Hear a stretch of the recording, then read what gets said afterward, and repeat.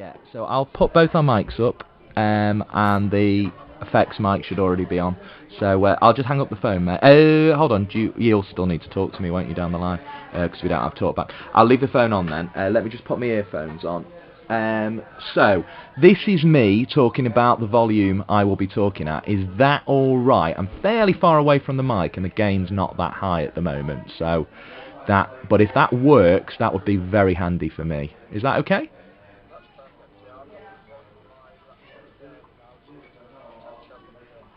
Okay. No, I mean that seems alright. If you're noticing I'm a bit quiet, same game as last time, just text us saying.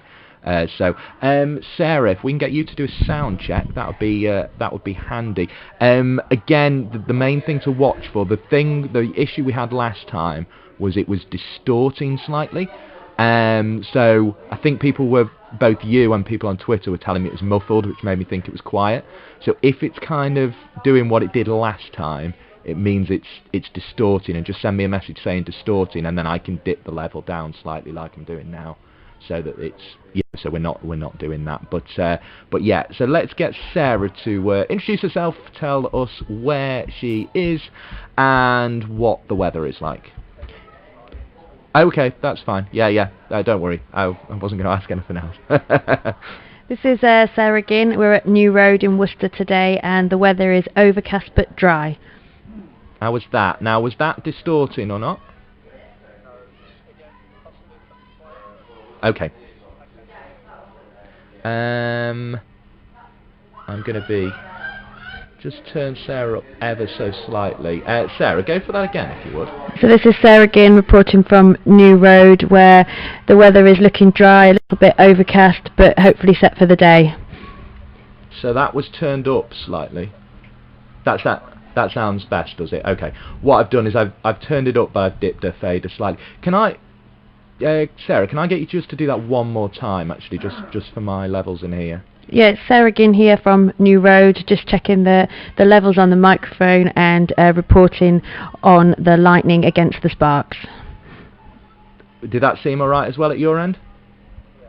Cool. I've set a level on that, so we should be alright. Basically, if anyone new comes on and they're sounding either too loud or too quiet, just send me the. You just say, and I will tweak it.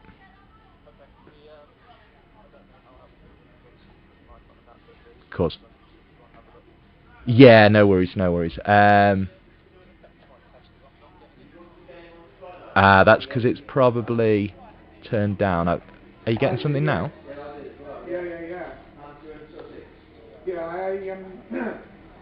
So you're just getting the voice. I mean, yeah, so JC and the other guy are having a chat at the minute, which probably isn't helping. That's why I turned it down. So that's up full, which I think is too loud. So if I just bring it to maybe there.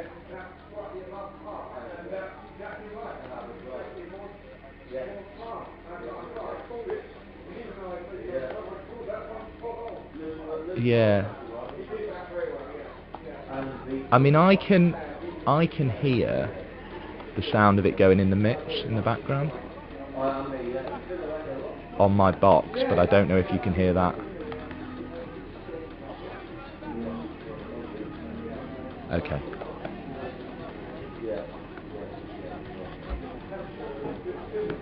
Yeah, I mean, we do have, basically, I've got two effects mics plugged in, so the other one, let's try the other one. So that's the other one. Now, okay, cool. As I said, I can hear the roller on one and the mitts on the other. But I'll leave the one up here on, because that sounds better to me. Cool. All right, brilliant. Yeah, that's the main thing, isn't it? So I'll stick the fader up probably about 25 past and give the teams and all that kind of thing. Yeah, that's fine. All right, appreciate that, Lou. Cheers, mate. You too. Bye-bye.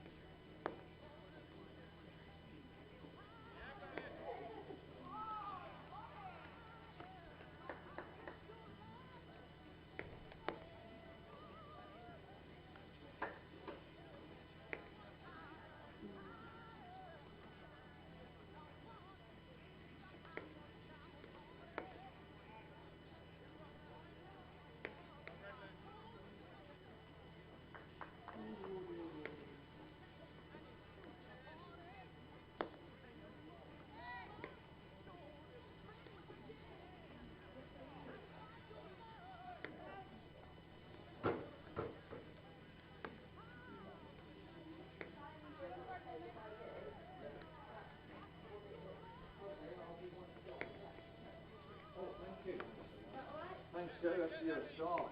Brilliant. Thank you. I'll pass one on to the in there. Great. Thank you. Thank you very much, Joe.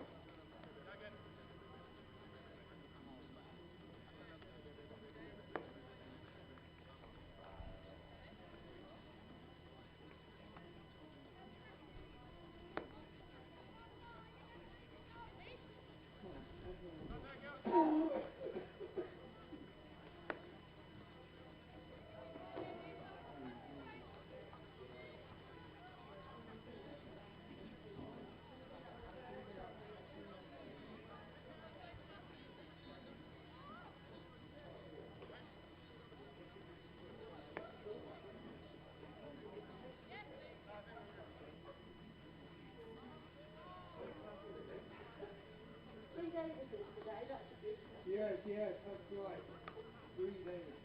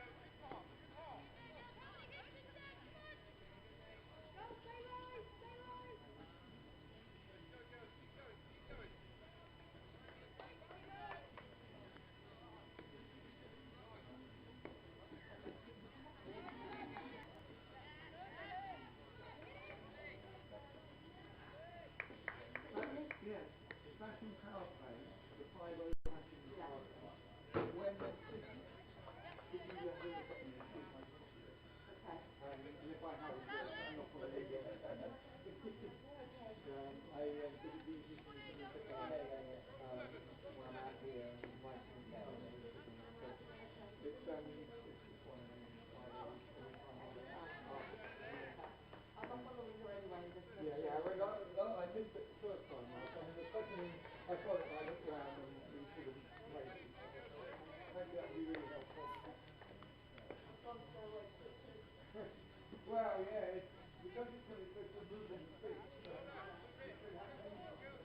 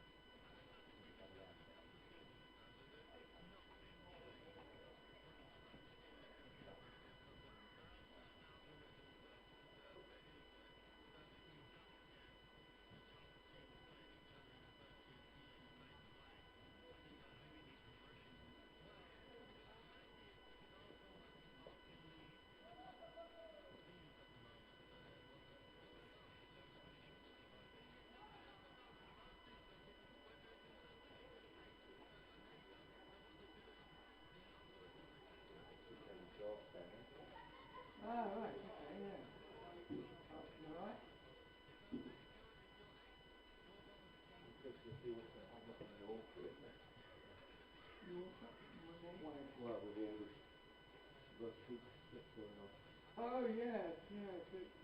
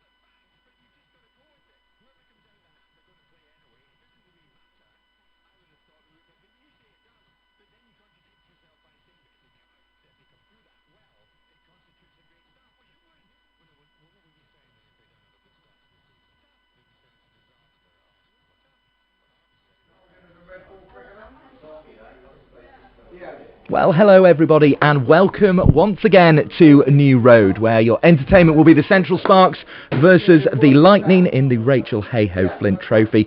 Delighted you have been able to join us nice and early for this one. News of the toss is that the Central Sparks have won it, and they are going to be bowling, which means the Loughborough Lightning will be in those purple strips and walking out to open the batting. So let's give you the teams. Start with the Central Sparks.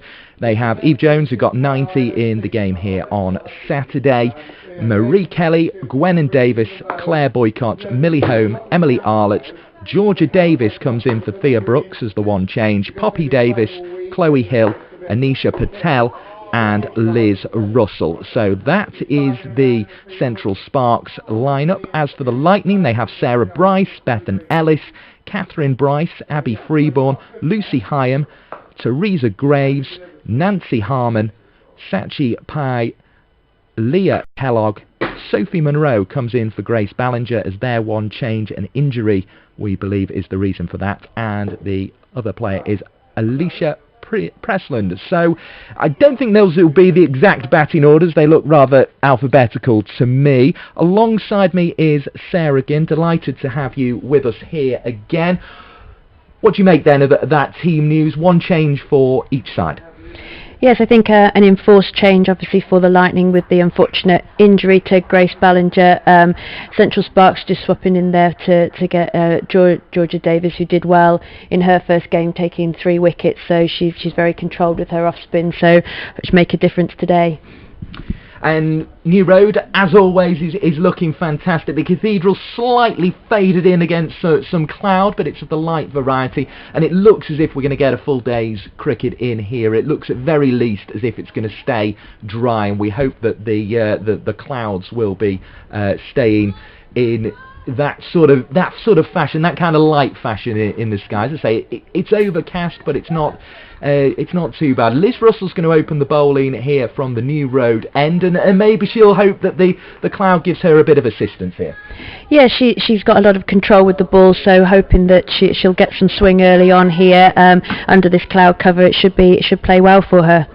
Well, we will be able to see 50 overs aside, of course, and the table is very important. Yorkshire Diamonds winning yesterday, so they have stolen a bit of a march in this group, and the Central Sparks will need to peg them back. Of course, there are 3 games, including this one, to go for these two sides, but only 2 games to go for the Yorkshire Diamonds, who are out in front after that bonus point win. Here comes Liz Russell to open the bowling from the New Road end. It's outside the off stump, and it's played away, a slashing sort of drive, but Claire Boycott is there with the fielding to prevent a run, and it remains 0 for 0. So we'll just give you that exact table in a moment, just so we all know where we stand in that respect. But as I say, it's the Loughborough Lightning who are the side looking to chase their first win, so they'll be absolutely desperate to get that here today. As in comes Russell, bowls outside the off stump, forced away behind square. On the slide this time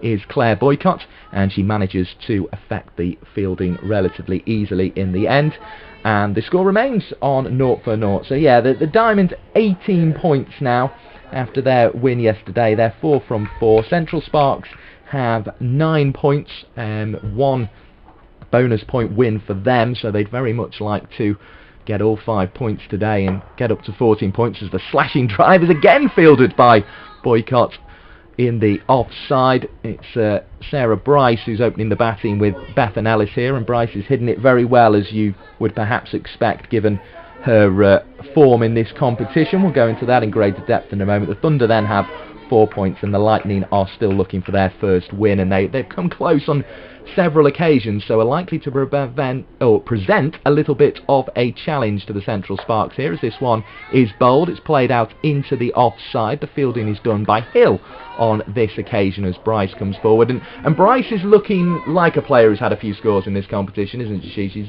hitting it very well in these early stages there again. Yeah, she's been in top form. Her and her sister have both batted well throughout the competition so far. She's very confident and composed, and I think she's as you said, in form and hoping for some more scores here today. Liz Russell will be trying to ensure that she doesn't get off to a good start, and another dot ball is recorded, so 0 for 0 the score remaining, and it's been a very tidy start from Liz Russell, this. Yeah, she's bowled an excellent line here. So she's making the batter play every single ball, which is what you can hope for early on. So yeah, let's see what this ball brings, but it's a good over so far. Yep, she's kept it very tight, but Boyce has looked in domineering fashion so far at the crease, and she lets this one go outside the off stump, perhaps just throwing out the tempter on that occasion, but it was ignored by Boyce. You can see why she tried that delivery there, because Boyce has been looking to get on that sort of slashing drive and maybe thought the edge could have been on offer. Yeah, I think she did well to leave that one alone. In comes Liz Russell again, and it's up to the wickets now, bowling right arm over. It's driven into the offside. There is no run to Millie Home at cover point. And oh, just the one run. Have I missed a wide there? That means so. Yes, we've got the one extra from that wide delivery that she ignored to play there. Sorry, I missed the signal. But so an extra is the only run from the first over. One without loss is the Lightning score. Yes, I think this will be an interesting matchup here. Emily Arlott taking the ball, I believe, from this end. She opened the bowling well in the first few games, and she's got a good amount of control again. So they won't be giving much away early on here, the Sparks. So it's just how Bethan Ellis this end will deal with this early on. Yeah, very easy action, Emily Arlott, and she's going to start up from the Diglas end, and it'll be interesting to see what she can muster here, just scratching away at the ground. Bethan Ellis will be the other opening batter in this match, and she is just marking her guard as well and waiting for the field to be assessed. Sees a slip, a backward point, cover point, a extra cover and a mid off on the offside, and then we have a mid on, a mid wicket, a long leg, and the fielder at third that I've just missed is Liz Russell, hiding behind the post away to our right here at New Road. Arlott on her way in under light but cloudy skies as this one is through outside the off stump, and Gwen Davis would have liked the look of that from behind the stumps as she took it cleanly. Dot ball recorded. Yeah, some of these players know each other very well here. Bethan Ellis and Gwen Davis play at the same club together, so I think there'll be some friendly rivalry out there today. Well, it's a real sort of event for it's sort of the West Midlands v the East Midlands in some ways. We had the sort of the Cross Pennine rivalry in the game yesterday, and these two will be looking for bragging rights in the middle of the country today. None on offer there, and no runs either, as it was forced out on the offside by Bethan Ellis, who was back in orderly fashion into her crease. Yeah, Arlott's getting a nice bounce off the pitch here. She's bowling, as you said, she's bowling a nice line and length again early up, so hopefully she can keep that going and keep it right on the money here.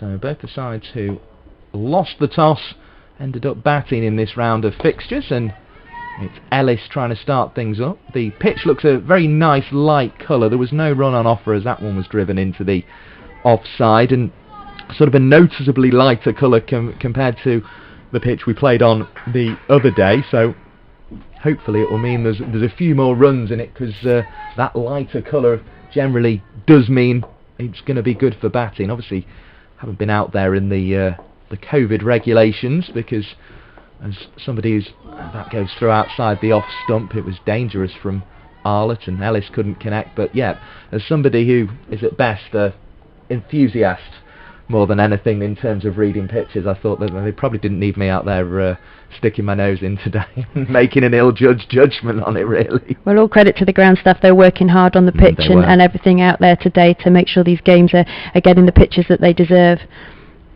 Here is Arlott at the back of her mark, looking to get the first wicket of the day, and Ellis looking for her first runs of the day, and she'll get one of them, just working it away wide of mid-on. It's the first run off the bat. 2 without loss the score moves on to, and Bethan Ellis is underway as Sarah Bryce comes back onto strike here. A bit of wind ruffling the effects microphone outside, but yeah, good scores in this competition, 52, 57 and 51. You can't argue with that from your last 3 innings, really. And Bryce having to get herself off the mark here, but looking to get underway. That's short, and again, she's not been able to beat Claire Boycott at backward point, who took 4 for 40 in the last game, of course, and is there in able fashion. So Arlett's over is complete. 2 without loss is the score, and it's been on as even pretty much in those first 2 overs. Sarah again. Yeah, I think the bowlers say bowling nice lines there. The batters just finding their feet out at the crease, not giving too much away. I think they need to be careful outside off stump just a little bit with some of the movement that's happening. Liz Russell likes to get some movement with the ball here, so it's just the batters to take their time and get stuck in here. So Russell at the back of her mark. The voice you're hearing next to me there is Sarah again, the Warwickshire under-17s coach. My name is Mike Perkins, and we're absolutely delighted to have you with us for another game of cricket in this Rachael Heyhoe Flint Trophy. The slip fielder Anisha Patel has just been moved slightly wider there, almost to, what would we call that, 3rd or 2.5? It's always one of those cricketing quandaries, really, when a second slip becomes a 3rd when there's only one of them there, but Anisha Patel's probably at about 3rd now, as this one's worked away down to long leg. 1 taken, 3 without loss for score. Ellis has 2 of them, and we have a long leg, a mid-wicket and a mid-on, as well as a mid-off, a short cover, a cover point, a backward point, a 3rd, and that 3rd slip that we were mentioning, although there's only actually 1 slip in place. It's almost seems contradictory, that, but that's the easiest way of describing where Anisha Patel's standing, with the Basil D'Oliveira stand sign behind her at the top of the seats there, as this one's played away on the offside, and a single is taken. So Bryce is underway too, and the score moves on to 4 without loss.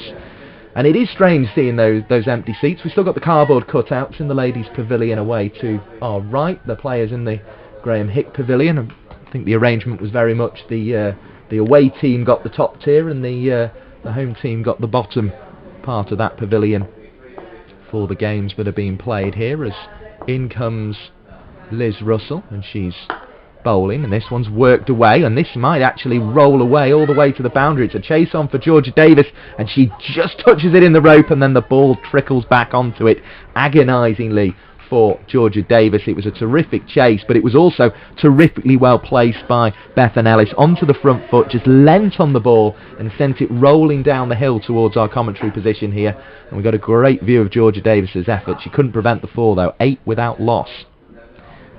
Russell on her way again in that autumnal Central Sparks kit, and she bowls short of a length. It's played away into the offside, and Ellis has to settle for a dot ball to complete the over there. And that was a terrific shot from Ellis to just lean on that ball and get full value. Yeah, again, Ellis would be used to facing Liz Russell, Warwickshire teammates back in the competition. So she does know how to play. She probably had plenty of experience there. But yeah, that was a lovely shot, her first boundary of the game.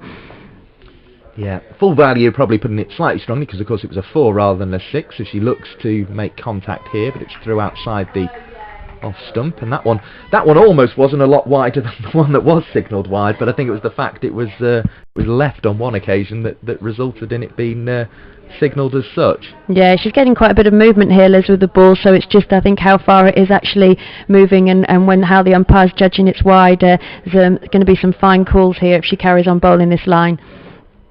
Well, Russell now back of the run once again, and just making her way in. It's forced down the ground. Russell threatens to shy on the spin, which may not have been the wisest idea for her figures, so she holds on to the ball. 8 without loss at the end of the over.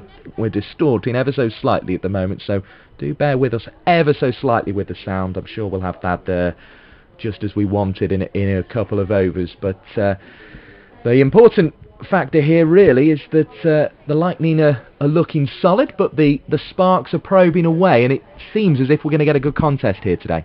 Yeah, evenly matched sides, so both doing reasonably well in the competition. Loughborough will be looking for that first win, having gotten so close on a number of occasions. But yeah, at the moment, both sides very much off to, I think, probably the start that they would have hoped for. It must play on your mind coming into a game like this that you have just been going so close in games and not getting the victory. Of course, Loughborough Lightning are probably the side that have pushed the Northern Diamonds at the top of the table closer than anyone in this competition, but Jenny Gunn's heroics ensured that the Diamonds won that fixture in the last round, and that's why they're at the top of the Rachael Heyhoe Flint Northern group. Of course, with 2 games in the Southern group as well today.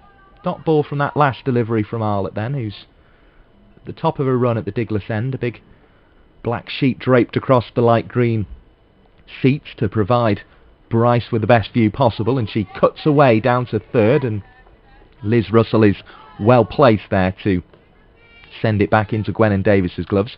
9 without loss the score moves on to. Yeah, it's interesting, the match is up now without the England players, who are of course in their bubble waiting to play the West Indies. It does give a slightly different dynamic to the game. I think Loughborough will be feeling that actually their performers here, the Bryce sisters both scoring good runs, that they've still got some key players here today, and I think that will give them some positivity. Well, we were discussing that point in the last game when, as I say, they were pushing the Yorkshire Diamonds as close as they were. Here comes Emily Arlott. She bowls outside the off stump, a slightly uppish drive, which interested Eve Jones at short extra cover for a second, but she wasn't able to get onto the ball. 9 without loss it remains, and we were discussing that exact point. They've kept their runs, so therefore they should be a very formidable batting lineup. Yeah, and I think probably could say the same for the Sparks as well. Eve Jones performed very well in the last game. Marie Kelly's had a 50 with the bat at Edgbaston, so they're both probably still very confident. In comes Arlott, bowling, and this one is driven back at Bethan Ellis. It's picked up by Arlott, and there's a few little sort of goading type cheers from the fielders there, really, as Arlott thought about throwing back in Bryce's direction. She was out of her crease, so it would have been legitimate to do so there, and it's... The batter's trying to be positive here and coming down the track a little bit, but yeah, she's ready for that throw there, Arlott. Yeah, the fielders were just trying to involve themselves as well there. Very straight bat from Bethan Ellis there, and she blocks it back down the pitch. Sorry, Ellis, the batter on strike at the moment. The two number 14s up against each other in this game. Loughborough in their purple strip with pink pads, and the Central Sparks in the dark kit with almost a sort of tinge of brown to it, yellow numbers, and then the very colourful front that looks like a sort of raging fire. As in comes Emily Arlott, and this one is defended down the onside of the wicket by Ellis, but Arlott will be able to do the fielding herself. Another dot ball. 9 without loss is the score. We've had 4 overs of this game so far. Yeah, I think so both the batters look like they're settling into the crease here. They look quite steady early on and finding their feet nicely. The bowlers will fancy their chances though with the swing that's going on. So there's been a couple of plays and miss outside off. So yeah, I'd say honours still even. Yeah, most batters looking to settle. Both opening bowlers looking to find a way through, and there's a lengthy conversation here between Arlott and Russell. Of course, Arlott, one of the cricketers from Worcestershire. She'll be getting a lot of local backing from the places around the grounds. That Malvern Hills were looking in good form this morning again. The Vale of Evesham, of course, not far away, and yeah, I'm sure her family will be tuning in. We had a tweet from her brother, didn't we, in one of the games before, that is very proud watching, and I'm sure they'll be watching again today. Yep, hashtag Sparks will fly is how you get in touch with the Central Sparks. As in comes Russell to send down another one. Gwen Davis has come up to the stumps, perhaps an indication she's feeling comfortable with the pace of this wicket, although wicket keepers, they always like to be up to the stumps. They can be. Yeah, I think the consistent length that Liz Russell's bowling here means that Gwen Davis can take that probably relatively low risk and stand up there and hopefully put the batter under a bit more pressure. It's almost a badge of honour for those with the gloves on to be stood up as much as they can be, as Russell running in, Cathedral away to her left-hand side. Bowls short of a length, and it's cracked away towards that Cathedral side of the ground. That'll be 4 runs, and it's the most authoritative shot we have seen in the innings so far. Bryce had been looking for that gap in the first over, and she's found it on this occasion with a slashing drive to the boundary. 13 without loss the score moves to. Yeah, we can see that Bryce has tried to get that through the cover point area a few balls, and she's finally got hold of that one there. Russell needs to be careful not to give her that width. I think she looks very effective through that region. Yep, 4 runs there for Bryce, and she's settling over her bat once more. And in comes Russell. Davis crouches, gloves open, and this one's played away through the leg side, and it's going to be 4 to the opposite side of the ground, and those are 2 very authoritative strokes from Sarah Bryce. Takes her on to 10, takes the Lightning total on to 17. An excellent piece of cricket by Sarah Bryce there. Yeah, she's obviously the batter in form here, as you said, 350s in 3 games, and she's looking very comfortable. And as if to emphasise the point, she's settled at the crease now. Down the leg side, what a neat piece of glove work that was from Gwen and Davis. It will be signalled a wide ball. The total will go on to 18, but it was... We said it about Amy Jones when she was keeping. It was as if her gloves were always there, even though it was such a long way to go and affect the take. Yeah, I think I would say Amy Jones is now on that England duty, but she's got a very able replacement here in Gwen and Davis, and she's looking very clean so far behind the stumps. And I don't think, from the keeping point of view, they'll be lacking anything there with Gwen and taking the gloves. Here is Russell. Davis, of course, another useful score in the 30s in the last game, but she'll be wanting to turn that into a big one today if she gets her chance. Likely to be opening the batting as that's returned to Davis. No run. Yeah, she'll be disappointed that she hasn't got over that 50 mark in these couple of games. She's looked very comfortable at the crease and then just not quite pushed on, so I think she'll be looking to do that today. Here is Russell, just turning again at this new road end. Bryce with boundaries to either side of the ground in this over, and looks to work on the leg side. Didn't seem to get a massive amount of bat. We'll await the signal. The score will go on to 19 with the single, and indeed it won't be credited to Sarah Bryce's particular account. Leg by on that occasion. Plenty of encouragement from the fielders out there. Yeah, you can hear a lot of noise going on, all positive, cheering their team on here, but so there'll be some local rivalries out there in the field. Russell again, bowling outside the off stump, played away. Boycott won't get there this time. There is a fielder down at third though, so that will prevent too much damage being caused on that particular occasion. 20 without loss is the score after 5 overs, so that's made the run rate look nice and healthy as well from a Lightning point of view. Yeah, Russell will be a bit disappointed with that over, those couple of boundaries, but some lovely shots from Bryce there through both sides of the ground, so Russell will be looking to get back on it for the next over. And Arlott takes the ball once again. More than 300 of you watching already, which is good news to hear.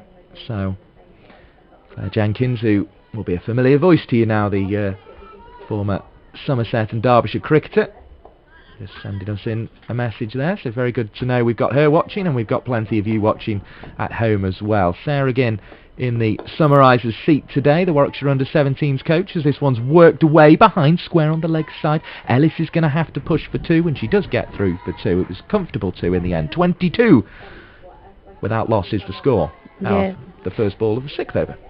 Very fit and looking out the crease there, both Ellis and Bryce. They work hard on their fitness, so I don't think those 2s will be too much of an issue for them.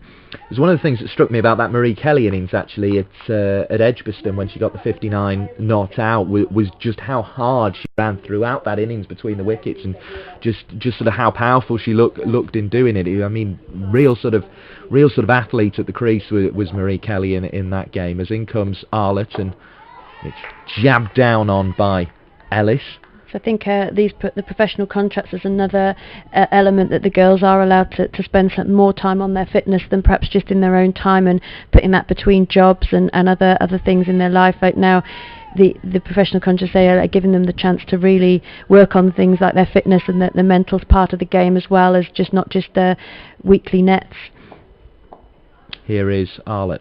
Back tapped a couple of times on the ground by Ellis, and then a crisp sound offered as the ball goes away into the leg side. Georgia Davis with the fielding, can't prevent two though. Good running again from Ellis and Bryce. 24 without loss is the score as we look towards that new scoreboard just to the left of the hotel. Green trees behind it.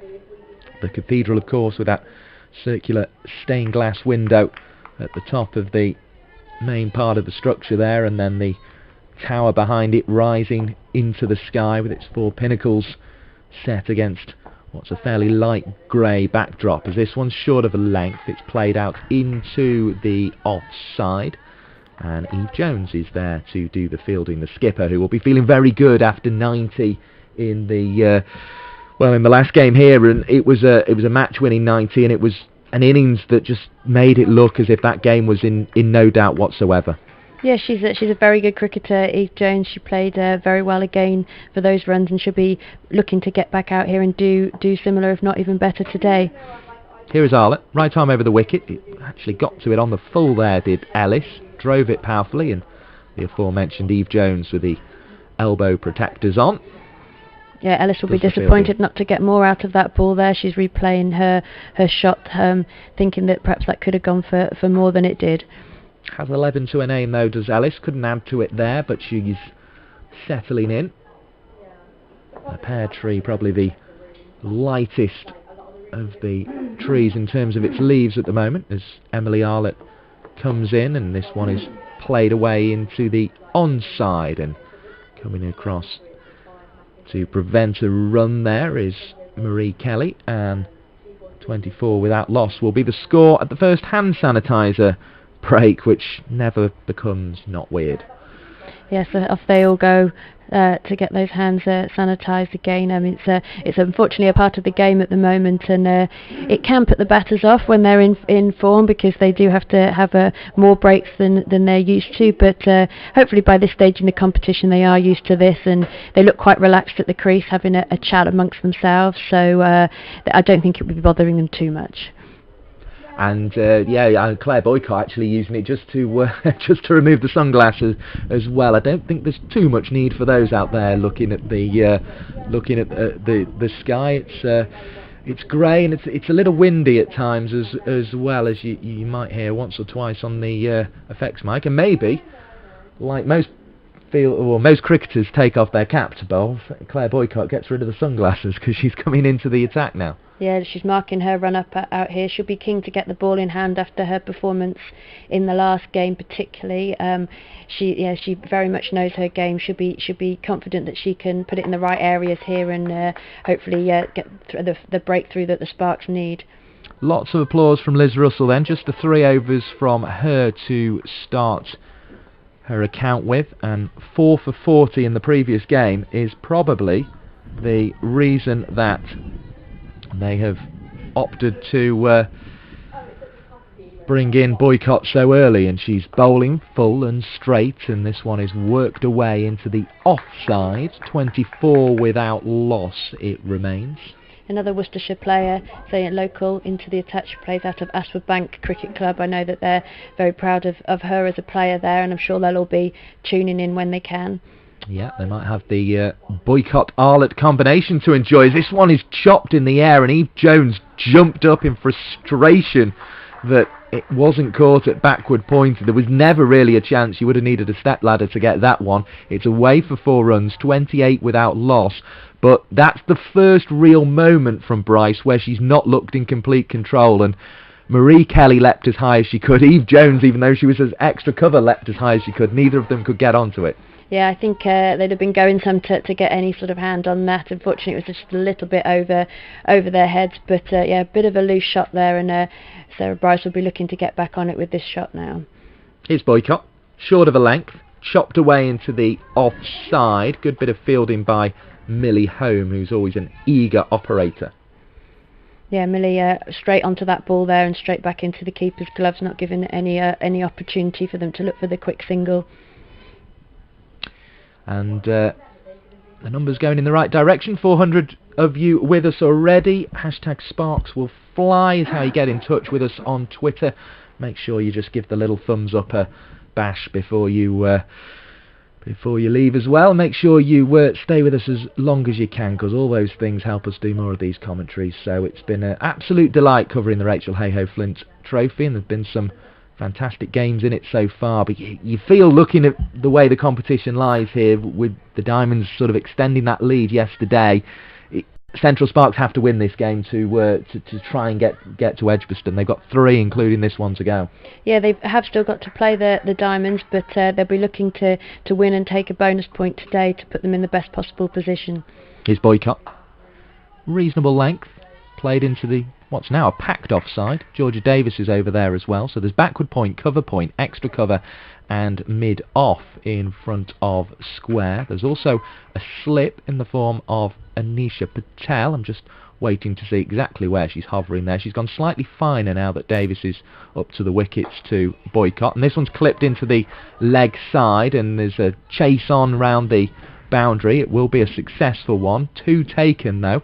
It's nice to see the rope out quite a distance today, and actually 2s are on offer, and the Lightning batsmen so far have been making the most of that. They take the score on to 30 without loss as we approach the end of the 7th over.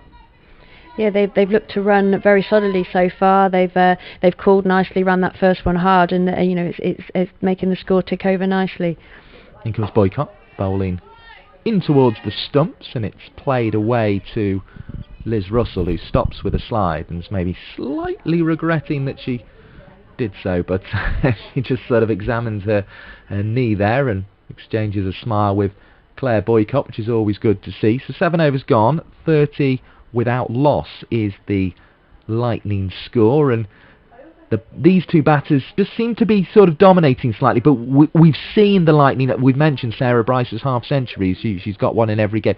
They always seem to have started well in this competition, and then almost can be pulled back later in the innings, so the Sparks won't be too worried at this stage. Yeah, I don't think the Sparks will be worried that much, but they would obviously like the breakthrough here.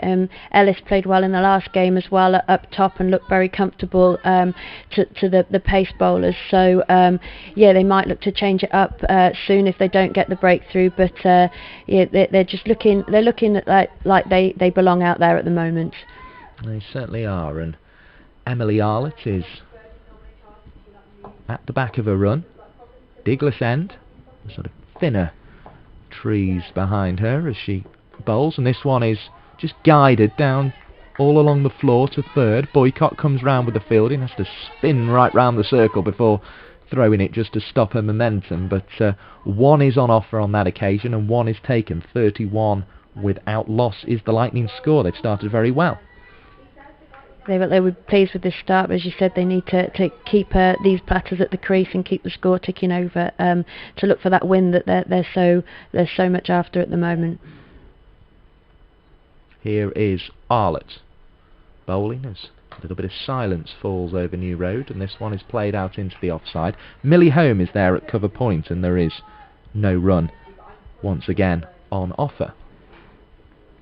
It's a strange venue, this one, in the competition, in that it's between the kind of outground where the cricket was at Egbert yesterday and the big arenas of Edgbaston and Trent Bridge, and even Bristol's kind of got a bit of a built-up feel these days, and it's a strange kind of in the middle ground, although it's a lovely sound of the bell just tolling in the distance as Arlett runs in from the cathedral. As this one's worked away, Bryce gets to the non-strikers, and she'll look to try and get back again. She had to think about it for a second, but the second was on, and she takes the score on to 33. Bryce has 18 of them now.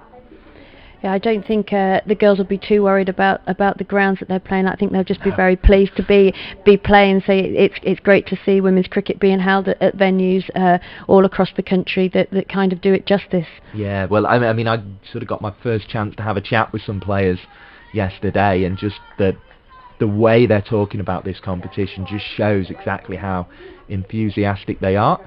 As in comes Emily Arlett and bowls, right arm over the wicket. Bryce slashes into the offside. Home is there with the fielding, and there is no run on offer. There's an elbow bump between Home and Liz Russell in acknowledgement of the good piece of fielding and the dot ball that they've earned their team there.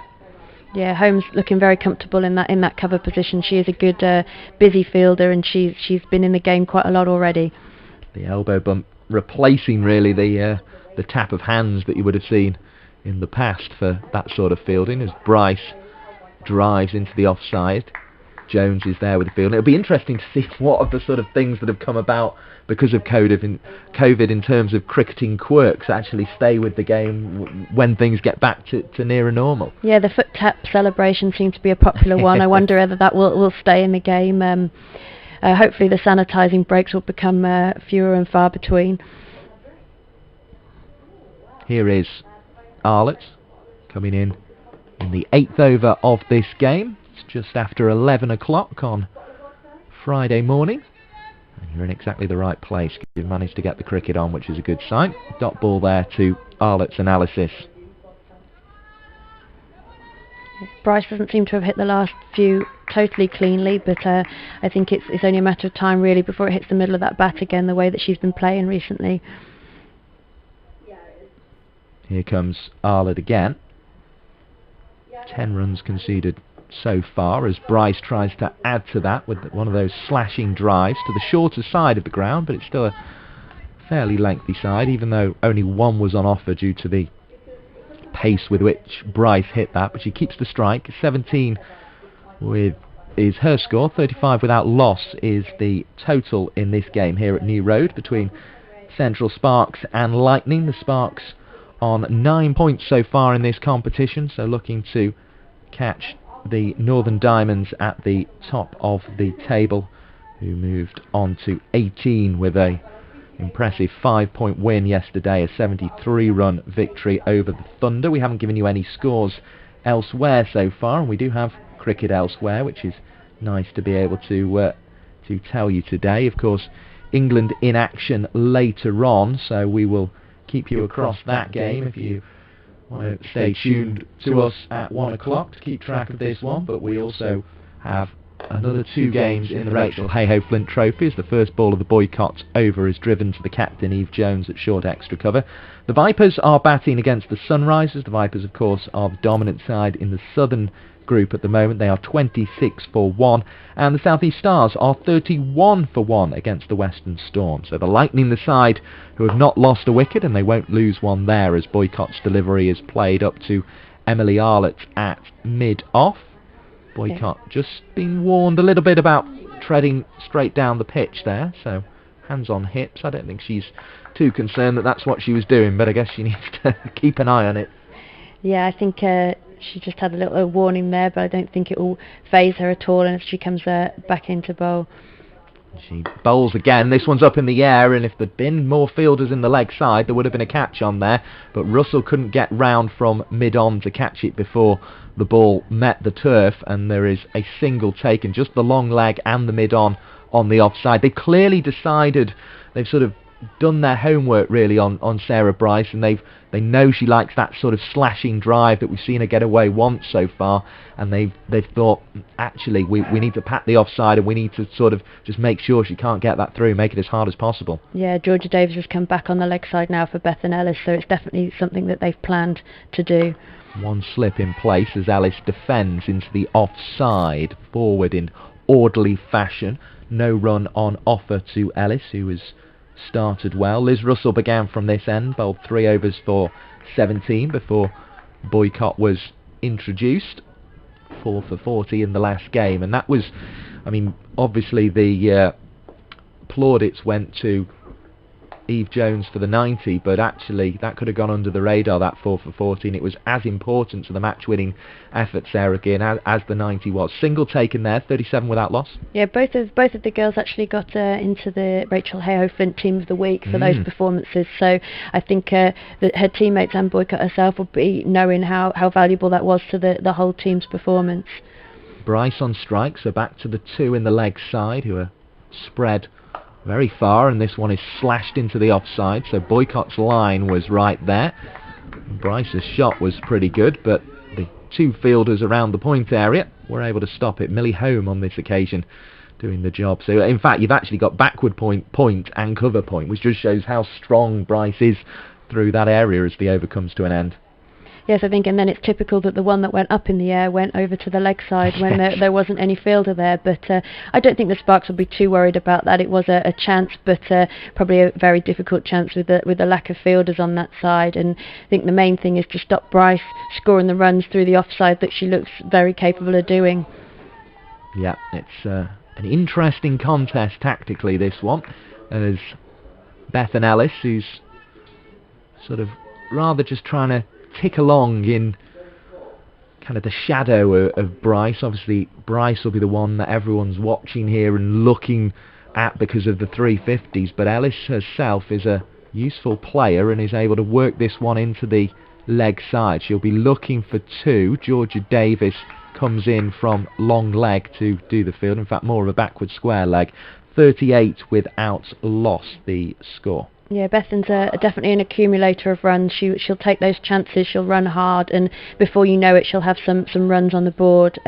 She's looking quite steady today herself. You know, I think she's out there opening with Sarah, knowing that she's with a batter in form, and I think that will do her confidence good as well.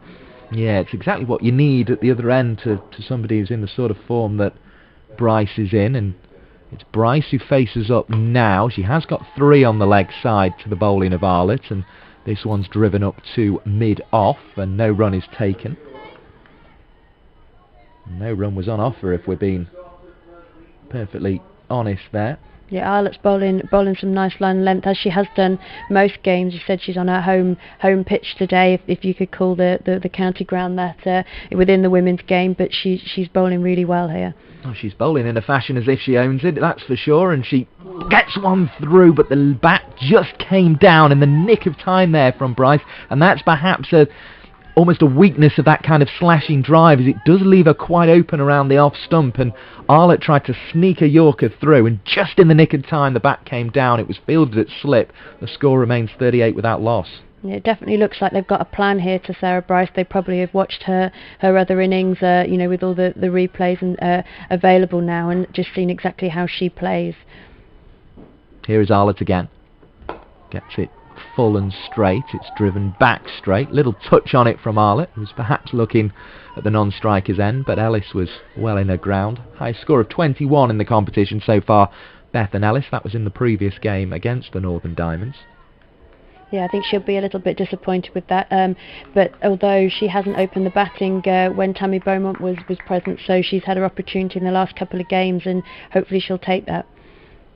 You're sat with us in the commentary box here at New Road, looking towards the Diglas end and the Basil D'Oliveira stand where Arlott is bowling from, and this one is played away down to the long leg area, and Davis comes around from backward square leg, returns it with a little too much on in the end, and it goes flying over the diminutive Gwennon Davis, but no harm in terms of overthrows, although a little bit of stick to Georgia Davis, it seems, from Liz Russell and Anisha Patel, who are having a giggle between them. 39 without loss. Don't even think Amy Jones would have stopped that. There's obviously a difference in height between the two keepers that have in the competition so far, but I think Amy would have been struggling with that as well. Yeah, although Amy's not the tallest herself either, is she? I always remember whenever you go to Edgbaston, you see her, she's sort of one of the shorter marks on that height thing they have of the various players. This one's played into the offside, and Millie Holmes there with the stop, but I think she does still have a few inches on Gwennon Davis. Yeah, I don't think she's not that tall in comparison to Ollie Hannon-Dolby and the other men on that sign at Edgbaston, but she's a decent height, and you know, there's still a decent difference between her behind the stumps and Gwennon. And wicket keepers, of course, do tend to be diminutive in stature, just helps them with all that crouching all day long. 39 without loss then, so 2 runs off the most recent Arlott over. Do you think they'll be thinking of a change from the Diglas end now? They've made one very early on at the New Road end, but we'll see. Is it about time, or would that be breaking Arlott's rhythm? She seems to be a rhythm bowler. I mean, they will look to be breaking this partnership, and I think they'll be aware that I think Ellis has got out to LBW to spinners a couple of times in this competition. Anisha Patel bowled nicely here the other day, so they may be looking at putting her on before long. And of course the one change that has been made, Georgia Davis in for Thea Brooks, so one off spinner for another in that respect, as this one's driven to short cover. neither really far forward or back there was Bryce. No run on offer. So, yeah, the two off spinners switching. Georgia Davis, though, beautiful flight when she bowls. She's really going to be worth watching, so do stay with us for that as it's driven out into the offside. And again, there's no run to short cover. And 51 of you have already hit the thumbs up button, maybe even a few more by now, so that's good to see. Keep those coming as Boycott bowls. It's played away into the leg side. Georgia Davis, the aforementioned, is there with the fielding to ensure it stays at that score. And yeah, as I say, I won't keep going on at you about the thumbs up, but you know the score with these things, it's always useful. So in comes Boycott again, right arm over the wickets, and it's driven down the ground, and there seem to be a lot of people enjoying the Rachael Heyhoe Flint trophy, and it's just come together really nicely, this competition, at just the right time for women's cricket, it feels, Sarah, again.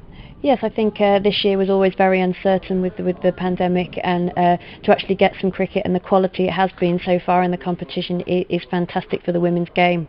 Sarah, again, the Warwickshire under-17s coach, who knows plenty of these players very well on both sides actually today, it has to be said, as that throw comes in, a single is scored, 40 without loss. Bryce is able to get away from the fifth ball of the over there. Yes, I think there'll be some interesting matchups today, some good friends on opposing sides, but I think it will all be in good spirits, and it'll hopefully be good for the game.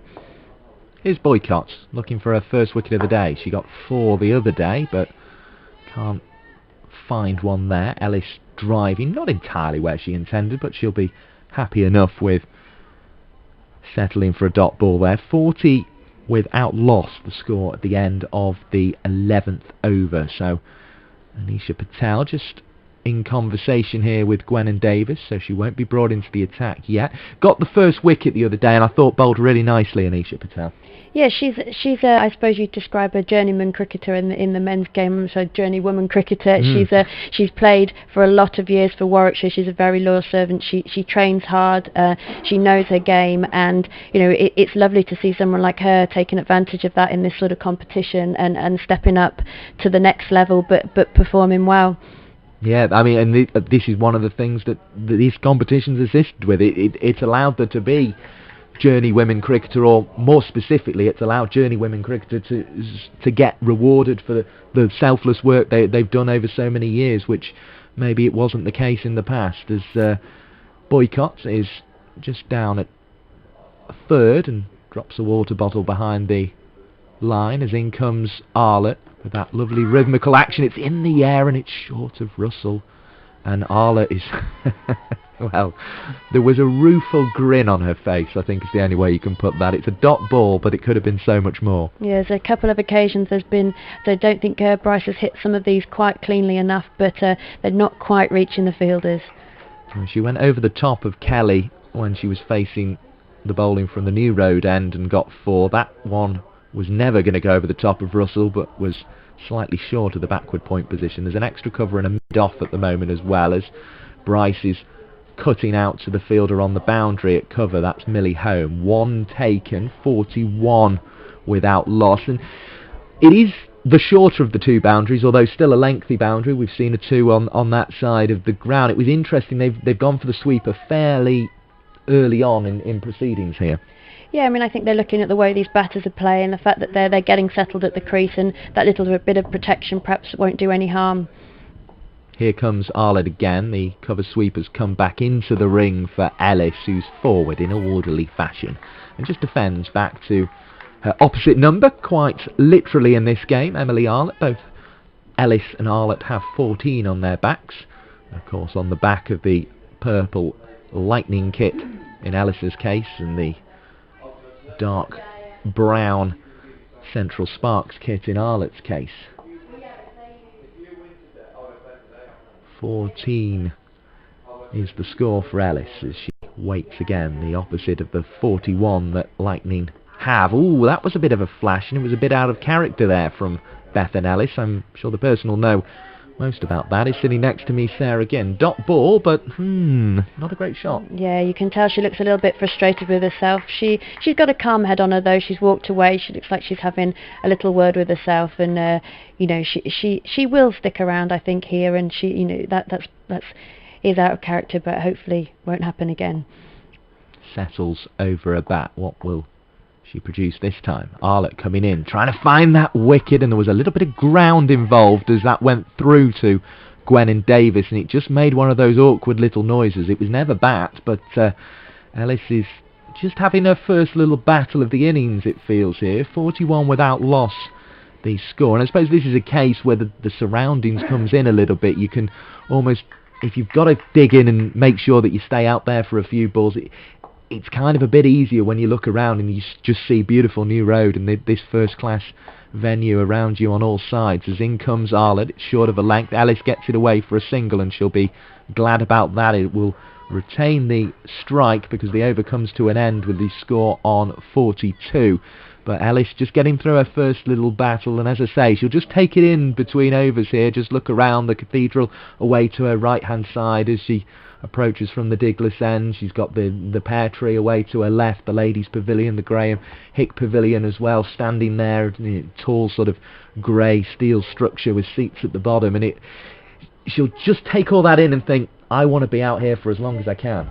Yeah, she's relatively new to this opening role, probably when she was younger, more known for her bowling than anything else, but she's worked really hard at this, and she won't want to give this opportunity away to be out there, say, with all this surrounding her, and the opportunity this has afforded her to be out there opening the batting. She is an accumulator of runs. She has put some runs on the board, and I think the score's ticking over nicely, so all of those things will hopefully mean that she'll settle back in quickly again now. We will see as Ellis marks her guard. It will be the clever boycott to try and work her out here. Hands on hips at the back of the run.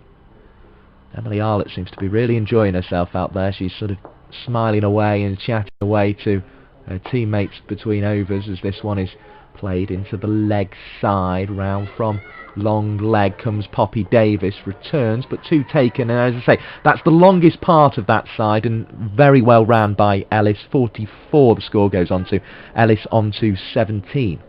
Yeah, Ellis, they talked about the fitness earlier. She's played both hockey and cricket at a high level, so she's always been a fit cricketer. And I think with the advent of these professional contracts and the professional game coming up, I think this is going to stand her in good stead.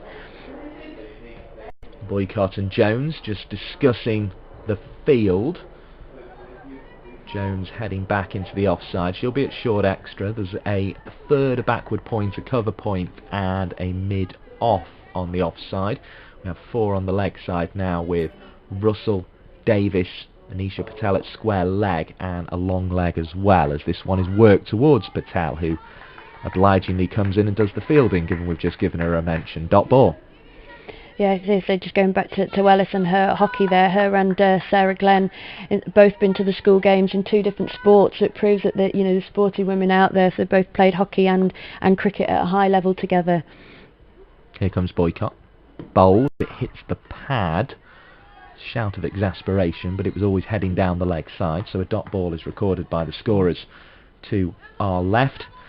The Sparks, as you say, they'd like 5 points today. That'd take them up to 14. They'd be 4 behind the Northern Diamonds going into, or knowing that they've got that game against them that will be played on Sunday, as this one is driven back down the offside. Emily Arlott forms a long barrier and does the fielding, but I think she just formed it because it was the easiest way down to pick up the ball. Yeah, I think the Sparks will be very aware of what they need to do to get that bonus point today. I think the win will obviously be the top thing on their mind, but they'll also be looking at how they can come up with maximum points from this game. A couple of dot balls built by Boycott, but the pressure allowed to slip slightly with a wide, and 45 the total moves on to. Just seems to try and work a batter out though, Boycott. It was almost as if she just slipped one down the leg there just to see what was happening. She still seemed to have full control of it. Yeah, she very much knows what she's doing. I think we discussed this in the last game together. She's another one of these cricketers that's played for years and years and years and knows her own game. She's got a lot of control with the ball in hand, and she'll be knowing what she wants to do here. Here comes Boycott. Bowled short of a length. It's forced away on the back foot. Millie Holmes round from cover point to pick up just behind square in the end. 45 without loss it remains. No run there. And yeah, and Boycott, she was the first out this morning with the gloves and the bat on. Whether that means that she maybe didn't get enough in the day before, who knows? Marie Kelly looked far more relaxed. She was sort of still just walking in with the bag over the shoulder when Boycott was going out to have her hit. But perhaps that's an indication that Boycott feels she'll contribute later on with the bat. She completes the latest over with the ball. No run added there. 4 overs now from Boycott. We've had 14 overs in total and 45 runs have been scored. I think both Boycott and Kelly know their own games, as we've discussed, and they know what they want to work on. The girls are having opportunities for training. I think both teams were here yesterday training hard, so perhaps Kelly got her batting in yesterday and Boycott's looking to do a little bit more this morning. Just 6 runs in the last 4 overs here, so really tight little spell developing. It's almost gone unnoticed, hasn't it? But they've really just started to put the squeeze on Loughborough here, and Georgia Davis coming into the attack now. Yeah, I don't think the Loughborough girls look too fussed by that at the moment, but they will be looking again to tick that scoreboard over. So Bryce is a very experienced opening batter, and I think a few overs with a little score quite early on in the game won't be phasing her too much. Figures then for Arlott in her first spell of 6 overs, no maidens, 15 runs for no reward, and she will be removed from the attack. And Georgia Davis, who, as I say, I really enjoyed watching bowl on Bank Holiday Monday at Edgbaston just because of that flight. She got up and she did a really professional job in that she mopped up the tail and just picked up 3 wickets right at the back end of the innings. Yeah, she'll know her plan now. She'll be coming on to bowl, and so she'll hopefully hit the ground running here. Hasn't been available for all the games, but has really made a difference when she's been in the team. Starting a spell now, and Bryce was forward slightly early, so just had to wait for the ball, and it was a flighted delivery, and it was exactly what we expect from Georgia Davis.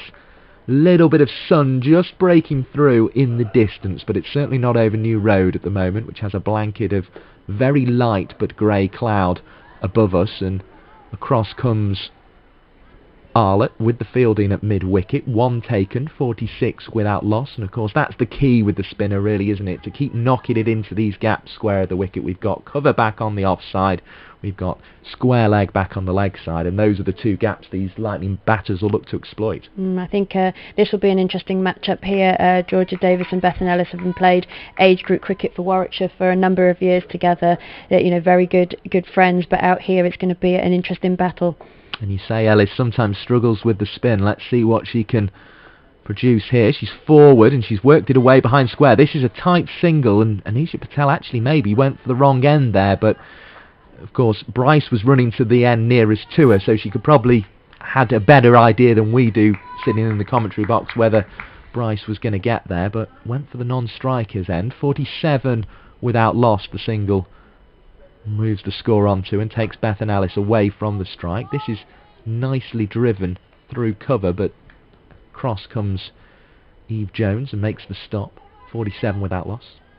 Be interesting to see Sarah Bryce's plan to this spin here. She's very good through that offside, but whether she'll try that with Georgia Davis spinning the ball as she is, it'd be interesting. She's gone over the top just, and for a second Chloe Hill thought she might be in the game, but instead she's having to chase it back to the rope, and the 50 comes up for the Lightning. 51 without loss. Bryce going over the top, but not in particularly convincing fashion, I have to say. I thought Chloe Hill was in with a chance for just a second, but Bryce's stroke does find the rope via a couple of bounces. I think sometimes when things are going your way and you're in form, you just clear the top of those fielders, and it's a confident shot from someone that is in that good form of late. So let's see what happens next. Here's Georgia Davis just adjusting the field. She's brought mid-wicket straighter, and Chloe Hill has gone right onto the disc at the back of the ring at mid-on. what can Davis produce? Floats it up, tempts Bryce, who just wanted to knock it into that gap square of the wicket but couldn't do so. And in fact, actually, it's Hill who's come to mid-on, and that's quite sensible, because then you've got Emily Arlett, who's a lot taller at mid-on, and actually might have fancied catching that last scoring shot. Gone for the tallest possible person there, that any chances she can't clear, but I think maybe Arlett would have struggled that one too. It did just clear the fielder, but it was definitely sort of a half chance there. Yeah, and that's exactly the sort of thing we've heard from Laura McLeod in this competition, actually, the West Midlands Director of Women's Cricket and the former England international, who will no doubt be in later on. She's pointing at things like that. Right, okay, why are you trying to clear the tallest fielder on the pitch, for example? I seem to remember her saying at Edgbaston, and it's a similar kind of learning experience. They've gone and put Arlett as a tall fielder where Bryce had just struggled to hit the ball, as in comes Boycott and runs in heel to toe, and this one's driven up to Arlett, who's now at mid-off with the bowling coming from the New Road end. I think that risk-taking is an element of the game that hopefully the women will be more prepared to try now with the professional era and all the coaching they're getting. I mean, it wasn't particularly the wrong shot hitting the off-spinner over the top, so it was quite nice to see her take that risk. Whether it just about paid off for her is a good thing. Yeah, well, it sent a message, certainly, as Boycott bowls and there's hands on head from Gwen Davis. She can't believe that has not found its way through to the stumps. It hit the pad, and I think just squeezing outside the line was Bryce. There's no signal, so it must have been a little bit of bat took it through the slip area instead. It was Ellis, I think, there, and just at a bottom edge maybe through the keeper. 53 the score goes to with the 2 runs that are added, and they go on to Ellis's tally. She's on to 20, one short of her highest score in the competition, as she is forward defensively against the always probing Boycott, just trying to find her way through today. Yeah, Ellis actually had a loan spell at Worcester a couple of seasons ago, so again will be well versed at facing Claire Boycott. But Claire Boycott just seems to surprise us in this competition. She seems to be able to do a lot with the ball. 4 overs for 12 runs before this one, so 14 becomes 15 conceded now, as a single is driven hard at Eve Jones, who for once couldn't prevent the scoring. 54 without loss. I suppose the only factor is that Boycott got the 4 wickets in the last game, and kind of she's using up a lot of overs at the start here. This will be a 5th when it's complete, as she makes her way in. Yellow number and name on her back, as Anisha Patel is there at square leg. She's a good little fielder. She's almost a kind of unassuming fielder. You kind of, for some reason, you don't expect her to be quite as agile as Anisha Patel is, but she just always seems to get to the ball and always be in a position to let the throw off quickly, and I think again. She reads the ball very well. I think she reads the game. As this one is played away through square, and there is a fielder out there. It looked as if it had a chance of getting for 4, even with that being the case, but Chloe Hill or Marie Kelly, I can't quite tell from here, returns the ball, and only a single is added. 55 without loss is the score at the end of the 16th over. I think coming into this competition, when you look at the squads and people to pick, someone like Anisha, as you said, you don't expect her to perhaps be the player that she is, but there's a lot to be said for the amount of games that she would have played, women's games and club games across the years, so she'll always want to make herself available. She loves playing cricket, and I think you can see from how she's fielding, she's reading the ball well, and she's there straight away, and she's a very good asset to this side.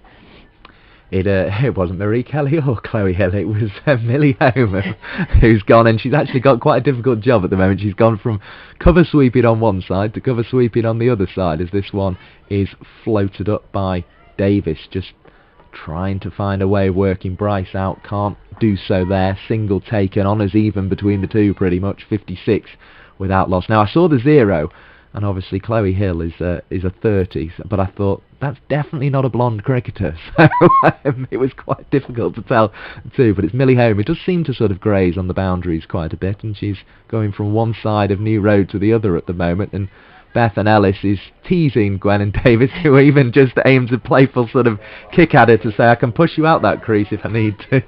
Yes, I think there'll be some interesting chat going on between those two out there at the moment. Well, maybe just trying to throw Bethan Ellis off her game As we say, she's got 21 in fact, her highest score, equal highest score of the competition. And she looks around and just assesses those surroundings, but that was very much a check of the field. Backward point, cover, and mid-off she sees in the ring on the offside, a packed leg side, and Anisha Patel is there again looking as if she's not quite going to get there. She ended up on her knees to stop that one, but she got there and she prevented the run. She is one of 4 fielders on the leg side at 45. There's also a fairly square mid-wicket, a fairly straight mid-wicket, and a mid-on, as in comes Georgia Davis. On the sweep goes Bethan Ellis. She's got it away, and this is going to be a chase on at, well, round from deep square leg to backward square leg. Marie Kelly with the fielding on that occasion. The shot that Bethan plays well there, Alice. The sweep shot's a good string to her bow, as it should be with a women's cricketer in the women's game.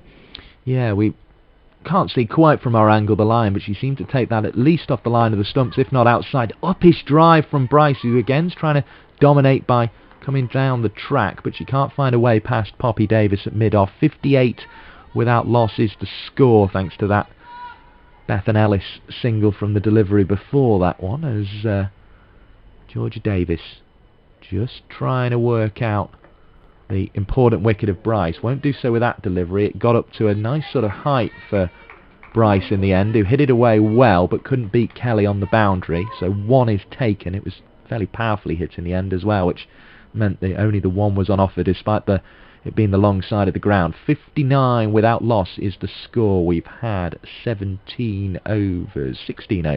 You'd say that we were saying earlier that Loughborough were struggling to tick the runs on, but the last couple of overs have probably changed that somewhat, and they seem to have put a few more runs on the board in the last couple. I'm sure we've had 17 overs, but I don't think the board's caught quite up. But I could be completely wrong.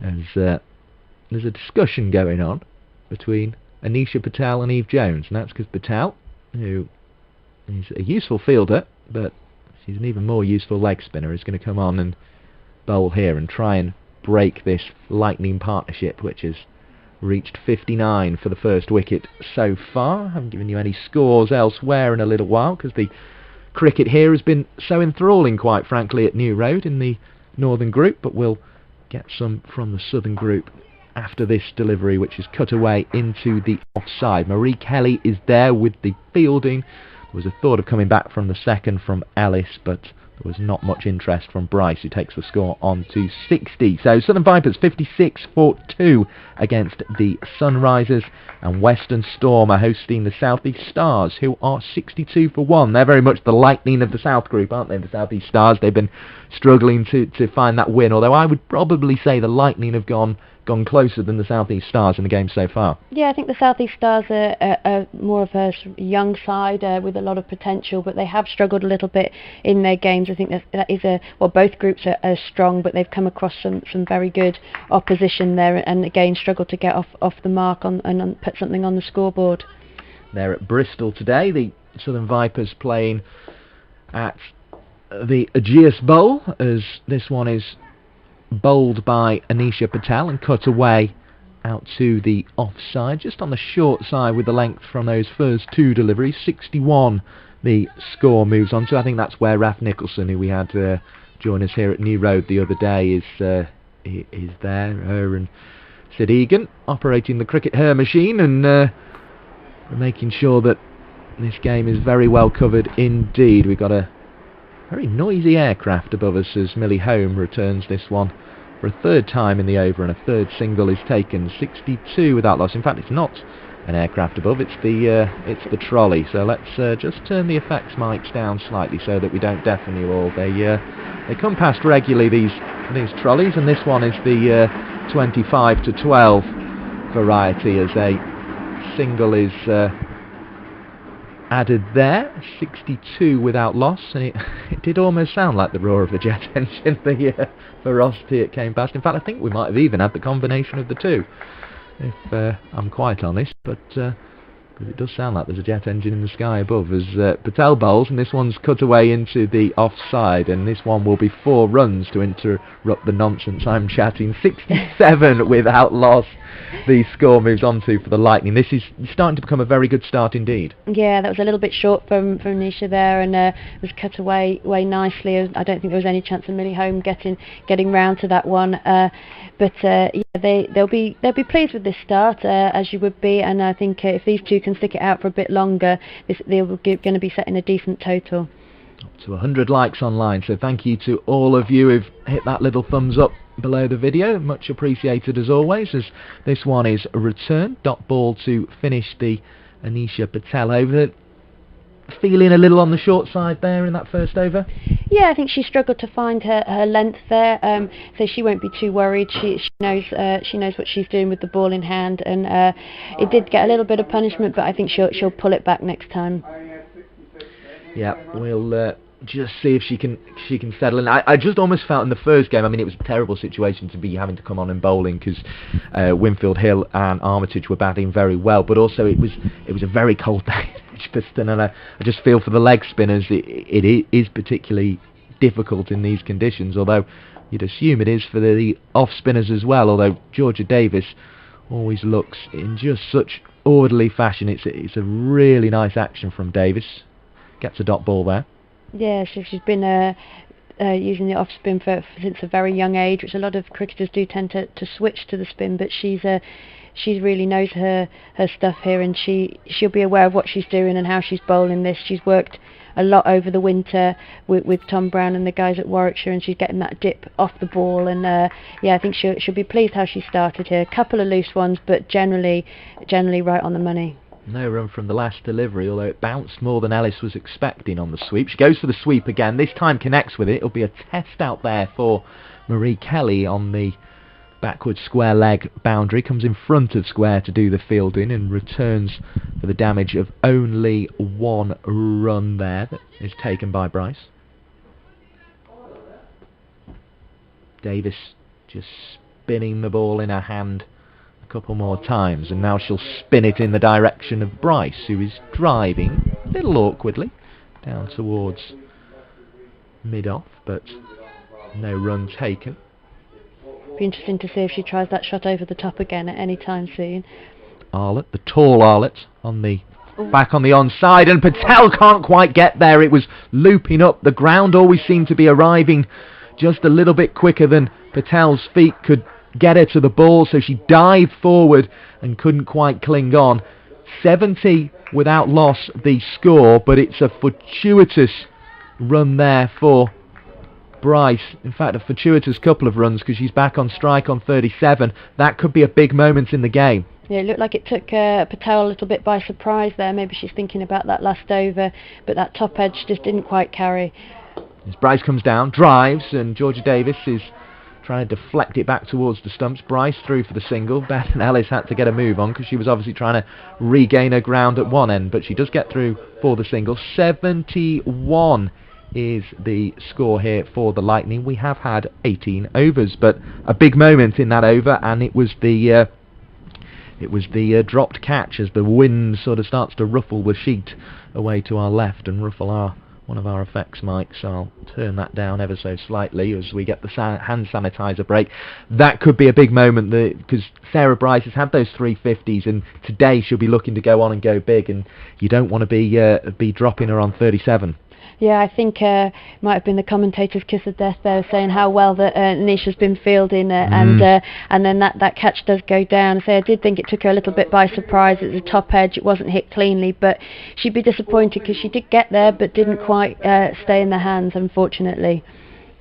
Yeah, I felt in the end she did well to get to it, but it was a strange one in that I don't think anyone, including Bryce, was expecting the ball to go there, and it just, a little bit like it had to Ellis earlier in the over, it just bounced more than expected, took the top part of the bat, and then all of a sudden Patel realised where it was making the effort, and she was like, I'm going to have to dive for this, and she just almost pushed it away from herself in the end. Yeah, she did everything right, I think, at the end there, did put the dive in, but just didn't quite stay in the hands. Yeah, just couldn't cling on. She's now trying to get Bryce out by bowling it, but again is cut away to Millie Home on the cover boundary. 1 taken, 72 without loss for score. Yeah, she'll be keen to make amends now with the ball. I think just finding her length and getting a little bit fuller here, and she's obviously a very dangerous bowler. Encouragement from Russell. Patel into her second over, and it's cut away. Gwen Davis raised the ball in her hand expectantly, but not with any great optimism. I don't think there was much conviction in that appeal there. I think Ellis was well clear of the ball. And the trolley on its way back now across, and there's not too many people sort of with soft clothes and that kind of thing to dampen the sound of it either today, so we will try and spare your ears at home in that respect, as this one is bowled. And that's the length, isn't it, for Patel? That's the length that she wants to make sure she's hitting as often as she possibly can. Dot ball there. Yeah, she doesn't bowl a very bad ball, but I don't think there's much margin for error, especially with these batters being settled at the crease. Patel bowling again, driven out into the offside. Eve Jones is there and able to pick up as the return journey of the trolley is complete. Might be lunch for the players going across there. I think we're on the picnics again today. Homemade variety as in comes Anisha Patel, throws it up, chopped away, can't be gathered in the offside by Kelly, who was eagerly trying to get there, expecting there to be a chance of a run out, although I don't think there ever especially was. And 73 the score goes on to. Yeah, there's confident running between the wickets from these two. Here's Patel, short of a length and clapped away on the offside. Millie Home across the ground quickly, but doesn't gather the ball as cleanly as she would have liked, and good running from the Lightning batters as it has been throughout this game, and 2 more taken. 75 the score at the end of the 19th over, and that has been a noticeable thing today, particularly compared to the way that the Thunder ran in their innings batting in first tier on Saturday, as the Lightning are really pushing hard at the moment, this opening pair. Yeah, they say run the first one hard, don't they? And I think that's exactly what these two are doing here. They're looking confident. They know each other's game. They've batted together a fair number of times, and yeah, they just seem to be looking fit and fast between the wickets. Georgia Davis, as she does, just spins the ball a couple of times in her hand in her off-spin grip before delivering to Ellis and bringing her forward, and Ellis had to wait, and that's probably a tick in the box to Georgia Davis there, even though it produced nothing other than a dot ball in terms of the record recorded of this game. But it's been a very good opening stand so far, as it's thrown up again, worked into the leg side. Again, I felt Patel could have gone to the wicket-keeper's end there. Bryce didn't look. It might just be our angle creating almost an optical illusion, but I thought Bryce was possibly struggling more than Ellis at the striker's end, but 76 without loss to score. Well, Bryce is calling these runs, isn't she, from the non-striker's end, them going behind square, and she's obviously backing herself to get down the other end. She looked as if she'd given herself a task there, and Bryce has tried to play the shot over mid-on, completely lost her shape, and ended up playing a quite ugly heave, really, that's squirted away into the leg side at mid-wicket for no run. She's definitely got a plan here, and I think Arlott could be in business at mid-on again. Well, she looked to be just trying to put a bit extra in it to try and clear Arlott there, the tall figure at mid-on, as picking up is Russell. It goes back to Georgia Davis, and it was a point that came up when I did a piece last year with Laura McLeod speaking about, you know, what were the things that needed to happen after the Ashes defeat from her experience as a former England player, as this one is short of a length. Bryce plays it away behind square. She's got it well behind square and might get 4, does get 4. It was just always sort of rolling away from Marie Kelly out there, and there is applause from the Lightning supporters, the few of them who are in the ground and involved with the team. 80 without loss. The score goes on to Sarah Bryce has 45 of them, and she was saying, obviously, she mentioned this structure as being the thing that they wanted first and foremost, but she was also saying that the kind of difference at the younger ages as this one is bowled, and I think you'll be able to speak to this, Sarah, again, as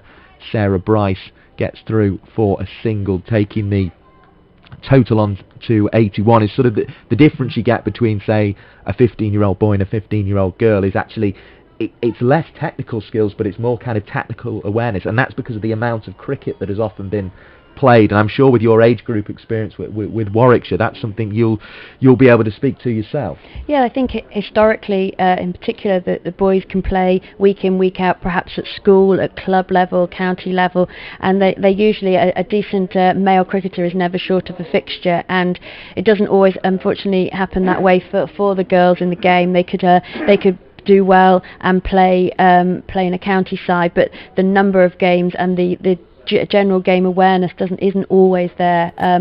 It is increasing, and girls are becoming more aware. There's more opportunities for them to play, but you wouldn't compare like for like really across the board from boys to girls at that age. And that's why seeing a tactical battle like this, as we're seeing with Bryce, having to think about now can she clear the taller fielder. She obviously wanted to come down early on to Georgia Davis to assert her dominance. It's really interesting to see it on this stage, because these players clearly they do have that tactical mind. Yeah, they've got that tactical, but also putting it into place when situations perhaps aren't going your way. Eve Jones is obviously very experienced captain, so she'll know what she needs to do. And she's coming on to bowl for the first time in the competition. Not particularly the greatest start. Left arm down the leg side. Wide ball signalled. 82 the total goes onto with that. A total 81 after 20 overs, which is always a relatively important milestone. So Eve Jones's first bowl in the competition. Left arm around the wicket. That was a better ball. Back in towards the stumps.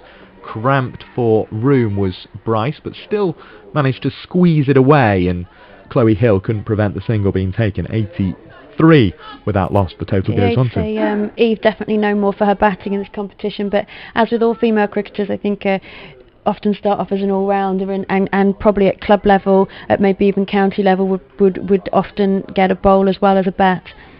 You're sat here in the commentary box with Sarah Ginn, Warwickshire Under-17s coach, and Mike Perkins. As we say, Laura McLeod may well be along, the former England international, later to provide the benefit of her wisdom as well on the competition, and it'll be well worth sticking with us for this one. It's been really nice to see as many as 640 of you watching at one time so far today, so all those viewers always it's helpful to know, and I'm very glad to have you with us, as that one's chopped away to Chloe Hill. No run on offer again, so 83 the score remains. Bethan Ellis, 27 to her name. Bryce has been the senior partner, as you might expect, and she's approaching her fourth half-century of the competition. It'd be a very impressive achievement to get a half-century in every game, and she's looking for two here is Ellis to add to her total, which is now on to 29. 85 without loss as the ball is returned at the picturesque New Road, the old sort of groundsman's hut just visible. It's a building with a black and white front to it and a clock in the middle that is ticking on to 10 to 12 at the moment, 10 to midday. As in comes Jones and bowls into the pads. It's worked away on the leg side. Claire Boycott comes off the boundary at backward square leg, does the fielding. One is the damage to Jones's figures. Not really damage, but the note made in Jones's figures. 86 without loss, 14 more for a century stand between these two, but importantly 3 more for Bryce to bring up her fourth half century of the competition. Now, will that contribute to it, or will the umpire decide that it was more pad? He decides that there was bat involved first, so 87 the score goes on to, and Bryce has 48 of them. Yes, you do wonder the bowling options for the Sparks today. You've got Poppy Davis out there and Chloe Hill, who are both wicket-keeper batsmen by trade, and Millie Homey, you'd probably class as an out-and-out batter. Marie Kelly can turn her arm over and have a bowl. She can actually bowl left-handed and right-handed at times, but yeah, the options for bowling, you wonder whether Patel might come on the other end later, but Eve Jones is sort of trying herself as an option today. Davis bowls, the run rate just above 4 as we start this 22nd over of the game. Boycott can't stop the single there, and 88 the total moves on to. Plenty of applause and plenty of encouragement, but it's a wicket really that is required for the Central Sparks here, as Ellis is forward, orderly fashion once again to Davis, and no run is on offer again. Pulls at the sleeve this time before spinning the ball in her palm and then delivering, and down goes Alice on the sweep, and she didn't get too much of that, but it sent it fine and back for 2. Bryce had to wait quite a long time for the call of the second because she'd backed up well. Partnership goes on to 90. Alice all of a sudden has managed to... Oh no, she hasn't. It was a leg by. I was not paying attention to the far end there, and the umpire's signal came. So 2 more leg bys onto the total. 90, in fact, it goes on to. As in comes Davis again. We'll be glad those runs didn't go against her figures, and the bail has been knocked off, I think, but by the wicket-keeper, presumably, because Bethan Ellis is going nowhere. Well, it was the way that the ball diverted past the stumps. I thought maybe it had just taken a touch on the way and dislodged the bail, although it was the wrong bail to fall off, so it's clearly Gwen Davis. As in comes Georgia Davis. We'll have to make sure we get our Davises right, because there's 3 of them involved. Now that could have been close. It misses by a whisker. The hands have gone to the face of Emily Arlett in a gasped expression. What did you make of it, Sarah Ginn? It looked tight. Yeah, I think if that had been a direct hit there, it would have been very, very tight. We've talked about how well these 2 are running, but you can't help but think that was a slightly risky single to take there. Well, it is a single to the total, 91 the score. Bryce on 49 is on strike. She plays it into the offside and has to stick the palm out and ensure that Ellis waits at the other end, and that's the end of the latest over from Georgia Davis. Another relatively tidy one, but without that precious breakthrough. And as I say, with the board above 4s in terms of run rate, 4 more again off that over, no wickets, it's starting to become a dangerous partnership. Yeah, they're both looking comfortable, and there's been a few near misses there, perhaps with the run out and the stumping or whatever, the missed opportunity there. But generally the batter's looking comfortable, and I think they'll be pleased that they're still there, but also that the run rate is a decent total at the moment. Yeah, there's been the major chance for Bryce was the one on 37 when Patel couldn't quite get there off the bowling of Davis. There's been a couple where it's been flashed over the top, but other than that, it's been fairly chanceless. It's just really that one where Patel couldn't quite cling on, as this one's way behind square on the leg side. That's going to race away for 4, in fact, just in front of the pear tree. Poppy Davis didn't have any chance of getting round to that. 95 the total goes on to. Ellis with the latest boundary. She takes her score on to 37. Yeah, she looks very strong on that, off her legs there, and I think it wasn't the greatest of balls from Eve Jones, and just very well put away by Ellis. You're watching live cricket via the live stream on the Central Sparks website. #Sparks will fly if you want to get in touch, as this one's forced down the offside of the pitch. Eve Jones quite happy to settle with a dot ball, it felt like there. Yeah, it's not the most conventional of actions from Eve Jones coming in here, but she is getting some movement with the ball.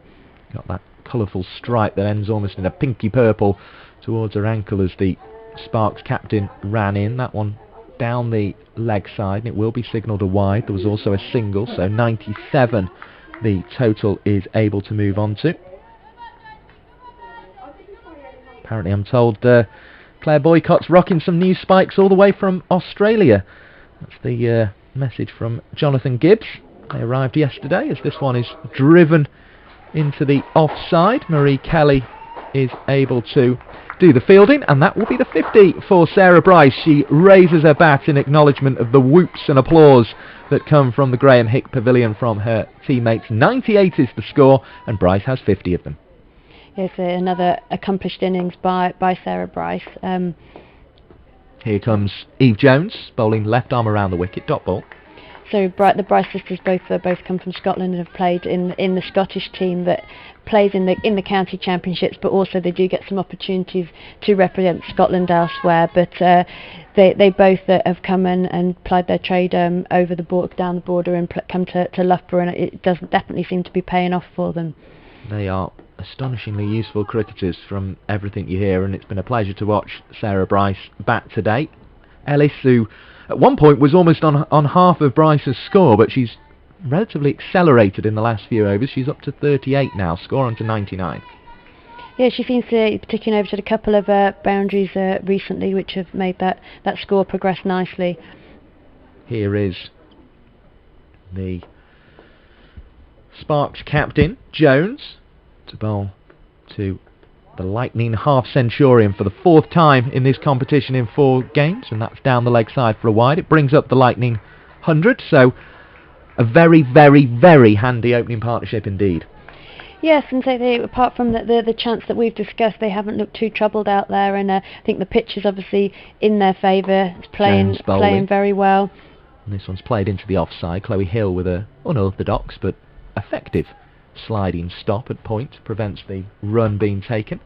We've seen Liz Russell warming up again now. Wonder whether she'll be coming back on to have a bowl. But the Sparks trying so many different things here to get this breakthrough, and you wonder how it will come about. A couple of teas arrive in the commentary box, and the warmth of the water. The steam sort of drifts away in front of us, and Georgia Davis is to continue. She's looked as likely as anyone to find this opening wicket of the game. In she comes, floats it up, and it's defended out into the offside. Davis so far 5 overs and a ball. No maidens, 24 without a wicket. But has come closer than anyone, having Sarah Bryce dropped, as goes on the sweep, does Ellis, takes a top edge, and it goes very, very fine, and Patel's got a chase on her hands to try and get the ball before the boundary, does so fairly comfortably in the end, but 2 more are taken by Beth and Ellis, and this sweep shot is looking okay. It's a shot that a lot of women's players like. Saw Alex McDonald make 92, and a lot of those came off the sweep shot yesterday. 102 the score moves on to here, but this extra bounce Davis is getting with her flight seems to be causing problems. That was a flat ball though, and it was just asking to be lapped away on the sweep, and Patel did well to get a hand on the ball, and all the way round from backward square leg comes Marie Kelly, and that means that 3 will be added to the Ellis total. She's on to 43 now, 105 the score, but that little bit of bounce seems to be causing problems for the batters on the sweep. Yeah, it is bouncing up a little bit more than I think they're expecting, and both Bryce and Ellis have been taken by surprise by that, but if they can get themselves over the ball here, I think there's a lot of runs to be had with that shot. It's a very vital shot in the women's game in particular, with a lot of spinners in the game, and they're looking quite effective. Davis bowling, and this one's defended by Bryce, just back down the pitch, slightly forward just to cover all angles. Yeah, they're looking quite effective in that area, but yeah, just making sure that they read the bounce a little bit better. Lightning Strikes is the hashtag if you want to get in touch with us on Twitter from the persuasion of the East Midlands team in this competition. Hashtag Sparks will fly for the Central Sparks, which are very much the West Midlands one, and obviously the latest thing you're seeing on there is 4 in a row, because Sarah Bryce has got 4 in a row in terms of half centuries, and she's looking to double up today. A drive over extra cover will bring her 4 more. 109 the total moves on to. Bryce has 54, but again didn't seem to be quite in control of that shot. No, it didn't seem to quite middle it, but I think if you're scoring runs when you can't quite find the middle of the bat, then it is always looking good for you. You do wonder, looking at these two batters, how Lightning haven't won a game yet, because these are looking very comfortable out there and very accomplished. And listen to that lovely sound of the bow. That's the Cathedral away in the distance to our left-hand side. Beautiful setting here at New Road today, and the players just gathered to have a little bit of a drink here after 24 overs of the innings, and the score is 109 without loss. It's a very good start for the Lightning, but as we say, I mean, the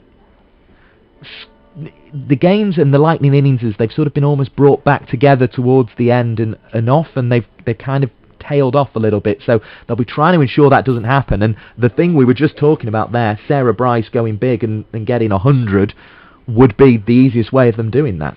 Yeah, definitely. I think if one of these can see themselves through the innings, then there is the support around them with the other batters coming in, and definitely to keep the run rate going and to put a decent total on. Sarah's looked a little bit sketchy the last couple of shots there, but she is the girl in form, and Beth Ellis is supporting her really well at the moment.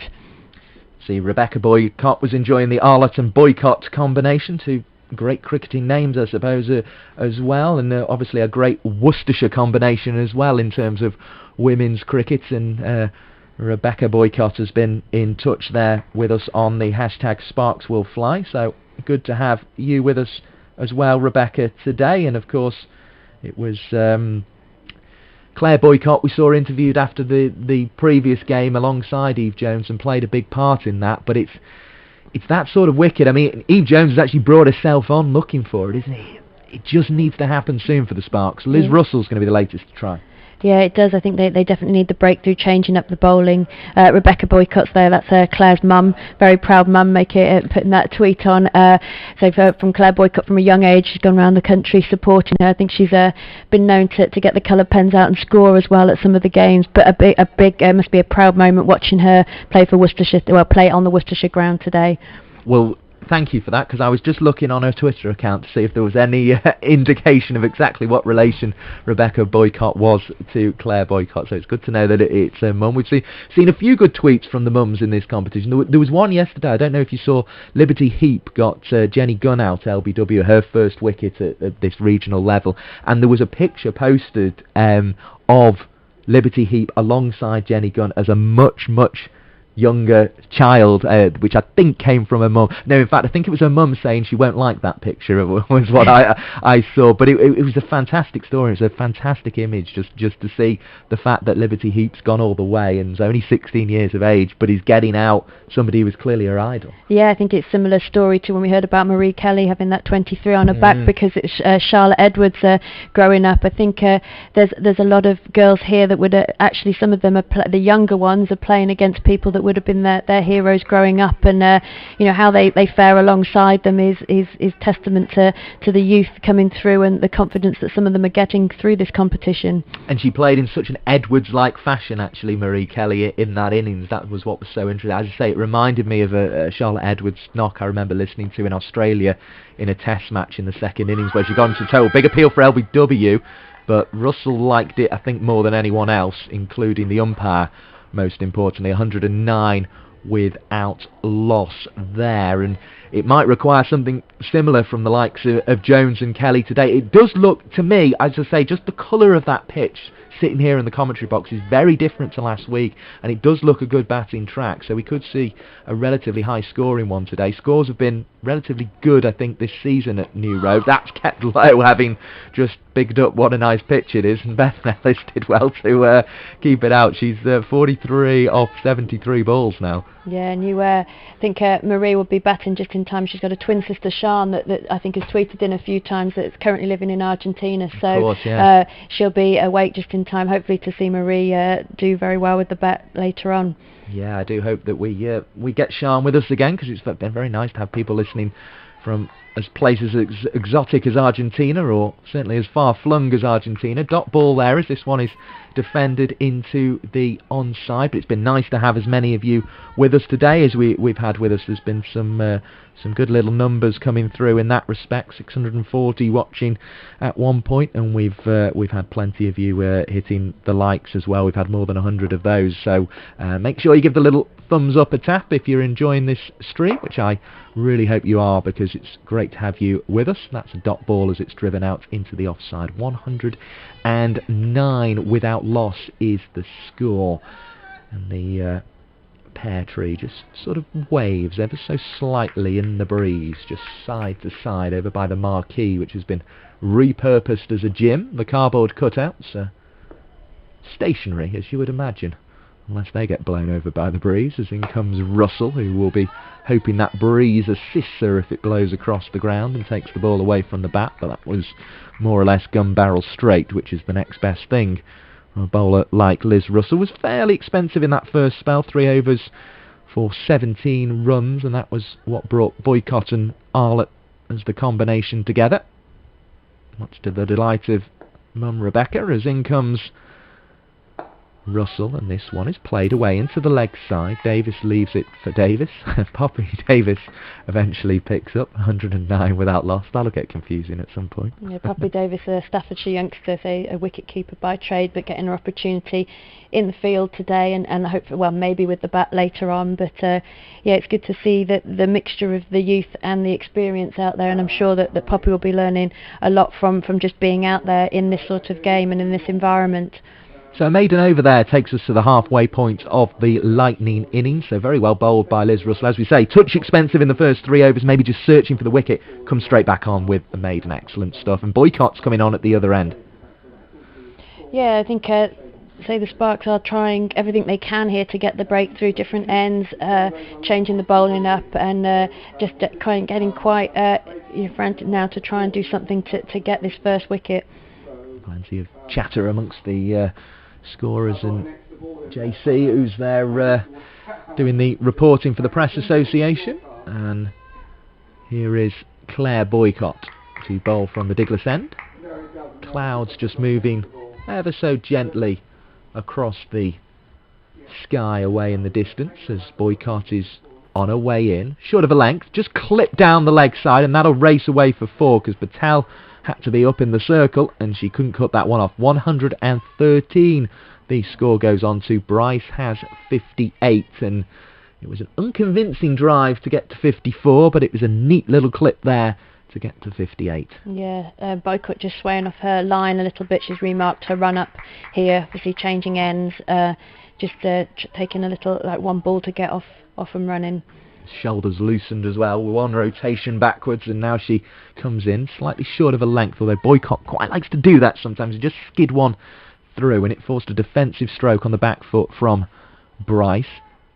Dot ball. They're very different from the bowling of Arlott. She's a lot shorter, and she gets it to skid a little bit more, so just trying various lengths here. Here's Boycott again, this one driven into the offside, single on offer. It's Boycott's 6th over. She went for 16 in her first spell, and she's just conceded another run there, which takes the score on to 114. Bethan Ellis on to strike. Taps the bat a couple of times, as you may have heard in the background, and then clips it neatly, which you also will have heard, into the leg side, and there's 2 on offer and 2 are taken. 116 without loss, and as soon as this breaks you feel there will be an opportunity for the Sparks, but until it does it just becomes nervier and nervier. Yeah, you feel that the Loughborough batters will have been sitting there for quite a while waiting to come in, and one wicket here could lead to some more, but just need this breakthrough. Boycott bowls played into the leg side. Chloe Hill's there with the fielding. There is no run, so Abby Freeborn having a fairly lengthy little hit in the early stages of this innings away to our left. She'll probably come in and try and open the shoulders a little bit later on. As in comes Boycott again, right arm over the wicket in towards the stumps, just touched down to Patel, who's on the boundary this time, so we'll keep it to just the single. 117 the board moves on to. Yeah, Ellis will be pleased that it's getting closer and closer to that 50 out here today. She has batted well, so playing as more of a supportive role today, but I don't think that will bother her, and just she's scoring runs quite freely at the moment, and hopefully we'll see that score tick over to 50 before long.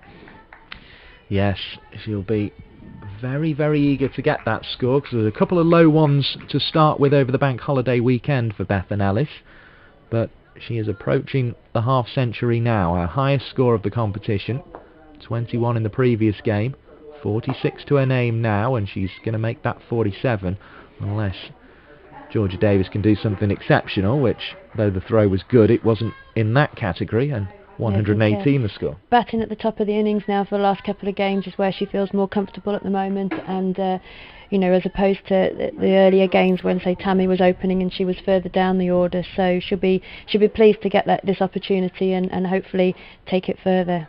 She's making the most of that, that's for sure.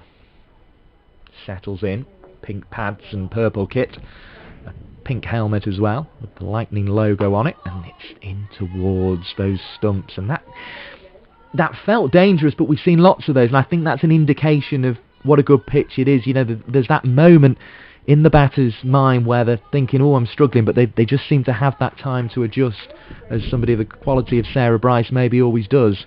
Yeah, she dug a few out from round her feet there, but I think she would back herself to get to them.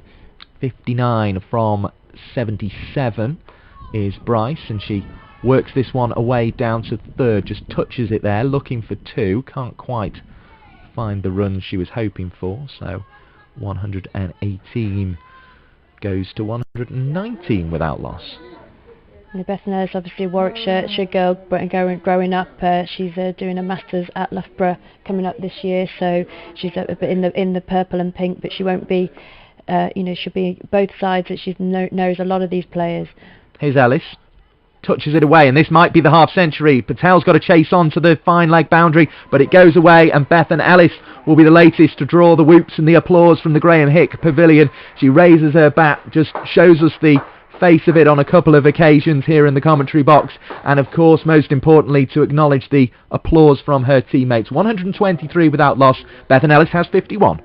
Yeah, she'll be very pleased with that. I think that ball drifting down leg gave her an opportunity to get that four and get past the total in one shot there, so she'll be very buoyed by that. Yeah, 2 fours in that fashion in 2 overs, one of them to Ellis, one of them to Bryce, and Ellis is driving into the leg side. Georgia Davis there with the fielding, and it is a dot ball, 123 without loss. As I say, the hope here from the Sparks point of view is the fact that it is a very good looking wicket, and that they'll be able to chase these runs down, but they'll need an equally good start, it seems. Yeah, I mean, they've chased well in a couple of games, but yeah, it's when you've got so many runs on the board, it always is mentally a bit of a battle. Nicely defended into the offside, and Ellis just settling back into her work, just refocusing. We've had 27 overs so far, 123 without loss the score. A couple of relatively expensive overs there, score going on from 109 at the halfway stage up to 123, so it's certainly advanced in quite a sort of menacing fashion all of a sudden. Yeah, I can see my phone's beeping here. Bethan Ellis plays at the same club as me, and there's a lot of people congratulating her to read those later. It's a little bit mixed allegiance for me today with people from both sides from our club playing, but everybody's very pleased to see those runs on the board for her. Yeah, 14 from the last 2 overs as Boycott comes in and tries to do something about that. Maybe just a sign that they're searching for the wickets. Now, that was a sliding tackle stop. It was a sort of sliding tackle that Steph Houghton would have been proud of in the England women's football team there from Liz Russell. It was very effective in the end. It was just about the only way she was going to get to the ball. And yeah, not sure the hands got very close to it, but the feet or the shins did a good job there. She's getting some stick from Georgia Davis, but I think she met that with the middle of her instep. It was a really good tackle, and probably would have sent her opponent flying. This time, Eve Jones in at that short extra cover position can't make the stop, and it just seems to be the way it's going every now and again. One thing goes in the Sparks' favour with a good stop, and then one just bounces away from them, and another single's added. 125 without loss. Bryce back on strike, and actually that was noticeable as well. I must confess, in my sort of mind, the way Ellis hit that, I thought it was a Bryce stroke, because it had that kind of authoritativeness about it, but Ellis, having gone past a half century, seems to be gaining that as well now. Here's Boycott running in and bowls, and this one's driven back past her, but Patel's there to prevent the run. Saragin. Yeah, you'd say the difference between the two of them, perhaps Bryce did play those shots earlier on in the innings where perhaps Ellis was a little bit more tentative, but with that 50 on the board now, she can really show what she's made of. Here's Boycott bowling, and Bryce is playing into the offside. Millie Home off the rope. So often out there is Millie Home. I do hope she's not being sent there against her will, because she seems to be on the boundary a lot of the time. Just returns that on the bounce there, 126. She's a very able fielder in that position. Yeah, I think she's quite happy to be there. She'll be happy to be involved, and so she's doing a great job out there. I suppose she doesn't with the cardboard cutouts behind her as Boycott bowls. This one's a dot ball as Ellis comes forward, but certainly when she's on the other side of the ground over towards the cathedral, she can look quite lonely out there, but certainly with all the cardboard cutouts behind her, she looks at least like she's got some company, although I imagine if you spend too many overs out there, it could become quite maddening talking to the cardboard cutouts. Yeah, I wonder if are they famous people, do we know, or are they members? I think they're Worcestershire members, I want to say. They might even be Central Sparks supporters. I can't remember the exact explanation. I'm sure someone can furnish me with it. They might even have been put there by the Central Sparks. There was a tweet that went out with a picture of them. I'm going to have to go back through the feed. There's probably been a million of them before then to find the explanation, but we'll try and find it in this over at some point. Liz Russell is going to bowl this over, and she's going to continue to look for that first breakthrough, which she has been right from the start of this game. Driven towards Eve Jones, was just a little slow getting down, but didn't cost a run on that particular occasion. Yeah, Sparks need to stay a bit sharper in the field now. I think as this pressure's building, when they haven't got this breakthrough, there's been a couple of missed fields in, and I think they really need to put the pressure back on.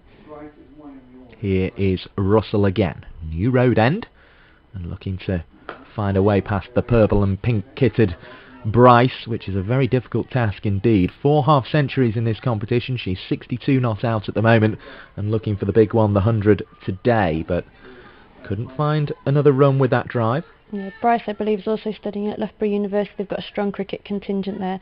I understand she's studying in maths, so she'll be looking at that scoreboard and knowing that the run rates and everything that's going on out there.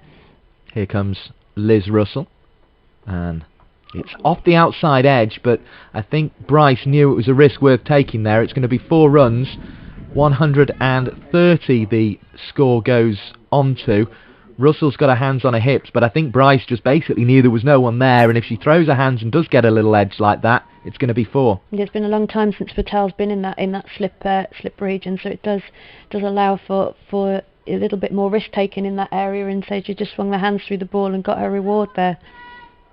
She did indeed, and it was a reward that takes the total on to 130 without loss. A fantastic opening partnership from Lightning, who have been unlucky not to win a game in this competition, but it could put a real dent in the Central Sparks' hopes. They've been needing maximum points, more or less, to overhaul the Diamonds in the remaining 2 games. They could just get there if they drop a bonus point, I suppose, in the game against the Diamonds, but they need big wins if it doesn't come with a big win today. 130 without loss, but it feels this is going to be a tough task for them to chase, but on a relatively good wicket. The skies darken ever so slightly, but no sign of moisture just yet, and we hope it stays away today, and we hope you can stay with us for as much of this Friday as possible. Another dot ball to Russell's tally there. Yeah, it doesn't look like it's going to rain, but there's definitely not the promised sun when I looked at the forecast this morning, so a little bit chilly out there today, I think, for players as well. I found the tweet that I thought had the explanation, and I don't think it has an explanation on. Maybe if Emily's got her earpiece in, she can furnish us with the answer, as this one is cut away behind square on the offside. Millie Home does the fielding, otherwise it'll be one you'll have to stay with us until after tea, and I'll find out during the interval. But yeah, no, I found the picture, and there's they all look in fine form. There's a mixture of sort of ages amongst those people sitting in the ladies' pavilion, but the only information I've got, unfortunately, is good morning from a sunny new road, who's excited for some cricket, which doesn't really tell me why they're there or who they are. But as I say, they're looking in fine form over there, and looking in equally fine form are Sarah Bryce and Bethan Ellis. Bryce has 67, Ellis has 52. It's 131 for no wicket after 29 overs. As Boycott bowls, it keeps low. Bryce plays it out on the offside. There is a single, there is two on offer, and that takes the total on to 133. Yeah, there's been a few through the hands of the fielders now, and I think so they need to step this up and be a little bit more on it in the field if they are going to take these opportunities when they come. And the good news is we have 700 of you watching at the moment, which is absolutely fantastic. As Boycott bowls, it takes a bit of the Bryce pad. They're going to look to get two here, but I don't think they will. 134 the score moves on to with that leg bye. I didn't quite spy the signal. I was watching the ball there. I think it was a leg bye, but I didn't spy anything either. Bryce 70, Ellis 52. Old Claire Jenkins, the former Somerset and Derbyshire cricketer, as this one's played into the onside, has texted me through, and she said there's no point me continuing to look for the the explanation, because that was the person who I thought had provided it the other day, and she says she couldn't find anything researching, but she thinks it's at least part a charity fundraiser. One to the total, 135. Bryce is back onto strike. Ellis onto 53. Boycott bowling. Bryce defending, but into a gap, and that's very useful indeed at the moment. 136 without loss. They've done that well today. The more they've been at the crease, the more they've kept that board moving. Yeah, and I think the pressure on the field is definitely showing, and the way that they're running these singles nicely has pushed the field back a little bit, and they're almost taking them too freely at the moment for the Sparks' liking. Gwennon Davis waits, hands on knees, now opens them up in anticipation of a chance, and it would be a chance she'd have to take if it came, but instead the ball's driven down the onside, and it's 136 without loss, as Davis just provides a little bit more input there to Liz Russell. Looks as if they've still got that NHS badge on the side of the helmet. I can see on Gwennon Davis's when she turned to talk to Russell there, as Boycott comes in and bowls. It's short of a length, played away in the offside, and Eve Jones is there, the skipper, with the fielding. Very hard work for the fielding side indeed. They put in the lightning at the start of this game. Do you think the Central Sparks will be regretting that in any way? Well, I mean, it's obviously a very good pitch out there. They must have had their reasons for choosing to bowl first, so they've chased well in some of the games. But yeah, you do get the sense that perhaps Eve Jones, Marie Kelly will be looking out there thinking, I'd like to get here and have a bat, but hopefully with not too many runs on the board to chase. Yeah, no, it's a very blank book in front of me. Usually by this point there's all sorts of scribbles of batters' numbers and that kind of thing, but all that's written on there is Central Sparks v Lightning, which is the game you're listening to. Lightning innings, Central Sparks won the toss. 8 Sarah Bryce, 14 Bethan Ellis, and that's because neither of them have been dismissed. They have been very busy indeed, which maybe the blank piece of paper next to their names doesn't tell you the story, but 136 they've amassed. Bryce has faced 91 balls and hit 71. Ellis has faced 53. Scored 53 from, I'm going to say that's 69, but I can't quite see. 89 in fact. 89, yeah. As I look to the board to our right, which I was told there was a struggle to get the board by the Graham Hick Pavilion working today, but fortunately it has got working. I was most relieved to hear the one to our left was working, because that was the one I used to commentate with in the previous game. As we see the one on the right is a bit harder to see through the press box there. It is. But, I started on that one the other day and realised the error of my ways quite quickly. So yeah, I was very relieved to hear the one to our left was the one that was definitely working though when we arrived this morning. As I say, got a cheery hello from Marie Kelly. Saw Claire Boycott walking out to practice her batting. That's going to be needed later, you would feel. And it will be quite a chase, because we're into the power play. We've just had the signal, so they've taken it early here after 30 overs, and perhaps with 2 batters in they're going to look to try and accelerate things. So we have 3 outside the circle at the moment, 4 in fact, as this one is delivered. And that one is played out to Eve Jones, the skipper at short extra cover. In fact, I was right the first time. It's 3 outside the circle. Marie Kelly is sort of, well, she's just been sent further back, but she's around about 3/4 of the way back in the cover region. You've then got a fielder at third and another one at backward square leg. As in comes Liz Russell to continue her second spell, which began with a maiden, then got a little on the expensive side, and she's now reeled it back again as this one's returned to Gwen Davis. Russell had gone for 28 runs in 6 overs coming into this latest. Yeah, Bryce and Ellis actually both very good off their legs there, and anything that's swaying down the leg side has gone for runs.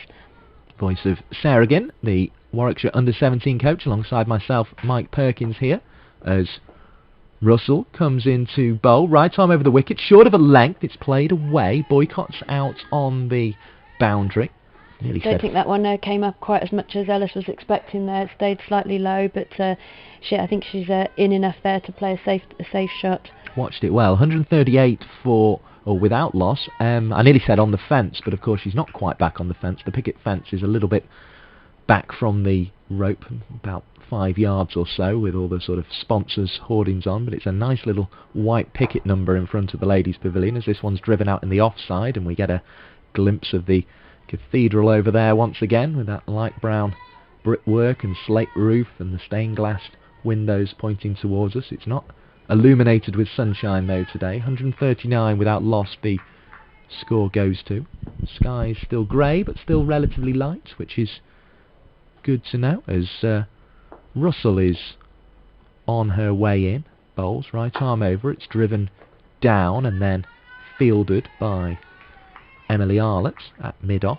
Long way down for the fast bowler, but she did the job well. Of course on home turf in many ways here at New Road, Worcestershire cricketer, but playing for the regional side, the Central Sparks, which has brought together the counties including Shropshire, Staffordshire, Worcestershire and Warwickshire. And it's Liz Russell who won that T20 competition with Warwickshire last season, and this one's driven. That is a superb shot. That is as good a shot as we have seen today, and perhaps even in the competition. It takes Bethan Ellis onto 58, and that went straight as a die back past Russell. It had been a good over to that point, but 4 runs are added to the total. Yeah, it's an excellent shot by Ellis there. She said she took her opportunity, and she's looking more and more positive coming down the ground and playing straight. Early on in the innings, I said, perhaps was the more tentative of the 2 batters, but is definitely finding her feet here, and that was a fantastic shot. And it will give us such confidence. And actually, as the tournament goes on, the Lightning have got a sort of real chance of surprising a few here, and it looks as if they could potentially surprise the Sparks here. Anisha Patel is going to come on now from the Diglas end, which is an interesting little change of ends for her. It just seems Eve Jones is just searching for a wicket. She tried herself even, which we hadn't seen in the competition so far. Yeah, I think the only person that perhaps hasn't bowled that can do out there now is Marie Kelly, so I don't even know whether we might see her shortly if they don't get a breakthrough. Assessing the field here is Bryce. The trees just to the left of the cathedral are bent sort of to their right hand side. They almost look as if they're leaning to look round a corner, and that's an indication of the breeze. It's not quite going across the ground in the same way it was in the previous game on Saturday, as Russell is there with the fielding, returns the ball. It just pops off the stumps, I think, in the end. Yeah, I think it was a direct hit, but obviously the batters were well in their ground. Looked for the second run, but I think decided against it. It was a gentle direct hit, wasn't it? In the end, it just sort of bounced into the stumps and then away, and that's why there were no overthrows. 144 without loss. Patel comes on again, throws it up, and this one is out into the offside. Eve Jones is there with the fielding. Patel bowled just the 2 overs from the New Road end earlier. Just went for 12 runs and is now trying to look again, and her length has been better so far. She was getting cut away a lot in that first spell, but that one is slightly short, but only 1 on offer. It's just kind of fiddled away to Millie Home out there with the cardboard cutouts for company. Yeah, you'd hope that Anisha start afresh this end and find that length a lot better, and so she can be really dangerous with the ball when she gets it right. 206 of you have pressed that little thumbs up, which is lovely to see, as this one's played into the leg side. As I say, I won't keep going on about it, but it is very nice to know you're enjoying this, and it does, as I say, contribute to us being able to do more of these. And I hope whether you've come via the Central Sparks website or the Loughborough Lightning website today, you've been enjoying the cricket you've been able to see. Bryce adding another one. I presume if you're of the Lightning persuasion, you will have, because Sarah Bryce has been absolutely fantastic. As you mentioned, Sarah, again, she studies at Loughborough University that this franchise was based around in the KSL days, and she's batting very well today. Bethan Ellis on strike. This one into the pitch and cut away, and a single is taken. 147 without loss the score goes on to, and just a fairly easy over it seemed from the Lightning point of view. They take 4 from it. That rate has been creeping up though on the scoreboard. It's up to 4.6, and they've got the potential with these wickets in hand to almost start getting up into the 5s and 6s, you feel. Yeah, you feel that they could push on here, and see Ellis with that lovely shot in the last over is definitely looking for a scoring opportunities, and let's just see if they can take them. Here is Liz Russell. Spins herself a catch at the back of the run and then paces in, looking to find that first breakthrough. Slower ball, it goes through to Davis, who was quick with the bails.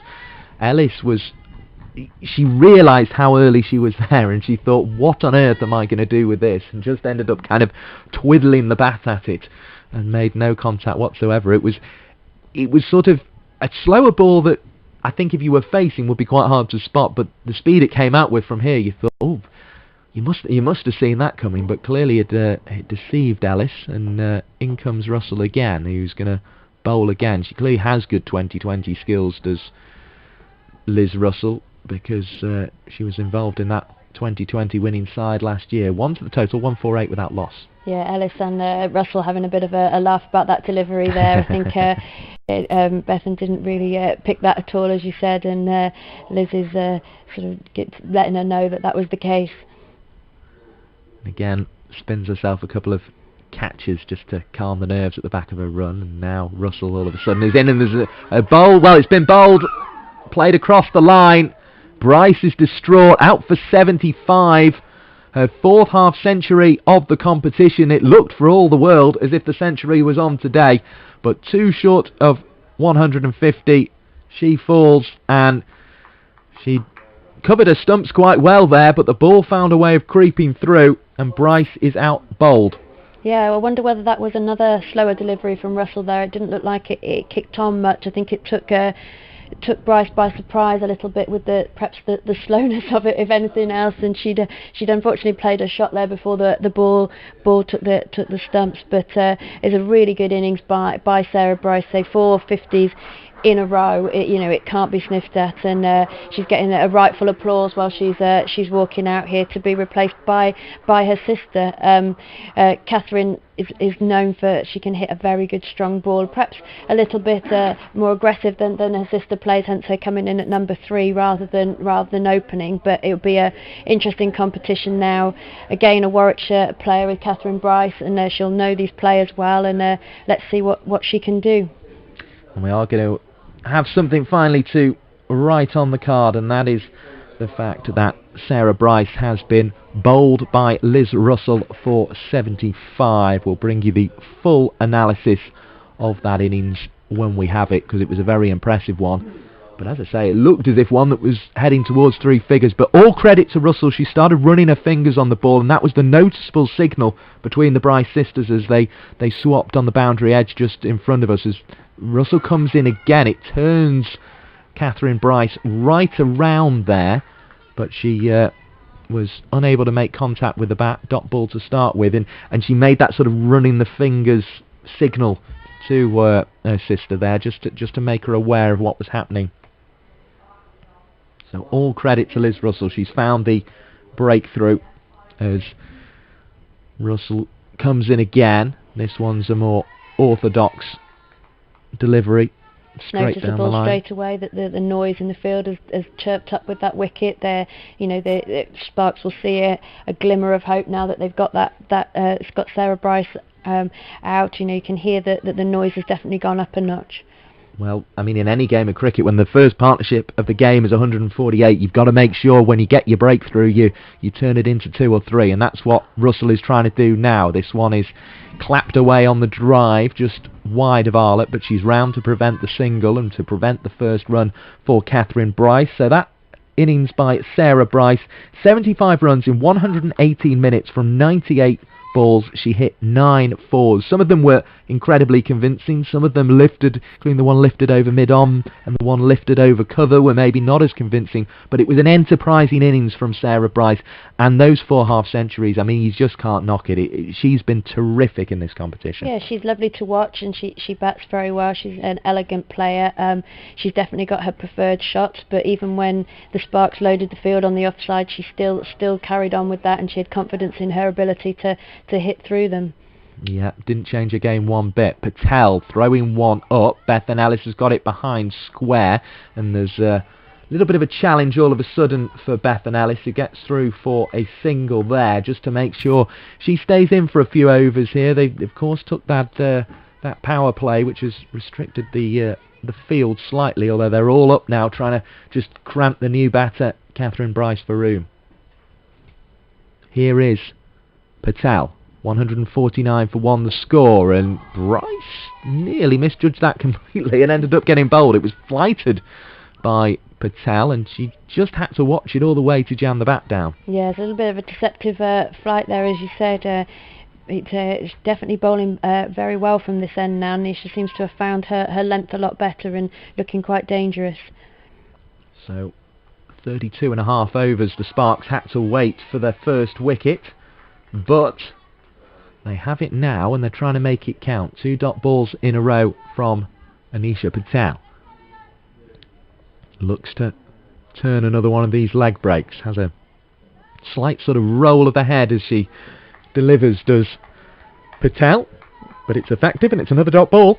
Yeah, she's definitely sort of one of a kind bowler. You'd be able to pick her out with this action, but it definitely works for her. She delivers again, and again it's driven back to the bowler. No run. Sends Georgia Davis out on the leg side.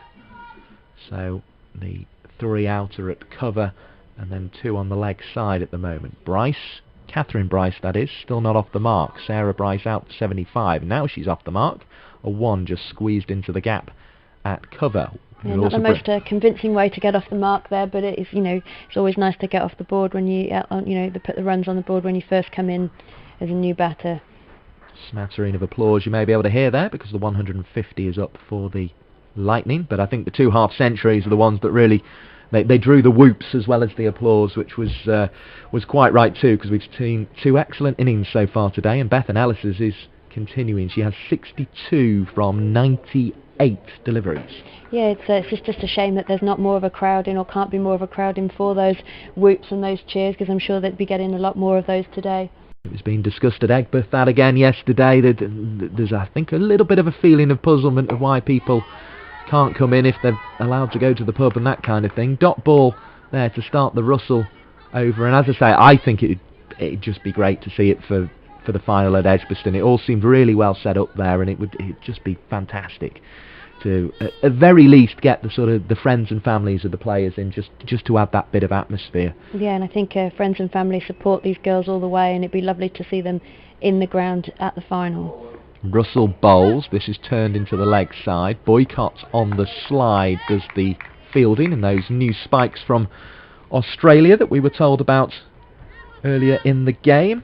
Let's just update you on scores elsewhere. Of course, England are getting underway in around about 20 minutes time, so we'll keep you up to date with that game, but do stay with us if it's the Rachael Heyhoe Flint Trophy, which I'm sure will be the competition you'll be after. You might be able to get the multi-screens going as well, as Georgia Davis returns the ball over the top to Gwen Davis. Elsewhere, the Southern Vipers 167 for 4, so they're going along quite nicely as they are in the 35th over, and also in the 35th over are the South East Stars, 138 for 4. They're looking for their first win They're up against the Western Storm in Bristol. A couple of firm taps of the bat you'll be able to hear as a motor roars away down New Road behind Liz Russell, who lays it back down the pitch. 151 for 1 the score.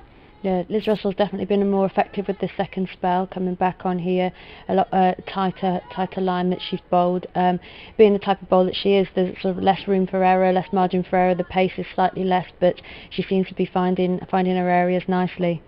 7 games in the Blast as well, so we'll keep you up to date with the 2 and the 231 as this is a little paddle sweep. There's an appeal for LBW, it's out! It was not. Bat first, and there's whoops now from the Central Sparks players because the wicket has fallen. It's Ellis just trying to improvise, trying to get the scoop away, and all of a sudden the Lightning are going to need 2 new batters coming to the crease. The LBW appeal goes up. Ellis had come right across the stumps trying to improvise. You've got to hit it if you do that, and clearly it was pad rather than bat. Yeah, she'll be very disappointed with that. I've seen her play that shot many a times to a lot more effective, and yeah, she just didn't quite get the bat there.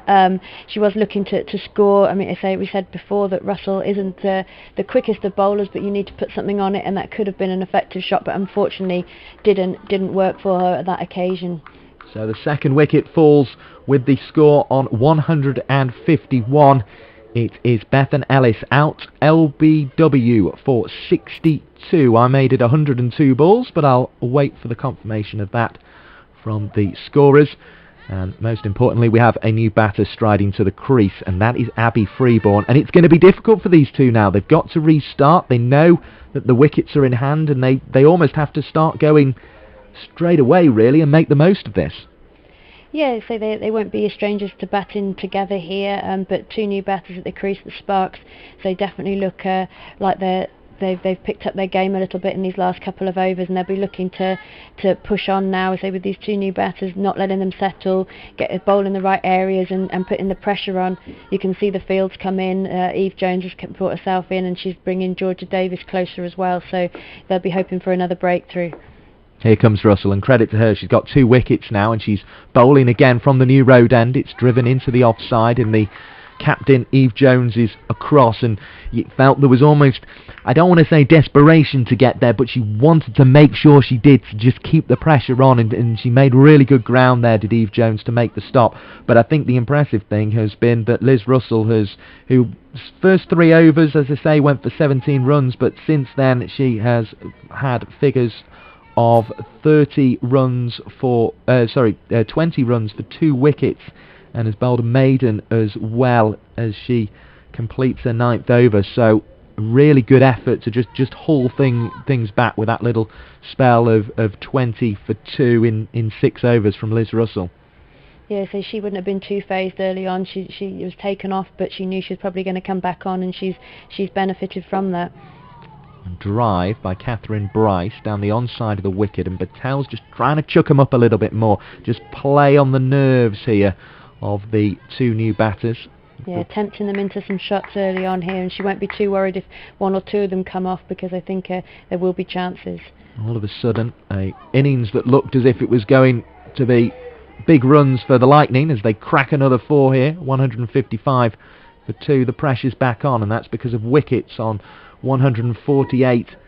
Sarah Bryce bowled for 75 by Liz Russell, and then Bethan Ellis, LBW to Liz Russell. And this always happens when you don't leave the professionals to do the analysis. It was 101 balls. I'm always one out when that happens. 126 minutes, and there were 4 boundaries in that Bethan Ellis innings, and it was a very good one indeed. And now Patel, though, is trying to swing the game in the Central Sparks' favour, and as we've said, the innings from the Lightning have seemed to sort of tail off slightly in this competition, so the Sparks will feel they're in with a chance here. Yeah, I think the key wicket here is Catherine Bryce, the girl that's been in form in this competition so far. Patel bowls, back, cutting, is Bryce, finds room in the offside, but also finds Millie Home out on the rope, and only a single is added to the total, 156 for 2. The boundary, the real damage in this over, but it's Bryce who has found a way onto 7, and Freeborn, who's marking her guard, is on 0 and about to starter innings, at least in terms of from facing bowling from the Diglas end. Yeah, you'd say that along with her sister Catherine Bryce has been in great form this competition. So while she's still there, I don't think the Lightning will be too worried. Oh, it's uppish, but it is short of Eve Jones, who again was just trying to do everything she could to get there, but there was no chance of reaching that drive forward, but perhaps not as she would have liked to have been. There was Freeborn. Again, not really forward, again uppish, but this time it goes in the direction of the bowler and doesn't quite reach, and 2-dot balls are recorded despite all the excitement. 156 for 2 is the score at the end of the 36th over. Yeah, Freeborn doesn't look settled at the crease yet at all, so 2 uppish drives there, 2 half chances you would say, but the Sparks have got to be buoyed by that over there. So although it did have the boundary in it, that Freeborn was not looking comfortable or set at all. And a little bit more freedom with the field if they want it for these next 4 overs, but they decline to use it here. 14 remaining in the Loughborough Lightning innings, so it's 1:15 on Friday, and there is no run there for Bryce, Catherine Bryce that is, as she drives into the offside. I should have probably made that clearer when Sarah Bryce was batting, but I think most of our aficionados at home, as I'm sure you're all becoming if you weren't at the start of this Rachael Heyhoe Flint Trophy competition, would have realised it's Sarah who generally opens the batting and Catherine who comes in at 3, and she works this into the offside, having to dig it out really to the cathedral side of the ground. Poppy Davis returns. There is a single on offer. It is 157 for 2. Yeah, Catherine Bryce, is a strong player through the offside as well, but slightly different technique to her sister. Her sister's waiting for it and perhaps isn't quite as strong physically, whereas Catherine can really get some power behind the ball. So yeah, the Lightning made 226 against the Diamonds. They had been 62 for 3 in that game, so not quite as strong a start as they've had here, as Russell forces a missed cut shot there from Freeborn, and yeah, they were 62 for 300 for 5 and ended up on 226 all out in that game last Saturday, so kept things moving relatively evenly in that one as Russell bowls. It's in towards the pads, a few yelps of excitement but no real interest from the umpire, which means we don't have to give it any more attention than it being a dot ball. You sense that Freeborn's looking a little bit anxious. I don't know whether she's trying to get off the mark here or just get herself settled, but there's been quite a few chances, or half chances to her so far. Yeah, there've just been little moments, haven't there? A couple of uppish drives, wrapped on the pads there. She'll like that full toss though and helps herself, hitting it away over the covers and into the white picket fence in front of the ladies' pavilion. And the woman doing the batting on the pitch at the moment is Abby Freeborn, and she adds 4 to the total, 161 for 2. Yeah, Liz Russell will be kicking herself there. She's bowled a really good over, so she's bowled a nice spout here, and then just that one loose ball, and Freeborn has got that got out of jail shot really, and got herself off the mark. In comes Liz Russell again. Freeborn gets a shorter one, plays it away on the offside. Marie Kelly is out there to do the fielding, returns it to Gwen and Davis. 162 for 2 is the score at the end of the 37th over. Yeah, Freeborn will be pleased, as I said, with that shot. When you're looking a bit tentative, the thing that you probably look for as a batter is something like that full toss that you can hit away and get yourself off the mark. And then she followed that up with a single next ball, so she's back on strike here. But I think she'll be feeling a little bit more confident than she was last over to Patel. But let's see if Patel can keep thinking her out here and getting the opportunities. Yeah, and I'm perhaps being a little harsh on the Lightning, because their opening game of the competition, they were bowled out for 146, but again they sort of kept things moving throughout that innings, so perhaps it has been a little bit more even than maybe it seemed from a distance. Of course, the first time I've had a chance to see them in the competition. Freeborn adding a single, 163 for 2 is the score.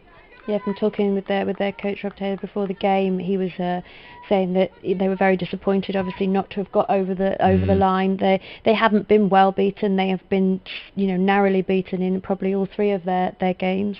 Well, it was a Duckworth-Lewis Stern method in the first one. They came up, 4 runs short in that one, and then it was only Jenny Gunn heroics that gave the Diamonds the victory in the previous game. 163 for 2. They're in a very good position in this one. Yeah, you'd say that 13 overs remaining, and they could really stretch this score to something that will be tricky to chase for the Sparks. Patel bowls, backing away, looking for the cut is Catherine Bryce, but she doesn't find it. Yeah, in that first game, they were 72 for 2 in the 20th over and ended up 146 all out, but they were in reduced overs, chasing that reduced Duckworth-Lewis Stern target as Patel bowls, and it's worked really towards Chloe Hill in the leg side. No run on offer. Their other game, as many will know, is the lost scorecard on the BBC website if you've been following that way. So I'll have to just look that one up as in comes Patel, throws it up, driven into the offside. Jones gets something of a paw on the ball, and then home comes across and will return low and hard into Anisha Patel, but doesn't prevent 2 runs being scored. 165 for 2. That required rate is still up around 4.5, 4.4 it's showing on the board. Yeah, you'd think if Catherine Bryce can get settled here and Abby Freeborn, that they'd start to push that rate a little bit into the last 10. Floated up and clipped by Bryce, but straight to Chloe Hill again, who for a second time in over prevents a run being scored. It's just an interesting time in this game at the moment, Sarah Ginn. Yeah, it could go either way here. I mean, you'd think from the Sparks' point of view they'd be confident with 2 relatively new batters at the crease that they could take a couple more wickets and start to put the pressure on. The Sparks, have got those couple of wickets, so yeah, they'll be pleased with that. But from the Lightning point of view, they're only 2 wickets down in the 38th over now, with two good batters at the crease, and they'll be hoping that these 2 can push on and take them over, at least over 200, if not further. The Sparks then bring on Claire Boycott, looking to set up really that showdown as it would be with the Northern Diamonds. They just want to make sure that they're in touch, and of course, I mean, if they do win today with a bonus point, it looks as if that's going to be difficult, but then they have that game against the Northern Diamonds to try and get back on level terms. But of course, if they lose today, it looks as if the Northern Diamonds, for all the world, are going to make the final. That's just where this Northern group in the Rachael Heyhoe Flint Trophy is hanging, and that ball was hanging in the air for Claire Boycott, and it was just down in her follow through to her left hand side. It stayed low, but it was, as I say, just hanging off the ground, and she couldn't make the catch. Big moment perhaps on 165 for 2.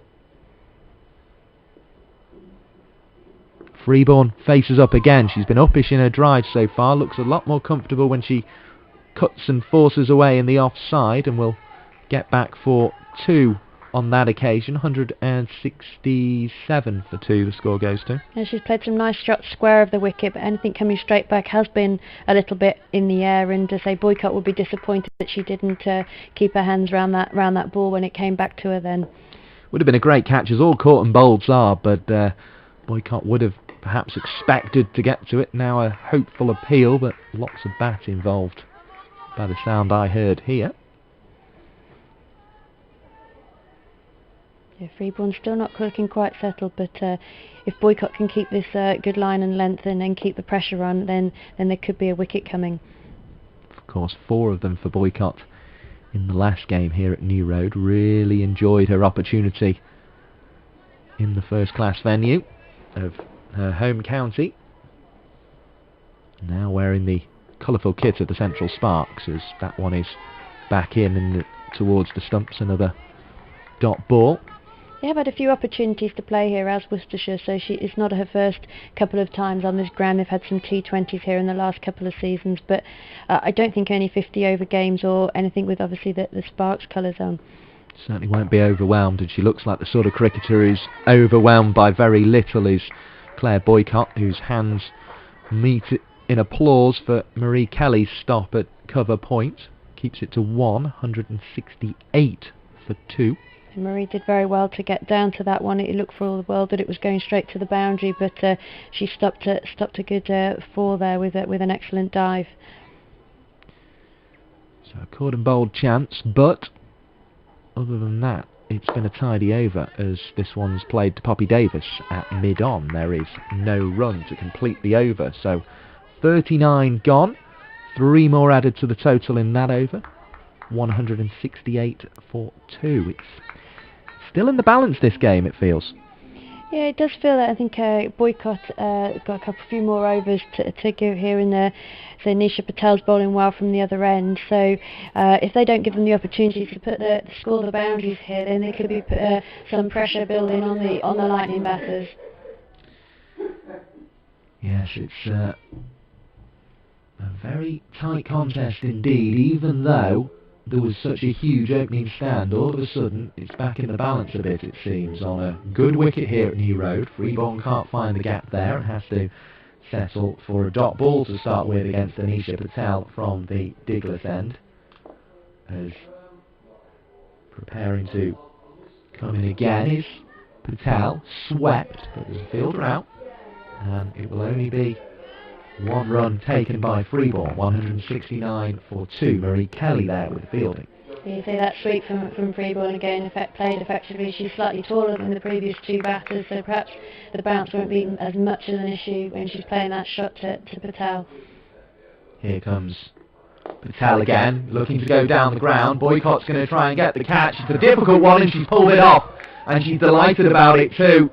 And the innings of Catherine Bryce comes to an end. She's been caught by Claire Boycott off the bowling of Anisha Patel for just 10 runs, and she was trying to lift it in the way a sister did over mid-on. She went over mid-off, and Boycott, for a moment there, looked as if the world was whirling around her and the ball was going to end up on the turf, but she pulled it out over the shoulder catch, always very difficult, and that's a top catch from Claire Boycott, who of course couldn't hold on to the caught and bowled. She's made up for it there. Yeah, definitely. I think she was running back there, so it was over her shoulder, and you thought perhaps she's misjudged this, but she did get there remarkably well. I mean, we said earlier about having your tall fielders at mid-on, mid-off, and you wouldn't necessarily say that that's the case with Boycott there, but I think Bryce will be cross with herself for that. She did take the option there of going over the top, but didn't quite perhaps follow through with it as she'd have liked, and it came up short and straight into the hands of Boycott.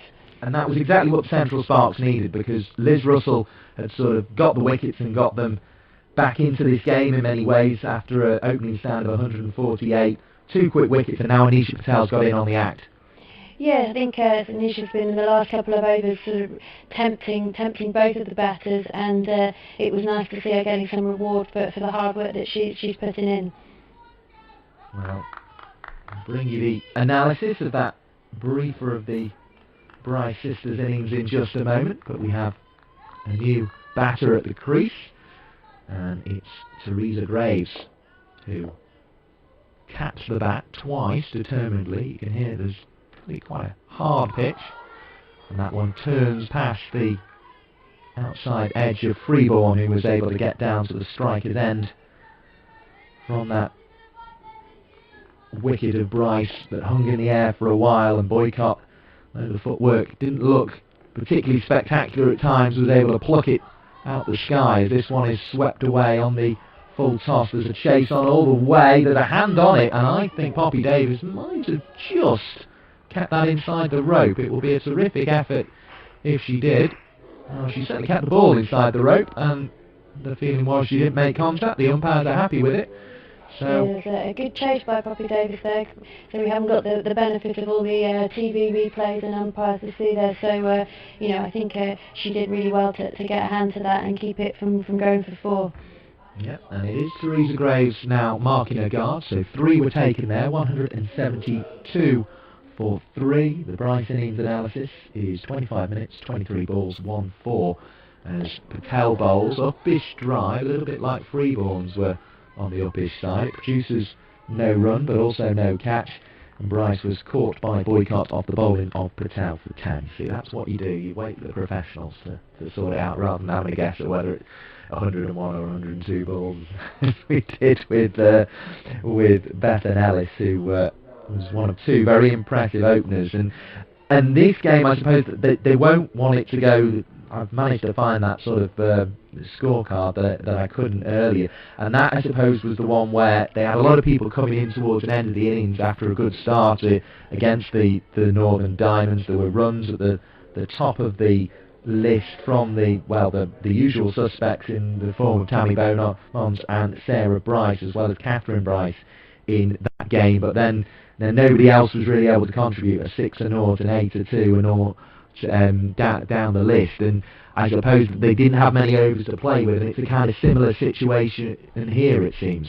Yeah, you would have thought so, but having said that, those two 50s early on would have buoyed the other batters and would have put them on a positive frame of mind. So these batters are experienced, as with all of these girls, and they've probably been in this situation before, and you'd hope they'd learnt from their mistakes from the previous game as well, and be able to put some runs on the board. Boycott beginning the 41st over of the innings and wrapping the pad with a delivery that caught Freeborn half forward, really. It's going down the leg side though, so a dot is recorded. Boycott once again bowls, and it's down the leg side, and it's hit the back of the bat. There's a real mix-up, and the throw has just crept by the stumps, to the relief of the non-striker Theresa Graves, because they went and then they stopped and then they went and then they went back, and Graves would have been very short there off her ground, but the result ultimately is a very quiet little dot ball. Here comes Boycott once again, short of a length. It kept low and then is played away to Liz Russell, who's doing the sweeping duties on the leg side. One taken, 173 for 3. Sarah again, Warwickshire under 17s coach, what did you make of that little mix-up there? Why did it happen in your view? I don't think these batters have had that much time at the crease together. Obviously, Freeborn keen to keep the score ticking over, but sometimes you lose where the ball's gone behind you and there's a bit of a mix-up.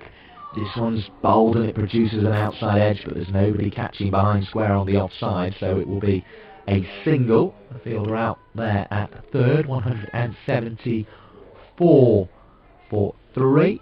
Chloe Hill returning it on that occasion. I think both of them keen to say keep the scoreboard ticking, but also to get themselves on that scoreboard, so they put the pressure on themselves a little bit there, and hopefully they learnt their lesson. This one's hit over the onside, and it's going to be 6 runs. Terrific shot. It doesn't bounce before the white picket fence in front of the commentary position, and that was an excellent shot by Abby Freeborn, who moves on to 20. 180 for 3 the score. She just cleared that front leg and let the hands go through the ball, and Claire Boycott was dispatched. Yeah, she looks like she can hit the ball hard through those regions, and that's proved it there. She's got a good eye for that, and it perhaps did go a little bit short, but she chanced that shot there, Abby Freeborn, and it came off nicely for her. 6 runs to Freeborn, and she waits again for Boycott. Bat raised, just turns it into the onside this time without any real foot movement. Georgia Davis is there, and I think she might quite like a little spell towards the end of this innings and just see if she can pick up 1 or 2. 180 for 3 the score at the end of the 41st over. Yeah, Georgia Davis has done that role for the Sparks before, coming on later in the innings and taking a few wickets and really tightening up the game and stopping the score rate, so she'll fancy her chances to do that again today, but at the moment Patel doing well from this end, so I can't see them taking her off while she's still bowling as well. And it would be a short boundary for Davis to have on the left, or shorter boundary, I think. I mean, it's still quite a distance, and that 6 proved it, and it's what the Lightning need at the moment, and Freeborn shows she can produce it. Really intriguing stage of the game. Really good to have you with us at home. This one's gone high in the air, and this time it will be out. Theresa Graves has gone for 1, trying the same trick as Freeborn. You can see exactly why, and it's the risk of playing in that manner. It's how the Lightning need to play in these remaining 9 overs, but from the first ball of the latest one from Patel, it's caught at mid-on. Was that Chloe Hill who came round? Chloe, it's either Hill or Arlott, definitely someone one of the taller players there. I'm not We'll get 100% confirmation sure. in just a moment, but most importantly, it's another wicket for Anisha Patel. Yeah, I think Graves will be disappointed with herself there. She was keen to try and emulate Freeborn at the other end and get some runs on the ball, but perhaps didn't quite get hold of it. She wasn't quite settled at the crease, and it's paid off with the sparks there. Lucy Himes coming into bat now, so she's again an experienced player at Loughborough University. Started off at Leicestershire and now at Nottinghamshire. Probably a very similar player to Georgia Davis, as we'll see later. So she's an off spinner who can also bat, and she'll enjoy this challenge. But it is a bit more of a challenge than it perhaps was a few overs ago. You were spot on, Sarah. Again, it was Emily Arlett up there at mid-on who took the catch. Of course, was moved into that position to provide a taller option, and it's been a move well made, and a second wicket for Anisha Patel, so she's having her say in the game now. And this is, as I say, it's just an intriguing point where the Loughborough Lightning, they need quick runs, but there's still a bit of time to have a look, provided you can keep the board moving with singles. But Freeborn is back onto strike. She has a look over her left shoulder and sees two fielders back on the leg side boundary as Patel comes in. Looks for the sweep shot. There was an appeal, although it hit the shoulder of Freeborn, and even though she was down on one knee, I think that would have been a brave decision for the umpire to give that. Yeah, so again, we did talk about that sweep shot earlier, and perhaps that has taken Freeborn a little bit by surprise with the bounce there. I think it was the right option, but perhaps not quite executed as well as she would have hoped. Here is Patel. That's to come in and look for her third wicket from the Diglis end. Short of the leg. Freeborn plays it away into the offside. There is the one on offer. It brings the new batter Heyhoe onto strike. Score is 181 for 4. And now the Sparks are the ones with the shouts, but perhaps they're slightly nervous shouts in the fact they know with wickets in hand this game could get away from them. But the fact they've taken 4 since the middle of the 33rd over is an indication that they've pulled things back rather, and a defensive stroke is brought from Heyhoe from her first delivery. Yeah, they must be feeling a little bit more on top of their game now, so the noise level again has increased, and new batters at the crease at Heyhoe not yet settled, so they'll be putting the pressure on. So 4 wickets in less than 10 overs as forward is Heyhoe in defence. Graves out earlier in the over, caught Arlett bowled Patel for 1. 3 balls, 8 minutes the innings lasted. As in comes Patel once again, throws it up, defended into the offside. Across comes Russell with the fielding. Lucy Himes just seeing herself in there for a few balls. She'd be quietly confident that her batting partner at the other end, after seeing that 6 in the last over, has got something else to give to keep the scoreboard ticking over. It only takes 1 or 2 of those shots and over, and the scoreboard is ticking over nicely. But the Sparks will be keen not for that to happen. I think it looks like Georgia Davis is coming on this end, and Freeborn will chance herself against the slower bowling, the spin bowling, but hopefully Georgia can find a line and length straight away here. Well, this will be an interesting contest because it's by no means short boundary on the leg side here for Georgia Davis, but it's the shorter of the two. It would be her least preferred option, and Freeborn has shown she can clear it, but also Davis, I think, will fancy herself in this contest. She's making sure she's got plenty of protection on the leg side. Arlett, who took the catch in the previous over, has come to long on just in front of our commentary position, almost to the position where she could hear us if she is particularly eagle-eared. And then we have Marie Kelly on the mid-wicket boundary, and there is also Liz Russell on the backward square leg boundary. 2 more inside the ring on the leg side, Boycott and Patel. The other 4 fielders are on the offside, backward point, deep cover, extra cover and mid-off. Georgia Davis has set the trap, and will Freeborn take the baits as she tries to sweep down the leg side? It's a wide ball, 182 for 4 the score moves on to. Well, she's definitely put the protection out here, but you wonder whether even Arlett would have taken their catch of that 6 in the last over off Claire Boycott. Yeah, it hit the fence in the end, so she might have just had a chance, but it would have been only just, as this one is played away by Georgia Davis. The rope can be no more than 2 or 3 yards from that fence, but it dipped fairly dramatically once it had done what it had to and cleared the rope for 6. 182 for 4. The Cathedral standing proud in the distance away to our left and bowling proudly and tallly from that very well coached action is Georgia Davis. 1 run to the total for Freeborn, so she's got her away from strike. 22 to Freeborn's name. Heyhoe, the new batter, marks her guard. Arlott comes back into the ring. Yeah, Davis will fancy her chances against the new batter this end. Heyhoe yet to get off the mark and yet to be settled. So yeah, this is a wicket that Georgia Davis will fancy herself taking. She just has to sort of knock and run, really, doesn't she? Heyhoe, just try and chew up as few balls as possible. As Davis bowls, it's a sweep shot, a fairly elaborate one. It'll only bring a single, but exactly what Heyhoe needed to do. Faced the ball, got a single, and got Freeborn back on strike for the remaining 3 balls in this over. 184 for 4 is the Lightning score. I'm no slouch with the bat, but I don't think she's probably quite got the power of Freeborn. In comes Davis, and it's chopped and down and bounces and over Gwen Davis's head, and she picks up and prevents a run.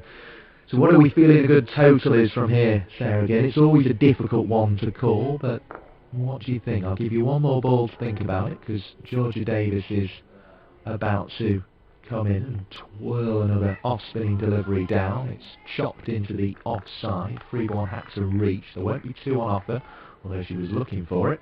185 for 4 is the score at the end of the 43rd over. So 7 more to add to it. Oh, in fact, we've got 1 more ball in this over. So let's just see what Davis can produce, because we had the wide earlier from the first ball of this second spell from Davis. This one is chopped away. 1 taken. So 186 is the score with 7 overs remaining. What do you think the Lightning will want from here? Well, they'd be hoping for 210, 220 even. I think that their top score in this competition is 226, am I right? I think it was around that total, and I think that anywhere near them, they'll be backing themselves to defend that. If they could just, Freeborn can take advantage of perhaps 1 bad ball and over, if there is one here, and just, does that boundary option, then they'd be confident they could get right up there.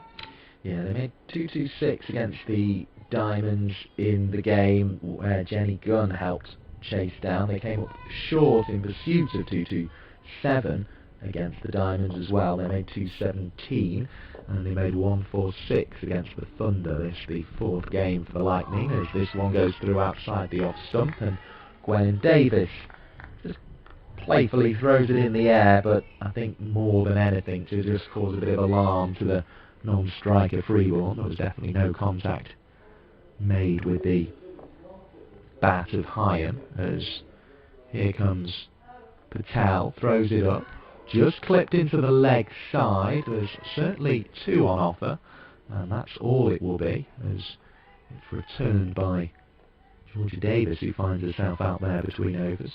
186 for 4.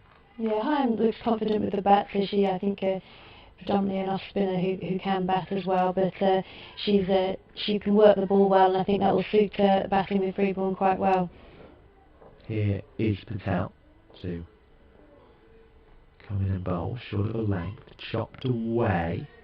Arlott there with the fielding, no run is scored. The Sparks just trying to keep this total as something that they will be confident chasing.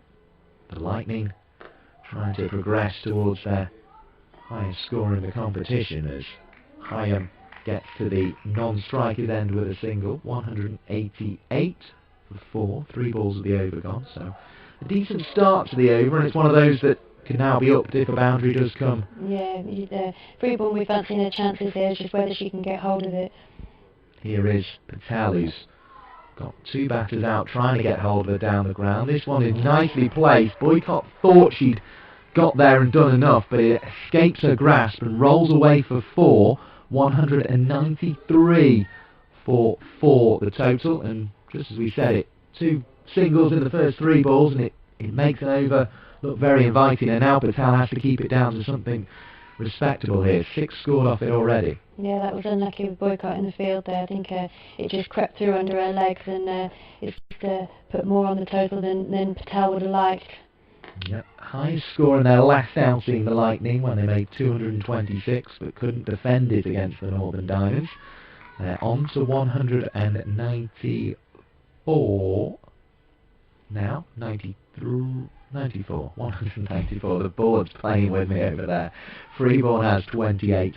There are 4 wickets down, and these two are just starting to go about it the right way, in that they're knocking it around, they're using the gap, they're making sure there aren't dot balls, but then they're also just, when they get ahead in an over, when they've sort of got maybe 2 off the first 3 balls, they're looking for that boundary as well. Yeah, and as Freeborn gets settled, she's no longer just going for the big shots, so she's been ticking the board over nicely as well there. So from her nerves early on, she's getting a lot more settled into this game, and it'd be a big wicket if they could clinch her now. Yep, 1 6 and a couple of 4s for Freeborn, and she has the strike back. She has Georgia Davis. She has the shorter boundary on the leg side, but 3 Sparks players are protecting it. She's sweeping towards it, straight to Marie Kelly, who is at mid-wicket, the middle of the 3 fielders out there. Arlott will come up into the ring. 1 will be added to the total, 195 for 4. Heyhoe on strike. You just wonder, with Patel with just 1 over left here, who will come on the other end. Arlott's obviously got plenty of overs left, and wonder how that will change the game.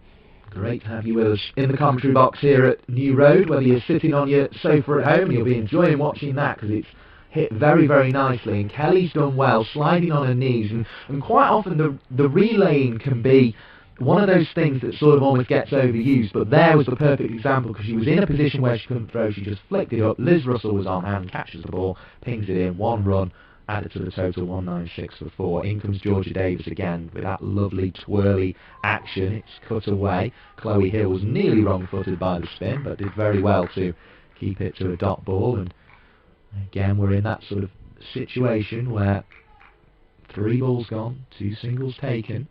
A boundary here would make it a very good over for the Lightning. A wicket, of course, would make it great for the Sparks, as Davis looks for the wicket. It's swept away hard, but Kelly covers the ground comfortably and returns this time from a standing position on the throw, so didn't need any assistance from Russell. 197 for 4. It's again a shame when you haven't got the youngsters in to see the fielding and see how effective it can be. You always tell them to go in pairs, and I think that showed how it can work there.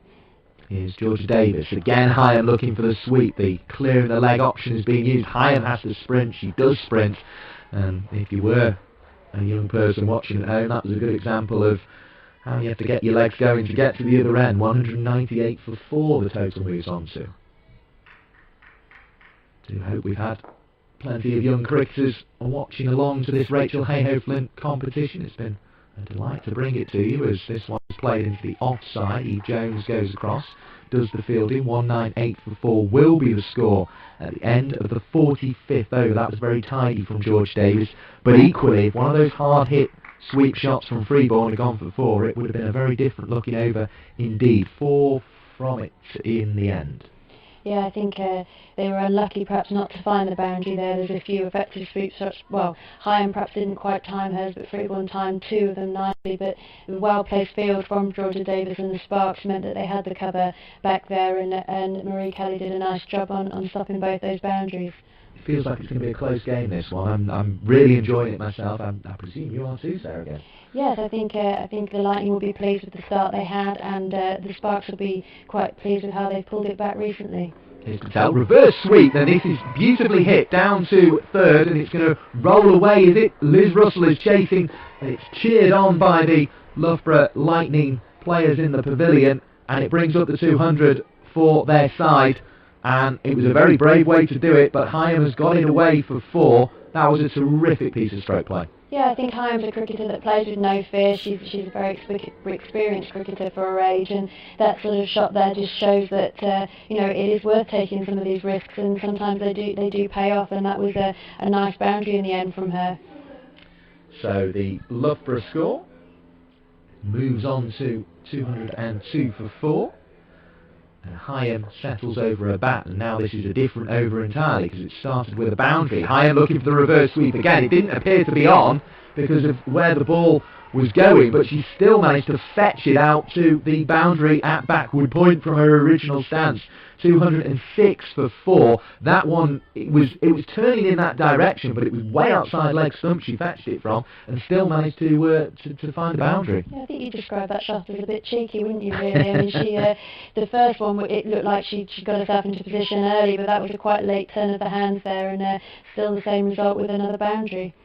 15 from 13 Heyhoe has. Useful runs down the track this time, but has to sort of almost stop and readjust and stand up to try and slash it away. Can't get past Eve Jones. I think she perhaps thought 3 of those in a row might be chancing it one too many times. So a change of tactics. She comes down, and she comes down again, and this time she hasn't got it, and Claire Boycott is going to get a second catch off Anisha Patel. Heyhoe's innings, it was a bright one, 15 off 15 balls. It was the sort of thing that the Lightning needed. However, it ends caught at mid-off off the bowling of Anisha Patel. Heyhoe is out for 15. I mean, she'll obviously be disappointed to get out there, but I think she's done a job that perhaps she's been told to do. She kept the scoreboard ticking over initially, and she's scored some nice boundaries there. So she's come off 15 from 15 balls, which at this point in this game it is going to be very valuable runs. It is indeed, and the new batter coming to the crease is Nancy Harmon. So she's deep in discussion. Her job to begin with, you imagine, will be to get Freeborn back on strike, who's been hitting the ball nicely. Although, if she fancies it, then Nancy Harmon might try and do a Lucy Heyhoe and get a few reverse sweeps out, get a couple of charges down the pitch. The reverse sweeps were more effective for Heyhoe, who made 15 in that brief innings before being caught by Claire Boycott off the bowling of Anisha Patel, who has bowled very nicely indeed. That's her 3rd wicket of the innings. Yeah, I think she's pulled this back nicely, and she's almost tempting these batters into playing these shots, and they haven't quite hit it cleanly on a number of occasions, and it's made its way to Claire Boycott's hands again. So Patel was behind in that over. She'd been hit for 2 fours, but she will be very relieved to pull it back with that wicket, and that is what spin bowling is all about at times. As I say, it's a different over because the last couple we've seen a couple of singles and then the search for the boundary as Freeborn, who'd been able to cross whilst the ball was in the air, chops this away into the offside. Home with the fielding on the rope on the pavilion side of the ground. 207 for 5 is the score. Yeah, Nancy Harmon fresh on strike here, and Anisha Patel will fancy her chances. She says she's bowled really well these last couple of overs, and a new batter at the crease, and if she can just find the right areas here, then the batter won't be able to get settled. Well, first part of settling is to make sure you're standing exactly in the right place, and Harmon is taking her guard at the start of the innings. Anisha Patel, 3 victims so far. All batters who tried to hit her over the top, and Patel has always got the better of them.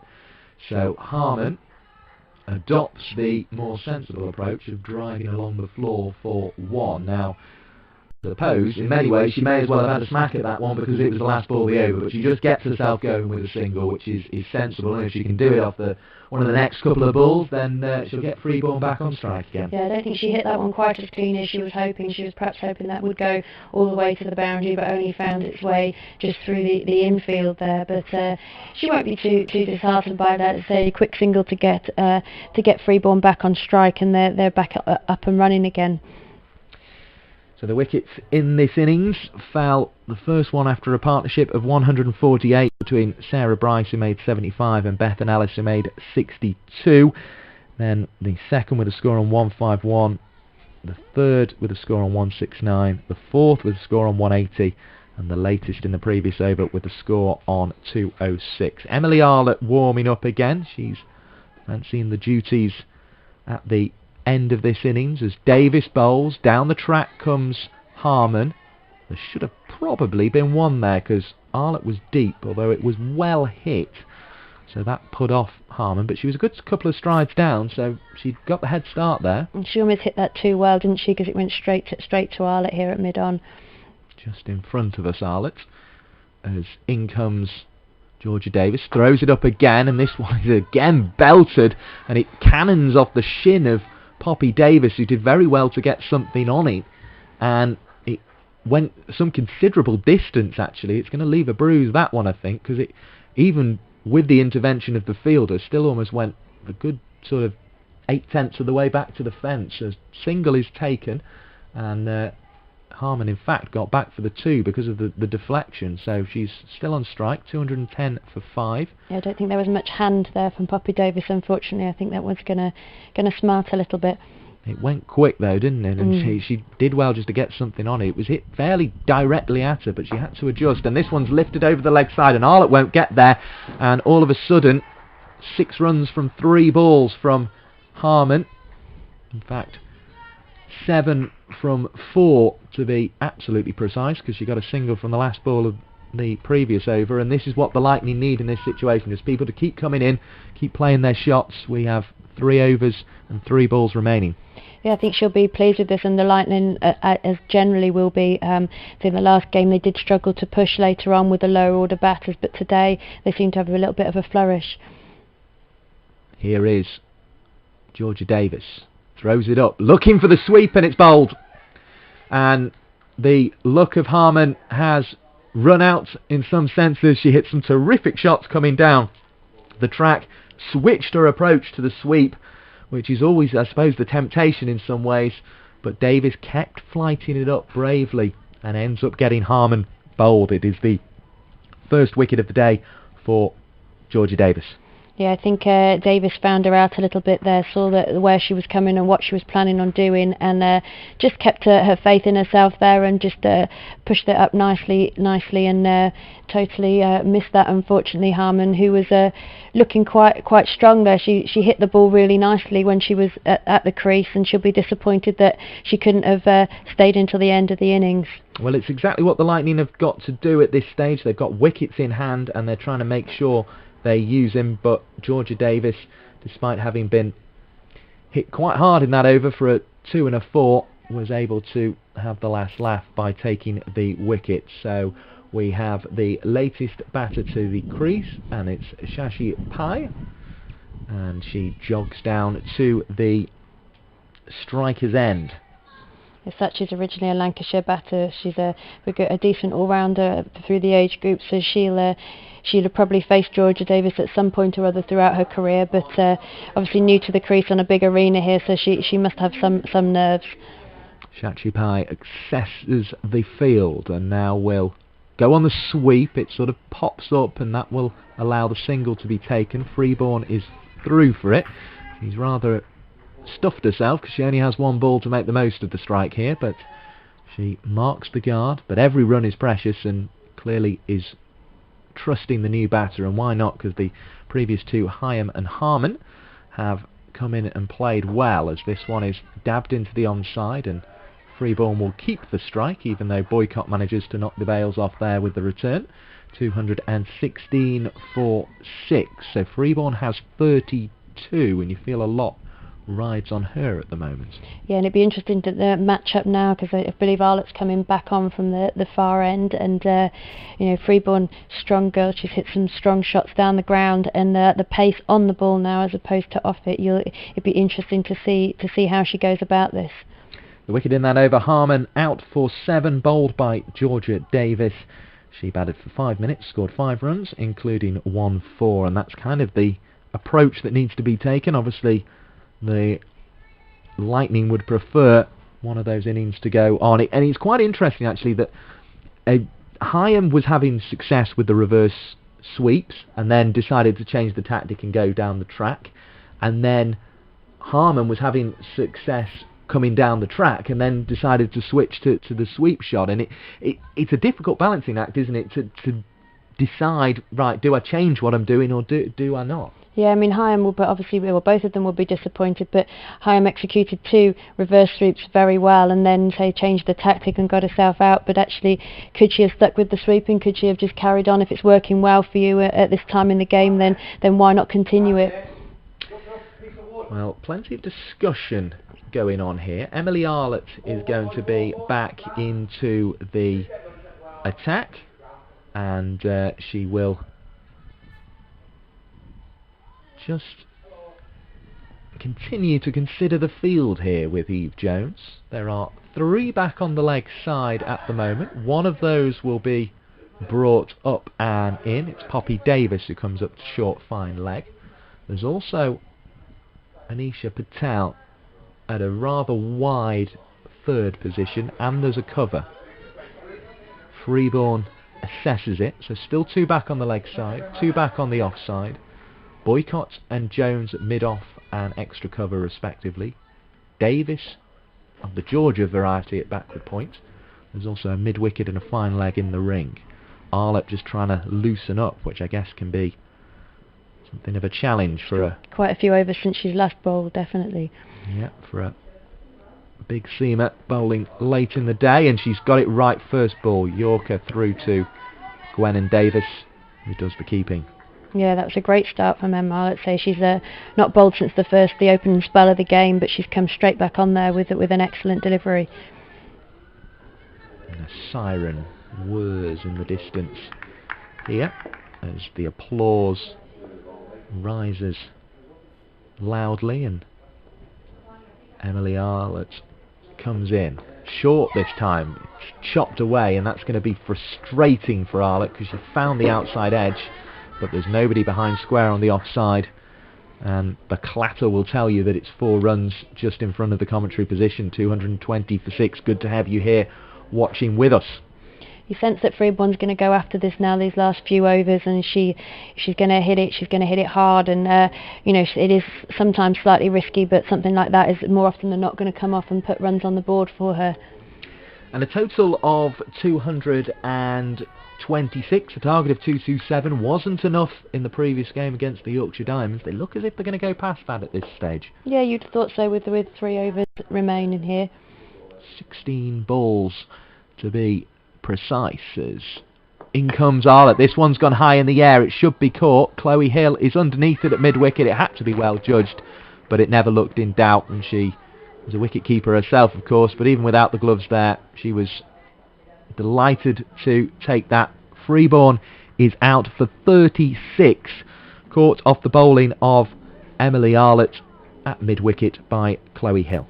And she definitely had a plan there, Freeborn, but didn't quite execute it as well as she'd have hoped. She didn't get everything on that ball, which could have gone quite far had she have done so. But she had a valuable contribution to the innings there, but whether it is going to be enough will remain to be seen slightly later on. 36 of 39 for Abby Freeborn there. So she will be quite happy with that. In fact, that might be one of those that becomes 36 off 40, but we'll see. Either way, she has been caught by Chloe Hill off the bowling of Emily Arlott, and credit to Arlott really. She kept the ball up there. She kept being brave. She probably deserved the wicket in many ways for the previous delivery that found the outside edge but went for 4. Instead, she ends up getting it from a sort of goodish length, what would have been a fairly innocuous ball in her first spell that has been hit up in the air and caught by Chloe Hill. Yeah, I mean, Freeborn had the right intention there, so she just didn't quite execute it, so they should be disappointed, but at least she went about it in the right way, and they have managed to cross, so such is Pies at the other end now, but so still 2 new batters at the crease, and Arlott with the ball in hand and bowling really well. Shachi Pai comes back onto strike, and Arlott will head in. 2 new batters at the crease, Kellogg at the non-striker's end, and Pai can't quite work it one way or the other, so Arlott snaffles up a dot ball. Leah Kellogg, the new batter, who will come on to strike shortly. Yeah, you sense that Arlott is raring to go here with the ball, and she's looking to clean up the tail rather than letting them get any more runs on the board than is absolutely necessary. Here is Arlott at the back end of the run. Arms going as she comes in, and this one's lifted over the onside, and that looks as if it's going to be 4, and almost exactly what you were saying. An accomplished cricketer is Pai, and she's found 4 runs to get the innings going here. 224 for 7. That was very nicely hit indeed. Yeah, she just waited for the ball to come to her there and used the pace to send it to the boundary. So it was a lovely shot at a batter that's not yet settled, but it was a great shot for 4.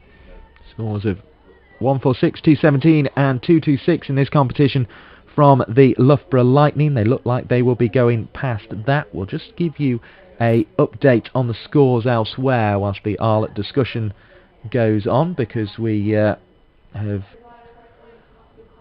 been promising you to keep you up to date with the England-Australia game. Australia 31 for 1 as the one-day international series starts at Old Trafford between those two sides. Dot ball here at New Road completes the over. 224 the score with 2 overs remaining. Elsewhere in the competition, the Southern Vipers are 223 for 9 as they go into the last 9 balls of that innings, and 207 for 9 is the South East Stars total. They are in the final over of their innings, so the scores are quite similar across the competition today.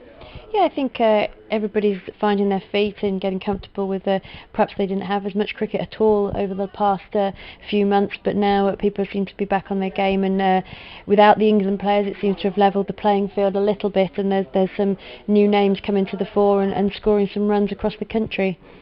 As I say, keep us on, even though the England game is underway. We'll keep you up to date with that as best we can.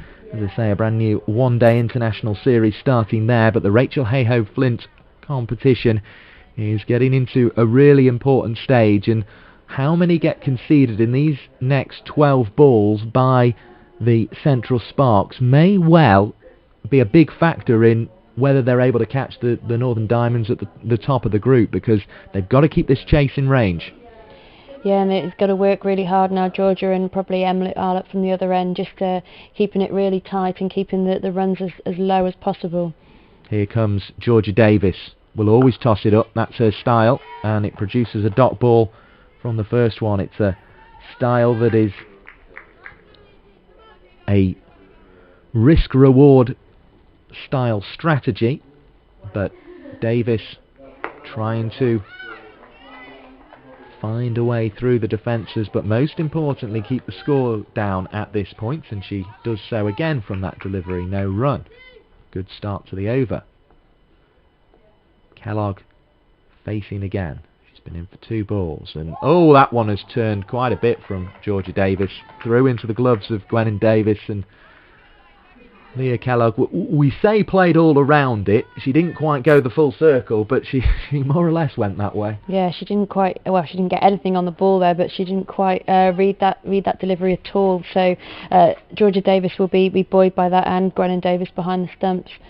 224 for 7. It remains as it was at the start of this, the 49th over. Davis tosses it up, worked away into the leg side. One more added against the Davis figures, but she will be very happy with that from the first 4 balls of this over. She's only gone for 51 in this spell, which is now into its 10th over.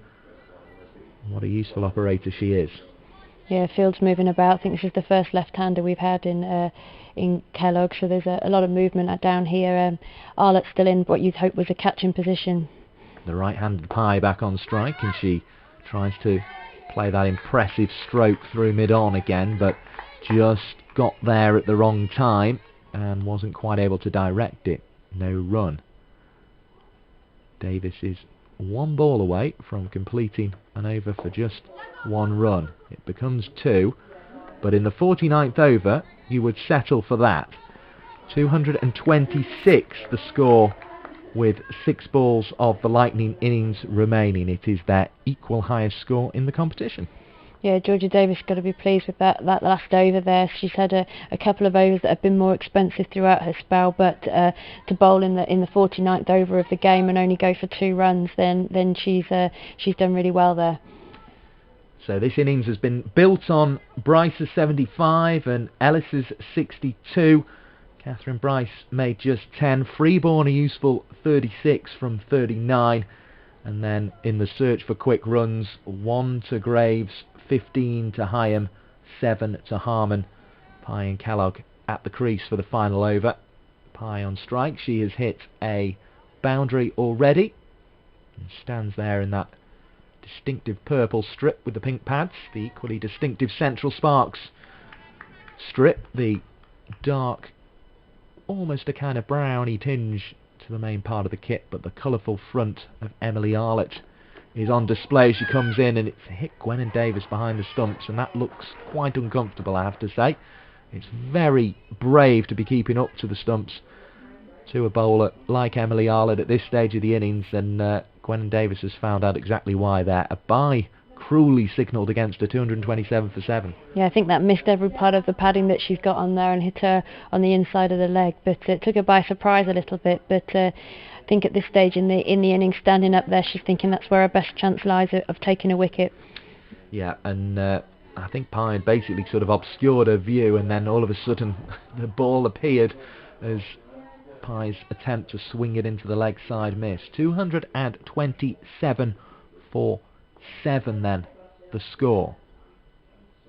The highest score for the Lightning in this competition, as this one is driven very firmly, and Kellogg deserved to add to her 1 there, but she doesn't. I think Gwennon Davis is feeling the pain but getting on with it bravely there behind the stumps. Should be keen that doesn't affect anything with her looking to bat early doors in the Sparks innings just after the break. Just the 3 runs conceded from the last 8 deliveries.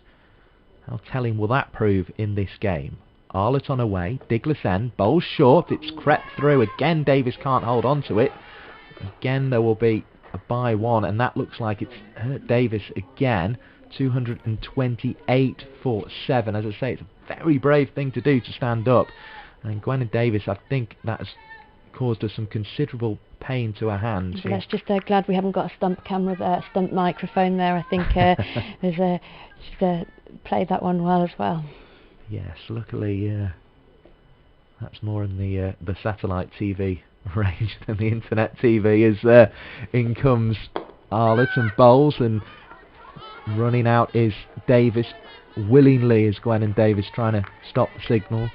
So was Emily Arlett, but the single is taken, 229 for 7. But this has been a very impressive last couple of overs. Of course, it could all go horribly wrong with a 4 and a 6 from the last 2 balls, but this far it's been done well. Yeah, both Arlett and Davis have bowled really well for late on in the innings. Obviously these batters are relatively new to the crease, but they still need to put it in the right areas and keep the score down as much as possible. The Sparks have restricted the Lightning to just 5 of the last 10 balls, and this one, it's snuck through, and it's going to be 4 byes, and 233 for 7 the score goes on to, and every run at this stage just feels like it could cause big problems.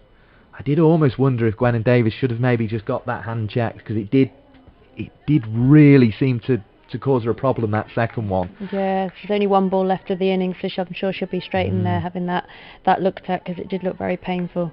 But even so, I mean, it's so easy to sort of dislocate a finger or something like that and almost just assume it's swelling up and bruising. So Gwennon Davis, 1 ball, she'll get to it, and she's going to get the run out, and that is out. So Gwennon Davis throws the ball down, having got the run out there, and is going to walk off the pitch and probably get that hand looked at. 233 for 7 is the Lightning score. So the Central Sparks chase will be 234. They've done very well in those closing stages to restrict the score. It was 224 with 48 overs gone, and they'll end up chasing 234, so that they kept it down to 9 runs from those last 12 balls, which is a really fine effort from the Sparks at the end there. Yeah, I think that bye snuck through, didn't it, right at the end, which was a little bit unlucky for the Sparks, but very well bowled late on, and from something that looked like it could be a lot of runs on the board early on when Ellis and Bryce were batting so well, that Sparks have got to be pleased that they've pulled it back. Applause for both sets of players as they head towards the Graham Hick Pavilion. The Sparks have the lower part, the Lightning have the upper part, and this game, it seems a big total, but it seems a good pitch. Let's run you through the card. So we have Sarah Bryce, who made 75 at the top of the innings. She was first out, a partnership of 148 with Bethan Ellis. Bryce made that 75 from 98 balls in 118 minutes. She hit 9 fours. It was her 4th half century of the Rachael Heyhoe Flint competition, so it was a very valuable one indeed. Then with the score on 151, the second wicket went down. It was Bethan Ellis, also out to Liz Russell, who'd bowled Bryce for the first wicket. Ellis was out LBW attempting a scoop. She made 62 from 101 balls in 126 minutes and hit 4 fours in that innings. Catherine Bryce came in and couldn't match her sister's efforts on this occasion, just made 10 before attempting to hit Patel down the ground and was caught by Boycott, the first of Patel's wickets. Graves was next out, caught by Arlott at mid-on, again off the bowling of Patel for 1. Then it was Heyhoe who was out, played a couple of nice strokes on the reverse sweep that found the boundary, but she was eventually out for 15 off 15 balls, caught by Boycott, again off Patel. So 3 wickets for Patel there as batters tried to hit her over the top, caught in the mid-off and mid-on positions. The next wicket to go was Harmon with a score on 214 as the pursuit of late runs continued. She also hit a 4 but was out for 7, bowled by Georgia Davis. Freeborn went for a useful 36 from 39 balls. It included 3 fours and 1 6. Chloe Hill eventually taking the catch at mid-wicket off the bowling of Emily Arlott, who'd come on and bowled very well in the closing overs of this game. And then the run out from the final delivery was Pye out for 7. She faced 8 balls in 18 minutes, hit 1 4, and Gwennon Davis was able to effect that run out. The bowling figures: Liz Russell 10 overs, 1 maiden, 43 for 2, came back very strongly in her second spell. Arlott bowled 8 overs, was hit for 24 runs, and was only able to pick up the 1 wicket, but it was a very tidy effort at the end of the innings there from Emily Arlott. Claire Boycott, 43 runs for no reward from 10 overs. Georgia Davis, 10 overs, 52 for 1 were her figures. Patel ended up with 3 wickets for 49 from 10 overs. No maidens, in fact just the 1 maiden when Liz Russell came back for the second time in the entire innings, because Eve Jones bowled 2 overs her first bowl in the competition. She went for 15 runs and didn't pick up a wicket. So the chase will be 234 for the Central Sparks. Make sure you come and back to join myself, Mike Perkins, and Sarah Ginn for the conclusion of this match in the second innings.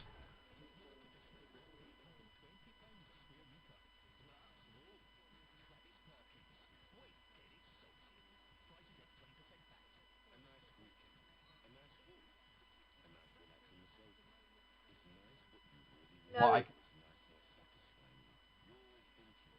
Nice and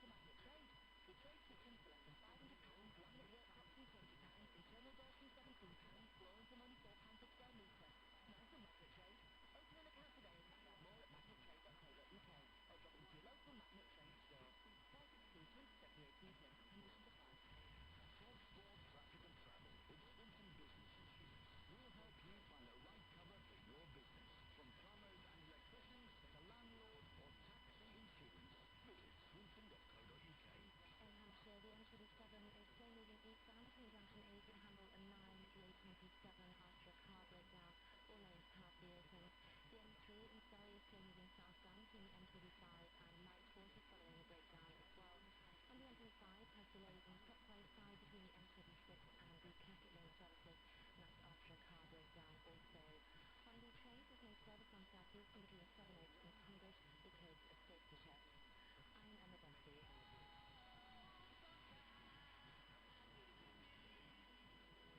No surprise when all cars from Heyhoe come with a warranty.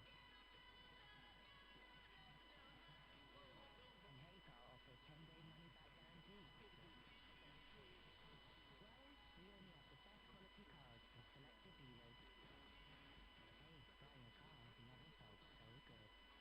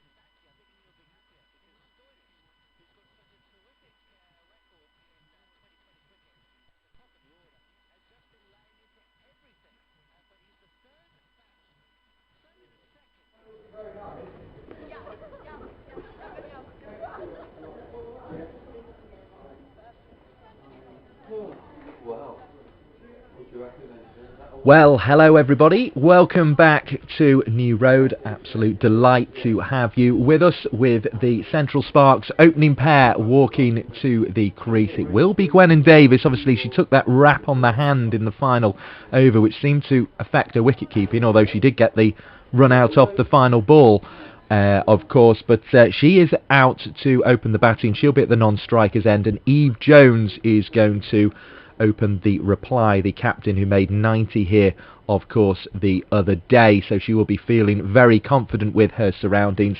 The chase will be 234, that's after the Lightning made that total, largely thanks to the efforts of Sarah Bryce and Bethan Ellis at the top of the innings, putting on 148, but a good little contribution there from Abby Freeborn as well with 36. Anisha Patel, probably the pick of the bowlers, with 3 for 49, but Russell also came back well with 2 for 43. So that's where we are in the match. Everything is as we left it, so we have the Cathedral away to our left-hand side with its impressive stained glass windows pointed towards us on just the other side of the river. The Graham Hick Pavilion away to our right, as well as the Ladies Pavilion with the cardboard cutouts that I have got to the bottom of exactly who those people are. There's a photographer amongst them at the moment, as the bowling is going to be opened by Monroe, and she delivers from the New Road end. There is a dot ball to start with. Eve Jones back in orderly fashion, and we are underway for the second half with this chase of 234. Sarah Ginn, Warwickshire under-17 coach, is doing a sterling job alongside me, and it's here. It's a little bit chilly in the commentary box today. That has to be said, with the windows open and that kind of thing, to ensure we've got the ventilation as this goes down the leg side. That will be the first run of the reply, 1 for none, but the cricket has been keeping us warm because it's been very entertaining. Yeah, definitely. I think this is a decent chase, but the Sparks will be out there and be confident that there's a lovely wicket, an opportunity to shine out there today, and yeah, I think this could be a good matchup. Here comes Monroe again, short of length and just struggling with that line, and a second wide will be signalled, 2 without loss. So 2 runs there straight away that the Central Sparks won't have to try and find in their reply. And Eve Jones has had 2 to have a look at there as well. Gwennon Davis just with a slight word of advice of something she spotted from the non-strikers end. We'll bring you that score in the England-Australia game in a moment, with Australia batting, because I'm sure 1 or 2 of you have been keeping an eye on that during the interval as well. But glad that you have rejoined us. More than 250 of those little thumbs up, those likes on YouTube, which is very good to see, and we've had plenty of you along as well during the first innings of this match, and we hope to keep you for the second innings as Monroe comes in and bowls through outside the off stump. It is a dot ball. It remains 2 without loss. So, as I say, as I'm sure many of you know, Australia are on to 80 for 3 in the one-day international at Old Trafford. Essex Eagles are 50 without loss against Surrey in the Blast, and in the Rachael Heyhoe Flint Trophy the chasers are just resuming. Western Storm 13 for 1 in the third over, chasing 213 to beat the South East Stars, as in comes this ball short down the leg side. A single is on offer. The pink-capped Lightning players try to scramble to ensure that it was just the 1 run off the wide ball, so the total goes on to 4 there. Jones to the non-strikers end, and the other game, the Southern Vipers have set 233 for the Sunrisers to win. So some very good totals in this round of fixtures, because I think it was around about 240 yesterday in the game I saw at Egbert. 249 was the target set by the Northern Diamonds, so all the teams setting have put some impressive runs on the board, Sarah Ginn. Yeah, so I think they're settling into the competition now. So without the England players, it's levelled the playing field a little bit, and obviously playing on these nice wickets and at these good grounds is really helping the totals. And this seems a nice wicket today, and short of a length, Gwen Davis might have fancied of making a bit more of that. She likes the pull stroke, and if she gets too many more of those in this innings, I'm sure she'll be dispatching some of them for 4. 4 balls gone of the Central Sparks reply, and 4 runs on the board for the loss of no wicket. I actually saw, Gwen Davis here in the previous game hit a very long shot out to that big boundary on her leg side as the left-hander faces up again and defends down the wicket for a dot ball into the Munro analysis. And I saw a 6 hit in the Diamonds game yesterday that went about half the distance, whereas Gwen Davis's effort bounced literally just inside the rope to probably one of the longest boundaries in the competition. So she perhaps didn't get the value she deserved when here last time, and she's trying to cut away and does so and gets full value here. It's the offside route she's taken, and it's gone through points, and that is the first runs off the bat. They go to Gwen Davis, and there's certainly no problem with that hand if that's anything to go by. 8 without loss at the end of the first over. Good start from the Sparks. They're chasing 233. Yeah, Sophie Munro just struggling a little bit to find a line early on, and then I think the length is a little bit short, but she wasn't playing last game and she's just coming back into it, so I'm sure she'll have another over to prove herself.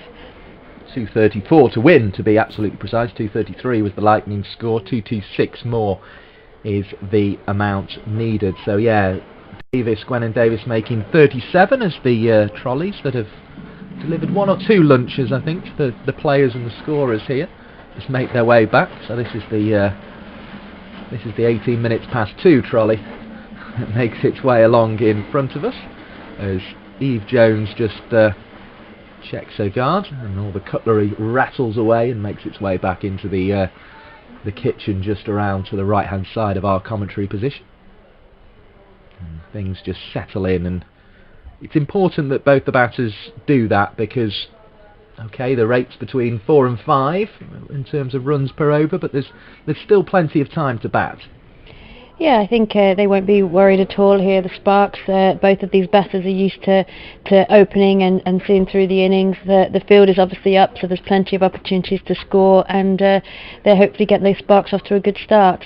Bowls through outside the off stump, and it is a dot ball to start with from Catherine Bryce, who didn't come off for her with the bat today, but she's trying to look with the balls. We see one of those military Chinook helicopters making its way over to our right. We saw one of those at Egbert yesterday as well, which is quite bizarre. Oh, that's neatly clipped away by Eve Jones. This will be her first runs, and there'll be 4 of them. Really nice bit of touch there from the Central Sparks skipper. 90 in her last innings here before being rather unluckily run out in the fact that she hit a very nice drive and then started to run and realised that she'd hit it too well and ran herself out. But that was an assured start. She is on to 4. Gwen Davis has 4, and the total is 12 without loss because there are 4 extras. Bryce, on her way in, delivers short of a length, just trying to dig it into the pitch a bit, but Eve Jones is cutting but not finding the gap in the emphatic fashion that it was found by Gwen Davis off the last ball of the previous over. Lots of applause and encouragement from the Loughborough Lightning players as Jones is forward defensively. Maybe the thought would have just crossed her mind for a second there, Sarah Ginnen, to try and turn that one away for more runs down the leg side, but instead she opts against it. Yeah, I think so she's got that 4 off this over so far, and she's just thinking that that's probably a little bit of a better length, and the line was there, so it's just playing it safe. Bowling is Bryce, and this one's cut away, and there's a diving attempt at the stop there by Bethan Ellis, who made 62 in the first innings, but she couldn't stop the 4 of the total being chalked off there. The score moves on to 16, and that means that the pursuit of 234 has started very nicely indeed. In comes Bryce, Catherine to be precise, and it's turned away into the leg side. Single taken. 17 without loss is the score at the end of the second over. So in that respect, the Sparks have made a very good start to this chase. 217 more to win. Yeah, they'll be pleased with that start. I think all they've needed to do so far is wait for the bad ball. There's been a few wides, and they've dispatched a couple of 4s there, so it's been some lovely shots, and but they'll be glad to have put bat on ball. They certainly will, and both batters having done so as well. It's often one sort of gets off to a flyer and the other one doesn't, but actually they both hit very nice strokes in those first couple of overs. Yeah, some discussion going on with the umpires here. I'm not 100% sure what it's regarding, but yeah, it's taken some considerable time here, so we'll just keep half an eye on that. Been, as I say, very good to have so many of you. I think they're examining the ball by the looks of things here. Maybe it's gone out of shape from one of those crashing boundaries that we've already seen from, well, certainly Gwen and Davis when she put it into the point fence, and Jones's first was a bit more circumspect and she wasn't able to find the quite find the way on the long side all the way to the barriers in the distance by the hotel, but she's got 9 runs to her name as Eve Jones and 4 to Davis's name, and I think the ball has been changed here, Sarah. yeah, the umpire's done a quick run off the ground here, and it seems to be a break in play. Yeah, I don't know what's happened to it. Hitting these picket fences can't be any good for the ball. Of course, there's no crowds to stop it at the moment. So yeah, unless it was something wrong with it from the start that people didn't notice. But it looks like they've come on with another brand new ball here.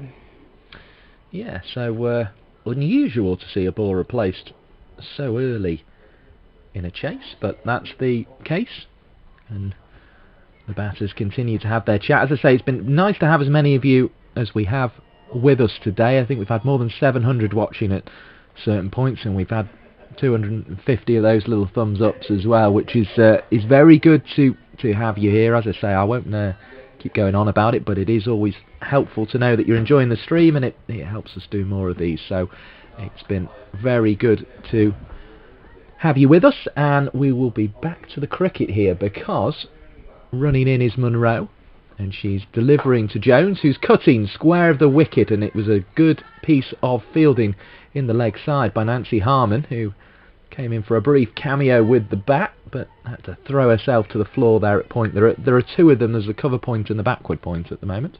Yeah, I think it's similar to the first innings. They know where the girls like to hit it, and they've put the field there accordingly, but that was a great piece of fielding. And Eve Jones always seems to get one away on that shot early in her innings. She's driving this one up through cover. There's no run on offer. Very good piece of keeping. It's Abby Freeborn, actually, who has the gloves on today. Sarah Bryce has captained this competition, but they've gone with Freeborn by the looks of things today. As in comes Munro and bowls, and this one's rather awkwardly squirted really down into the position at third, but just managed to find the gap with a slightly crooked bat eventually. But Jones was in control. It was on the floor, and 18 without loss is the score. I don't think that shot would bother Eve Jones too much. I don't really think she minds how she gets those runs, as long as she's still there and she's still going to push for more.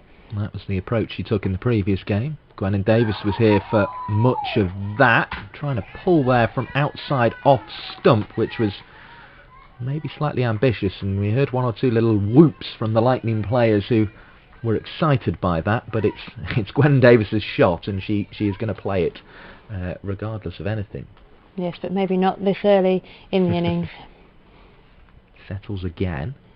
Those dark black pads on. To say that the dark portions of the Sparks kits almost have a sort of tinge of brown to them, which gives it an autumnal feel when you combine it with that orange and red and purple and almost pink by the bottom of the shirt fronts. Another single added there. Jones has 10. 19 without loss is the score here. As in comes Munro again, looking to work down the leg side, and that is a wide ball because no contact was made with the bat of Eve Jones, and that takes the total on to 20. So a very good start in pursuit of this rather large total. 214 more required to win by the Sparks, with their captain Eve Jones facing up. Drives off the back foot there up to extra cover. And the fielding is done by Catherine Bryce. She's finding her length a little bit better than the first over. I think she's finding her feet and obviously adapting her line for the two left-handers here at the top of the order.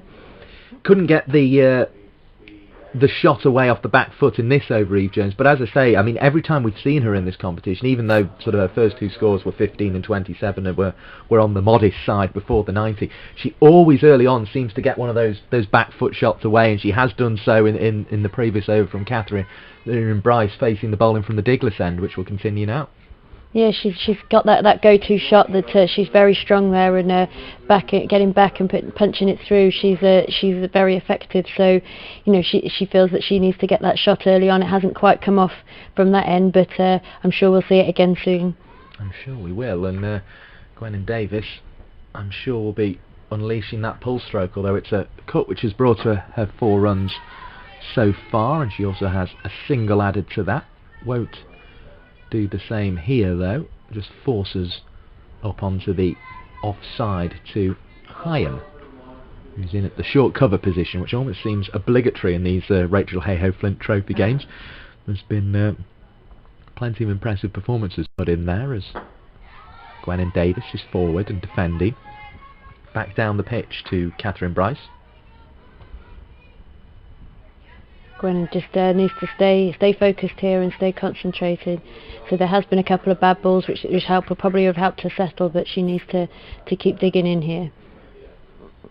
She certainly proved she could do that in the previous game here at New Road. As I say, she'll be disappointed she's had 2 scores that have ended in the 30s, but the fact that she's getting there shows she definitely has the ability to score runs in this competition. Just settled for a dot from that last one, put on 114 with Eve Jones in that previous game at New Road, and is defending here as she looks to give the Central Sparks a similar start, because of course 148 was the partnership between Sarah Bryce and Bethan Ellis at the top of the innings for the visitors. In comes the latest ball from Catherine Bryce for the Lightning, but it's down the leg side and wide. 21 without loss, and these extras just giving that feeling of the board moving all the time. Yeah, I mean it's obviously an extra ball and not a lot for the batter to do, so it's helping them settle and pushing the score up. Here's Gwennon Davis facing up again and leaves outside the off stump, and it was almost the way she left that was as if she was eyeballing the bowler Catherine Bryce back, as if to say, look, if you don't bowl at the stumps, I can do that whenever I want through this innings. As Bryce heads in again, the Sparks in pursuit of 234 to win, and they need 212 more, having got that single from Gwennon Davis, to ensure there's a run off the bat to go with the extra in that over. 22 without loss, the score at the end of the 4th over, so that compares to 9 without loss in the Lightning innings. So in the early stages, not that we can read too much into it yet, the Sparks are ahead. Yeah, I think Gwennon Davis does look like she's struggling with that hand out there. She's taken her glove off between the overs here, but I don't think it will affect her too much. She looks relatively comfortable out there, and she just both of these need to dig in now, and I think less of the bad balls will be happening, so they need to make sure they're putting bat on ball. Yeah, I think she'll be hoping it doesn't affect her too much, and she's gone for another one of those cuts, and it's another good save in there by Harmon, preventing any runs. But you feel it's only a matter of time. If Munro keeps bowling out there to Davis and Jones, they're going to get one through at some point. Here is Munro once again. Freeborn waits with the gloves on, and there's a slip in place as well. It's another cracked cut stroke, and this time it is the number 14 Bethan Ellis at backward points who does the fielding. Yeah, both Harmon and Ellis look very strong in these positions. They're very busy, but they seem to be very comfortable in stopping most that's coming their way so far. No runs conceded by them in this over so far. In comes Munro. Davis waits, thought about cutting again. It's a wide ball.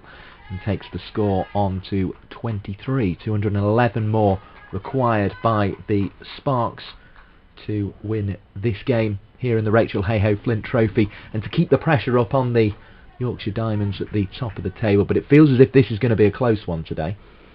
Yeah, I think the win, will say, will be first and foremost on their mind, and then they've got to look forward to that Diamonds game, and they'd have to make sure they put the pressure on there to even have a chance of going through to the final.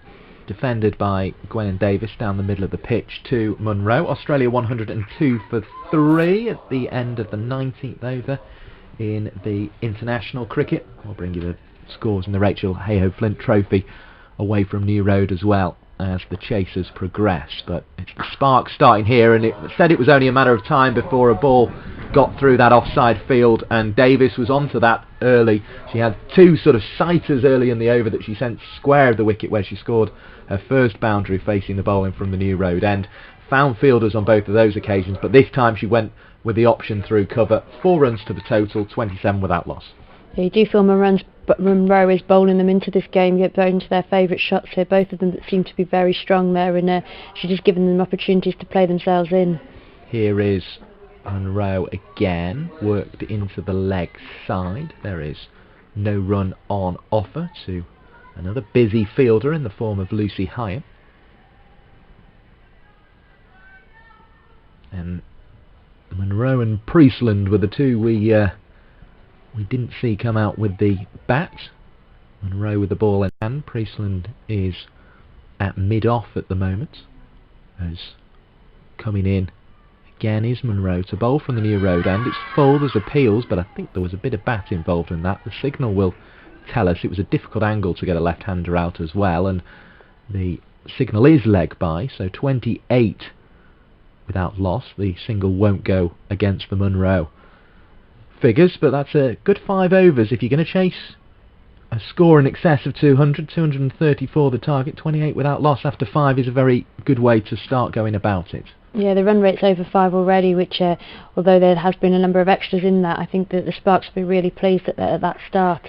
They've both hit some solid shots, so good boundaries, and I think they'll be pleased with that as a start. Yep, 5.6 is the run rate, 4.6 is the required run rate, so they'll be quite happy with that, as Catherine Bryce continues from the Douglas end, bowling to Gwen Davis, who's hit that one straight at mid-wicket, and it's been dropped. And well, it was mistakes all round really. It wasn't a particularly good bit of cricket on any account, as Teresa Graves, who was in there at short mid-wicket, was perhaps expecting the ball to be hit harder because it was a full toss that Davis saw early, but she sort of didn't get much of it and hit it straight to Teresa Graves, who really should have held on. And now back orderly in defence is Gwen Davis. How crucial a moment could that be, Sarah, again? Well, yes, I mean, Teresa Graves, I think, just took her eye off that at the last minute. She said didn't come as fast as she'd have thought. Gwen Davis, at the same time, perhaps shouldn't have played that shot early on. Should be looking through and playing straight. But, yeah, I think that's a bit of a get-out-of-jail card for her there. So, certainly the second ball of this over, which was also a dot, as is this one, was a lot better bit of cricket all round than the first ball of the over, but Davis driving there, can't quite find a gap down the ground. That's Shachi Pai, who is at mid-on.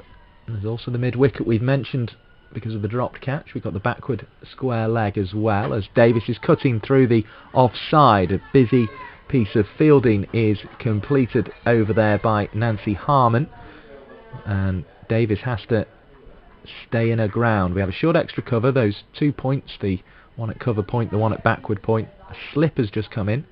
That's Sarah Bryce, one of the 2 wicket keepers in this side, and there's a mid-off as well, as Gwen Davis works it into the leg side. The fielder that's missing is down at third in the form of Alicia Pressland. I feel that Bethan Ellis and Nancy Harmon working well as a team there in the cover point area, and yeah, it's just a shame that perhaps the ball didn't go to one of them in the field. It could have been a different result. Yeah, and they look as if they've probably got safe pairs of hands, and Catherine Bryce will feel she should have a wicket, but she's still bowling at Gwen Davis, who cuts away into the offside, adds a single to her total. So dropped on 10 was Gwennan Davis by Teresa Graves off the bowling of Catherine Bryce, and that's probably what the 6th over will be remembered for. Just the 1 run from it, and the hand sanitizer break ensues. Yeah, they will be disappointed with that Lightning, because that would have just been the start that they needed, breaking this opening partnership early on, and you know, getting a new batter to the crease would have been a different game than we might be seeing now. Yeah, the chatter continues between the Lightning players, and there's going to be a change of bowling, perhaps, might be the reason for it. What would be your view on whether they should change? Munro's obviously been hit for a few already. Yeah, I mean, I think it's probably similar to Liz Russell. Perhaps give her a little bit of a break and maybe bring her on a little bit later. I think she was struggling with her line to the left-handers. So yeah, if they were taking advantage of that somewhat, so I think why not change it up? It's interesting that the one maiden of the previous innings was Liz Russell's as soon as she came back on. So she'd clearly been thinking about how she was going to improve, and I suppose Munro will have a similar task. In fact, Munro went for 16 runs in her 3 overs, Russell went for 17 in her 3, so there's a sort of real symmetry there as we see Lucy Heyhoe preparing to come on and bowl. I think this is Leah Kellogg bowling. Oh, you're right, sorry. There'll be a difference in height, I think, between the two of them. Yes, it's the number 10, Leah Kellogg. Again, came out briefly with the bat. Left-handed, wasn't she, when she came out to bat? But I believe she bowls right-handed.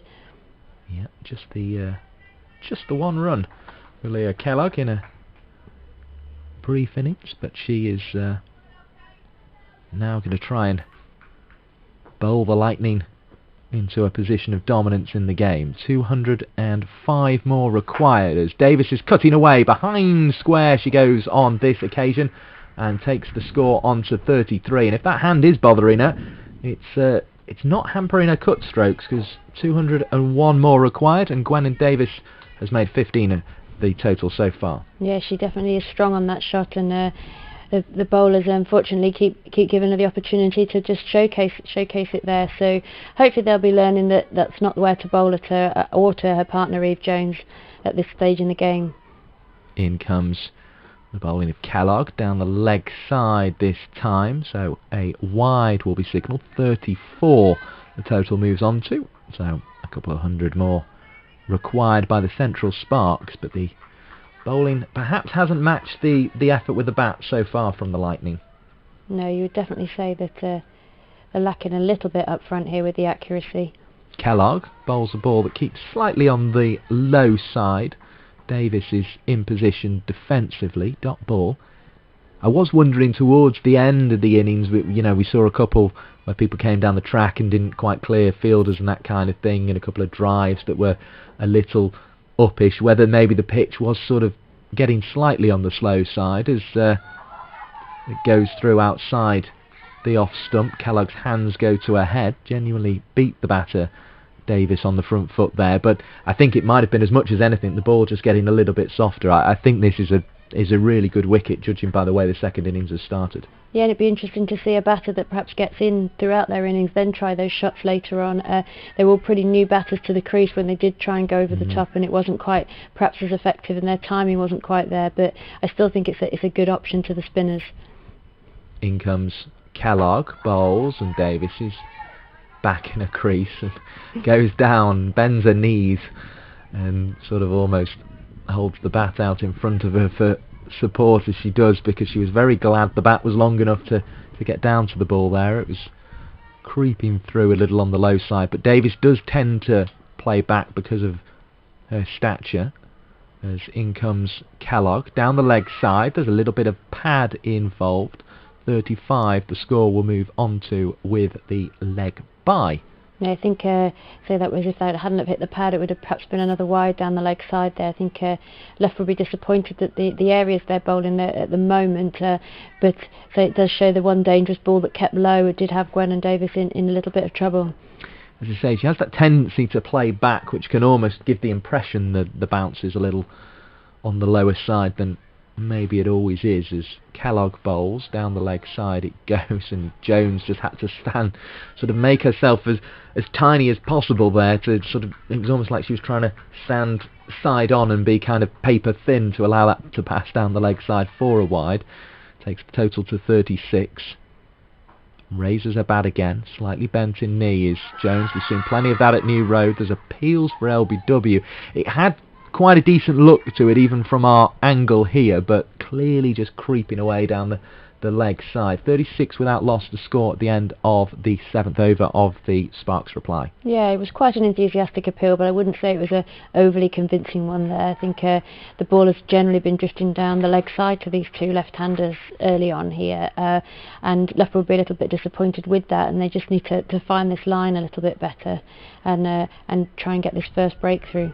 And the main bit of action in that over really was the ball that was cut away by Gwennan Davis early on behind square. She made sure she got it well behind square, having gone through cover to take out the backward point and the cover point fielder that had stopped her efforts early on in the over before that. So 4 more runs to Gwennan Davis, who assesses the field. Mid-wicket coming back in. Of course, a chance dropped there in the previous over, as in comes Catherine Bryce. Driving is Gwennan Davis, who, as we say, she goes back regularly, but she was forward very far there, as far as her legs would take her, and drives it straight at Lucy Hyam at short cover. Yeah, I think as long as Catherine Bryce can make her play here and keep her on that front foot, she's doing a lot better and it'll be a lot tighter. Gwennan Davis waiting and defending. No run on offer. So Davis brought forward on 2 occasions there by Catherine Bryce. Yeah, again, these two will know each other well, having played at Warwickshire and both studying at Loughborough University together, so Davis will be very aware of what she's facing here. Here comes Bryce again, and this one's cut between the two fielders on the offside. They were slightly more spread than they were in the previous over, and Gwennan Davis takes full advantage. Score on to 40. She has 19 from 31 deliveries, and that was an excellent flash of the blade again from Davis, and if they keep bowling to her there, she's going to keep smacking it for 4, it seems. Yeah, I think she's finding that gap nicely. She's looking at the gap between those fielders, and she's picked it out on a number of occasions, but yeah, they just need to stop her giving her the easy option here. Very good to have you with us here today at New Road for the Rachael Heyhoe Flint competition. Gwennan Davis at the crease, and seems to know what's often the hardest thing for a batter. She's just cut 1 for 4 with the horizontal bat, but she knew to just keep it nice and straight in defence there, and even managed to push it away into the offside. Australia 123 for 4 in the one-day international game against England, as Bryce bowls turned into the leg side. No run on offer again, and it is still Teresa Graves in that position, who dropped Davis, of course, when she was on 10 in the previous over from this end. In comes Catherine Bryce and tries to find a way through on the offside, but that one didn't quite bounce the way Davis would have liked. And how delightful is that? The New Road has just become illuminated by the sunshine, I think for the first time in the game, Sarah. Yeah, I don't think it's going to be out for too long by the looks of the skies, unfortunately, but it is nice to get this sun out in September, and this cricket, and just casting a nice shadow now over this lovely ground where we're at today.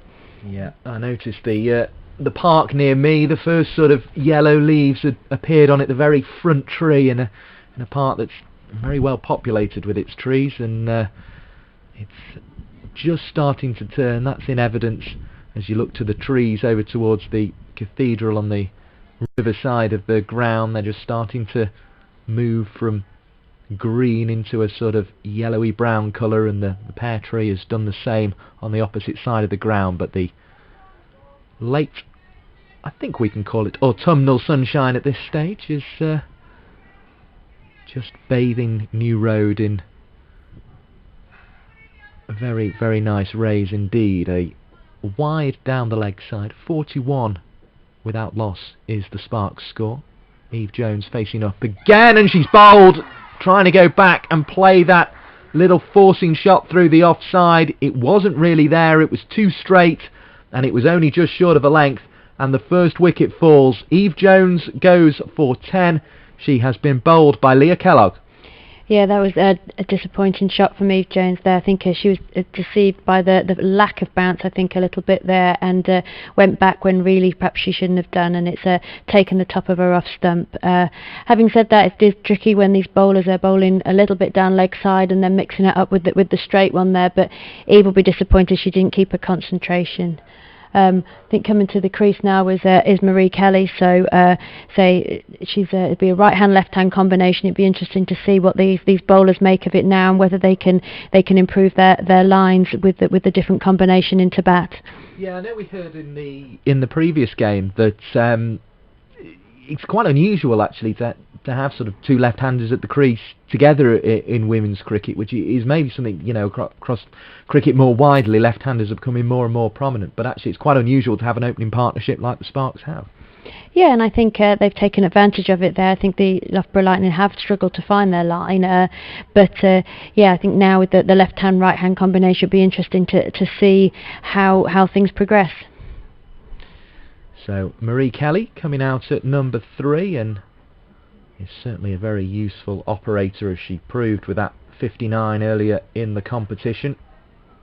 And she strides to the crease in purposeful fashion. As I say, looked very relaxed as she made her way into the stadium this morning with the bag slung over her shoulder. Plenty of hellos from staff here at New Road. And she is just asking for her guard now and settling in. Yeah, Kellogg coming back over the wicket to the right-hander now, so let's see if she can find that line.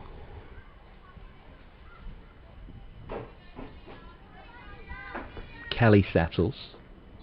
Shouts from the Lightning players, and Kellogg bowls outside the off stump as the blustery wind rattles across New Road, and there's one or two whoops from the Lightning players, excited by that delivery outside the off stump. Yeah, I think that was well left by Kelly. She obviously knows where her stumps are there, and just leaving it go first off. Here comes Kellogg again. Kelly is forward in orderly enough fashion to keep that one out. No run on offer again. So the 0 remains next to her name on the board, but she hopes that will change fairly soon.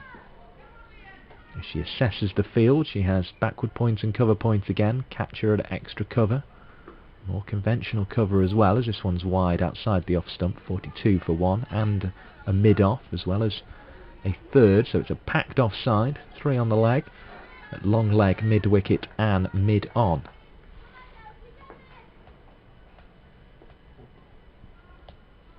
Here comes Kellogg to bowl. New Road end. It's short and Kelly is gone. I was expecting her to go offside, but perhaps it's the packed nature of that side of the pitch that means she's fetched it away into the leg side. 46 for 1. Very fine stroke indeed. Well, that was a little bit short by Kellogg there, and I think Marie Kelly took full advantage of it. She does like that shot, and to get that early on in your innings to settle your nerves a little bit is very welcome, I'm sure. And Marie Kelly will be feeling much better after that. She's on to 4. The total 46 for 1 after the first wicket fell in this over. In comes Kellogg, defending very well does Marie Kelly, and looking like a batter who hasn't been dismissed in more than 80 runs now. 59 not out on Bank Holiday Monday. Made 21 unbeaten here, I think, in the previous game, and she is unbeaten at the moment on 4, as this one's down the leg side. She seemed to get a bit of something on it. No, she didn't. It's going to be a wide ball signalled here by the umpire, so 48 the score goes on to. Gwen Davis on to strike because the batters have swapped ends. Kellogg seems to be struggling a little bit here. She's leaning down on her knees at just at the top of her run-up, and she's bowled a few very good balls, but in the mix there's also been a few wides and some short deliveries, so let's just see how this over pans out. Back around the wicket goes Kellogg to the left-handed Gwennin Davis, who a little bit of responsibility falls onto here. As we say, 2 scores in the 30s in this competition so far. 33 I think it was in the opening game, and 37 last week here at New Road, and she's got to make sure she remains watchful as she did there as the ball passes into the gloves of the keeper Freeborn for no run, because it needs more than a 30 today, you feel, at the top of the order now that Eve Jones has gone. Yeah, I think Gwennin just needs to stay around and take some responsibility here, as I think Kellogg is leaving the field. She did look like she was struggling at the end of that over there, and she's replaced by Lenny Sims, who's come on as a substitute fielder. So let's hope that's not too long, although it is unusual for a bowler who's bowling to walk straight off the field at the end of the over, particularly in an over where she's claimed the wicket of Eve Jones, who faced 15 balls for her 10 before being bowled by Leah Kellogg. Yeah, so the right-hander at the crease now, and the field's moving around for the new batter. Catherine Bryce trying to get it right, but I think again this packed offside with the knowledge that Marie Kelly is strong through that side. They've got the cover and cover point there again. So yeah, the field being packed here. 48 for 1 the score. The Lightning with 234 to defend, and they'll be very glad to have seen the back of Eve Jones, who looked in fine touch with her 2 boundaries, but it was a rather briefer stay at the crease than it was in the previous game against the Thunder. Kelly is forward. She's now 84 runs without losing her wicket, although across 3 different games, just the 4 of them so far today. Bowling continuing from the Diglas end, and 4 runs to Marie Kelly through extra cover. Catherine Bryce just straying onto the full side this side and put away, and it brings up the 50 for the Central Sparks. Marie Kelly has 8 of the runs. I think all the fielders in the world and the offside weren't going to stop that. It was a lovely shot from Marie. Marie Kelly waits again and is forward defensively. It goes to extra cover, and Sarah Bryce is there to do the fielding for her sister Catherine, who will get the ball back and continue in a moment. Very brave to say it with only 8 on the board, but Marie Kelly looking in fine touch so far. Yeah, she looks confident, so she's obviously a player in form, and let's hope she can get some decent runs on the board today. Full toss there, hit back to Catherine Bryce, no run. Gwennin Davis dives for her crease, or at least ends up on the floor, let's put it that way. But she regained the ground quite comfortably in the end, despite the way it may have looked. In comes Catherine Bryce. Marie Kelly is forward in defence, and 1 ball remaining in this over. Kelly will, I think, be quite happy with her boundary. She'd like a single somewhere if it's on offer, but she won't stress too much, you wouldn't think, having brought up the 50 in this over and having a batter and Davis 19 not out at the other end. Kelly has hit 2 boundaries all along the floor herself, and she settles for a defensive stroke to finish up there. So 10 overs gone, 52 for 1, so the run rate is 5.2. Even my maths can work that one out, and the required rate is 4.6.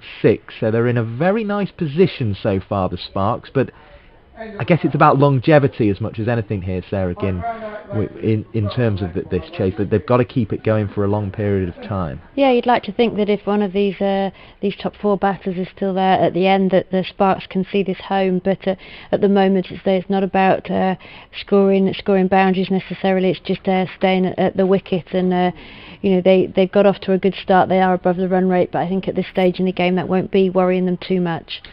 And I mean we're speaking about the number 4 spot potentially there. I mean, Poppy Davis came out. I don't know if it was just to get her in the action and a bit of experience as we see a bowling change here. Nancy Harmon is coming on. Any thoughts on who you'd like to see coming out at number 4? I think I would give Millie Home a chance if I was out there. I think Claire Boycott is obviously experienced there as well, but I think Millie's got the calm head to see through the long stages of this innings, particularly if a wicket goes down soon.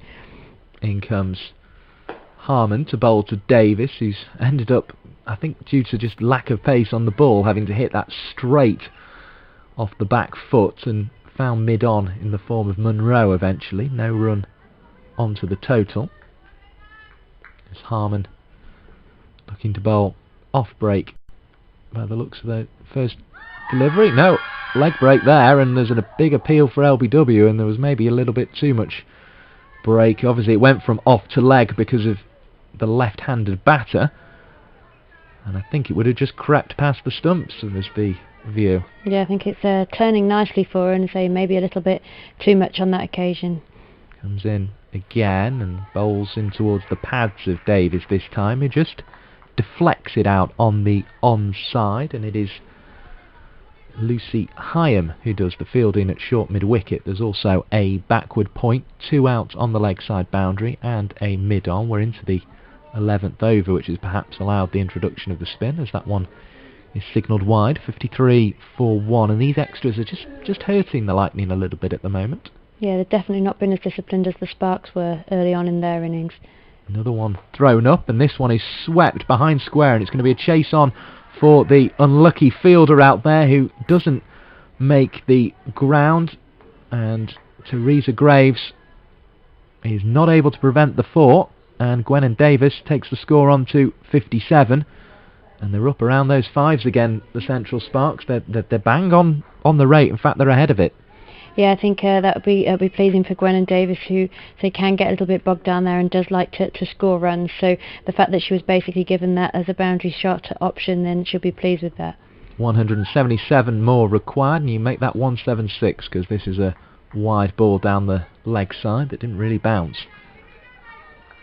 58 for 1 is the Sparks total. Gwennon Davis with big responsibility on her shoulders. She's padded that one away. It has to have pitched outside leg stump, surely, as no shot was offered, so that won't count as a run. And Gwennon Davis will be able to return to the striker's end. Dot ball. Yeah, she must have known where her wickets were there. She confidently left that one. Not sure quite. She thought she was going to get away with running it, but You've got to try, I suppose, haven't you?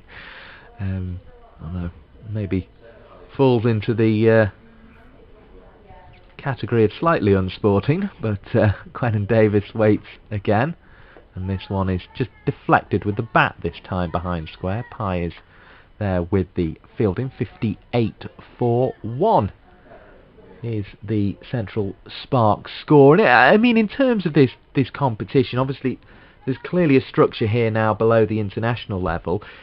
Kind of what needs to happen further down now to ensure that kind of almost the gap in standard isn't just moved further down the levels of women's cricket? I think the intention in the very short term is to set up an academy section of each region that will also give the up and coming girls and the girls on the fringes of these main squads the chance to play. And then I think it's the last season they're looking at doing women's county cricket, so it will be down to the club structure then to get stronger and support those girls who perhaps don't make it into those two, the academy or the regional setup. The voice of Sarah Ginn, the Warwickshire under 17's coach, as the Cathedral strikes 3 o'clock away in the distance. And what do those clubs need to ensure they're at the standard? I think first and foremost it's a good structure, and knowing what's going to happen above them, and knowing when they'll have players available, knowing weekends, for example, when perhaps these regional players will be available for club cricket. Here comes Heyhoe bowling short of a length. Kelly's back was cramped for room and couldn't find any as she went away from her stumps, but it didn't harm those stumps in the end. Dot ball. But I think that taking these regional girls out of the equation, the club structure does need to get stronger across the board. Heyhoe has bowled, and this one's been played away beautifully by Marie Kelly. It's a third boundary of the innings, takes her on to 12, and, well, her stroke play in this innings, she's hit 3 fours that have been absolutely first class. That one down the track slightly and just through extra cover. Yeah, she's played some beautiful shots, so that's she's very strong there, and across with the pull shot that she's executed both really well so far.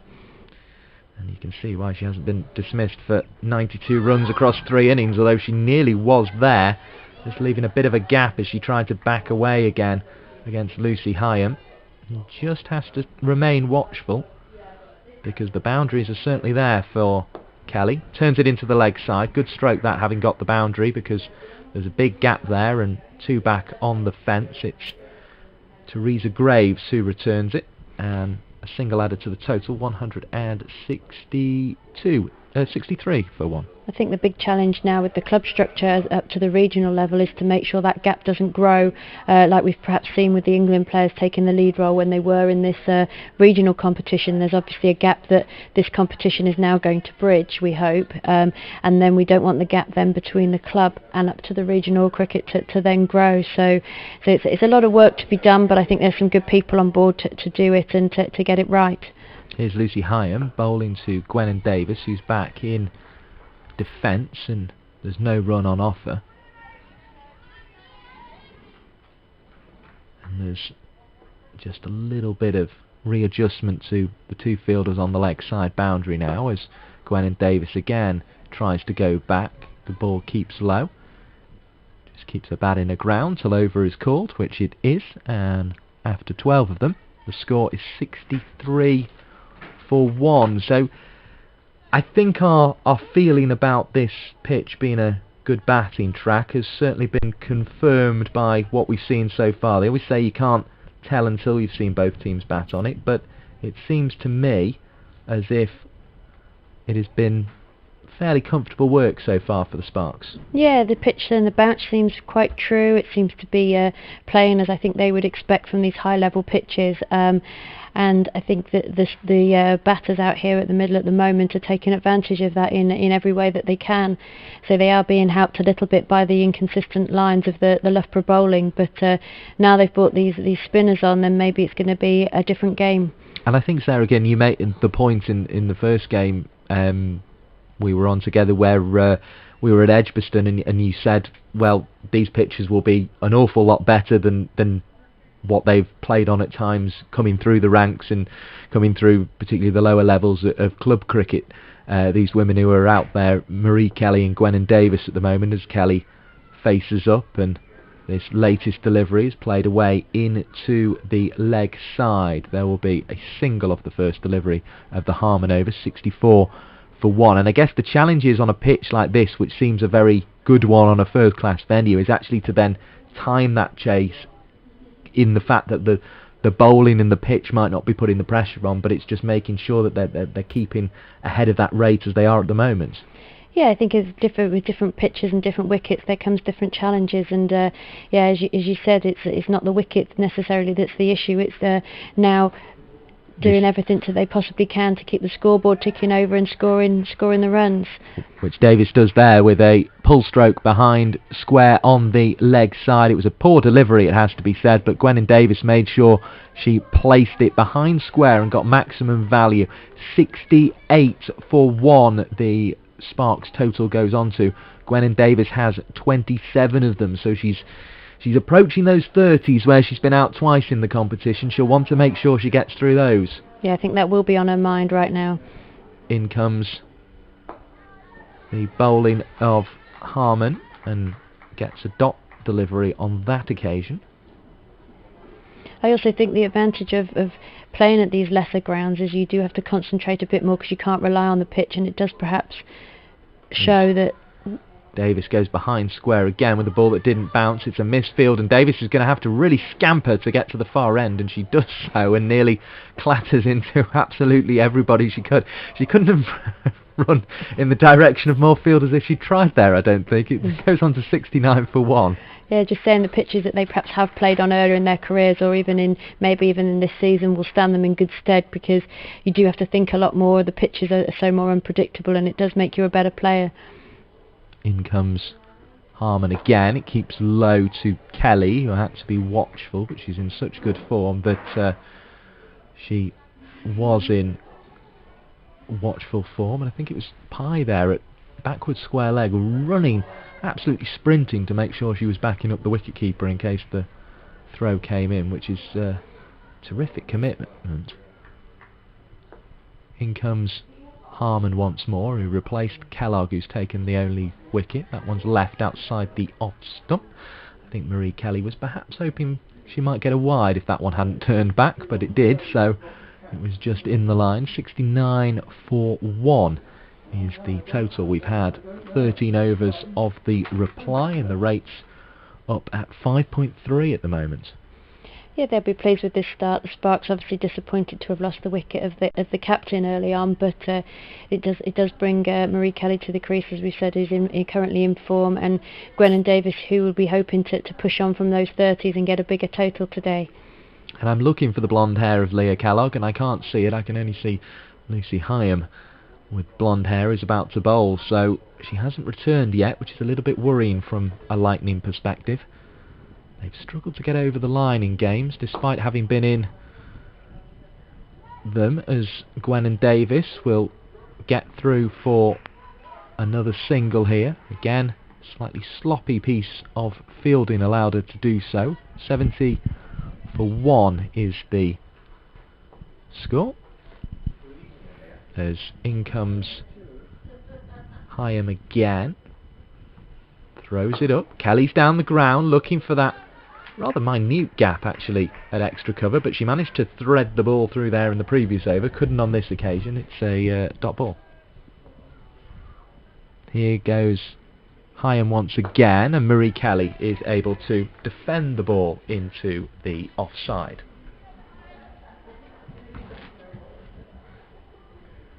Heyhoe turns and bowls short of a length, played away on the back foot, and there is a single on offer. There was nearly an overthrow on offer as well. Marie Kelly through to the non-striker's end. She has 15 to her name. 71 for 1 the score. Yeah, it looks a steady pace. I think they're taking advantage of all the runs that they can get here. Heyhoe throws it up, and Gwennon Davis will get 4 here. Picked it up on the full toss on the sweep, and finds the boundary boards. 75 for 1 the score. Gwennon Davis on to 29, 33 in fact. I think this is just giving them a chance each over now at the moment to get themselves a boundary on the board. Gwennon Davis out twice in the 30s in this competition. She's into them now and defends the first ball she faces. So a little challenge for Gwennon Davis now, but she will be happy with the start she's made. She's certainly got into the 30s in the most fluent fashion I think we've seen her in this competition. Yeah, she's definitely a thinking player here, and I think she'll be mindful of the fact that she is on those 30s, and she has got to the score a number of times so far in the competition. But I can't see any reason the way she's playing at the moment why she can't push on. And so the fact that at the moment they are being given that boundary ball every over is helping her cause. Yeah, she's looking in charge, and I think the fact it's been that combination, hasn't it? There's been the boundary ball every over, as you mentioned there, and then there's also been the fact that there's been the extras as well, and it's just kept that rate right up there. As I say, it's up at 5.4 at the moment. Yeah, and whereas with the last game I was commentating on, you felt that they really had to work for every single run with the likes of Sophie Eccleston and Alex Hartley bowling, you'd say today that actually they have been given a little bit more of an easier ride with the full toss there that Gwennon Davis put away in the last over, and a couple of wides in his over is really giving them the runs that they need. Yeah, there will be that's I suppose the gap between regional level and international level that this competition, the Rachael Heyhoe Flint Trophy, is trying to breach, and the Central Sparks looking to get their 3rd win on the board, and then that will set up a really intriguing game against the Northern Diamonds, with just the 5 points that the Diamonds got against the Sparks in the opening game between the two sides. But it's a long way off at the moment. In fact, it is 159 runs off as Marie Kelly hits into the offside but doesn't find away past the short cover fielder, as Kelly will find the boundary here on the leg side. You would think two fielders converge on it, Munro and Pye, but neither of them can get to the ball, and a 4 is signalled. So 79 for 1. Kelly quickly on to that strain in line and length. Yeah, that's what we're talking about there, that ball that gives them the chance to get a boundary on the board, and with the run rate only 4.4 and over, then they'll be quite content to do that every over that's coming their way. Yeah, Marie Kelly knows if she wants to, all she has to do is survive now against Harman, but she's happy to come down the track and try and add to the total. It remains on 79 for 1 as the wind blows in and just ruffles our effects mic, I'm afraid, down there, but we'll keep bringing you this commentary because it's going to be an intriguing chase for the Central Sparks as that ball is left outside the off stump and it's bowled short of a length, played away on the offside, single taken. Gwen Davis comes through. You were saying that, I must confess, I don't know the time difference to Argentina, but you seem to think that Sian Kelly, Marie's sister, would sort of be here for the second innings of this game, and I hope she's tuned in and listening to Marie back, because she's going along very nicely at the moment as the score goes to 80 for 1 as this one is thrown up down the leg side. It turns. There was no touch on that, I don't think, from Gwen Davis, because there was no disappointment from the wicketkeeper Freeborn at not gathering it cleanly. Yeah, Sian, if you're listening, you should send us a tweet in to let us know that you've tuned in, and we can follow up on that. Yes, I'll try and keep an eye on Sparks Will Fly on Twitter and see if I can spot it there, as this one is played away into the leg side. Another run added to the 2 wides from the previous over, so another profitable one. 83 for 1 the score ticks on to. We've had 15 overs so far, so very good progress from the Central Sparks. They look in control of this chase, but of course, as we sort of saw in the first game, when a few wickets start to go, it can look very different all of a sudden. Yeah, and I think these two players are playing on their confidence right now, and so they've been given a lot of opportunities to get settled at the crease, but as soon as a new batter comes in, it will be a different story.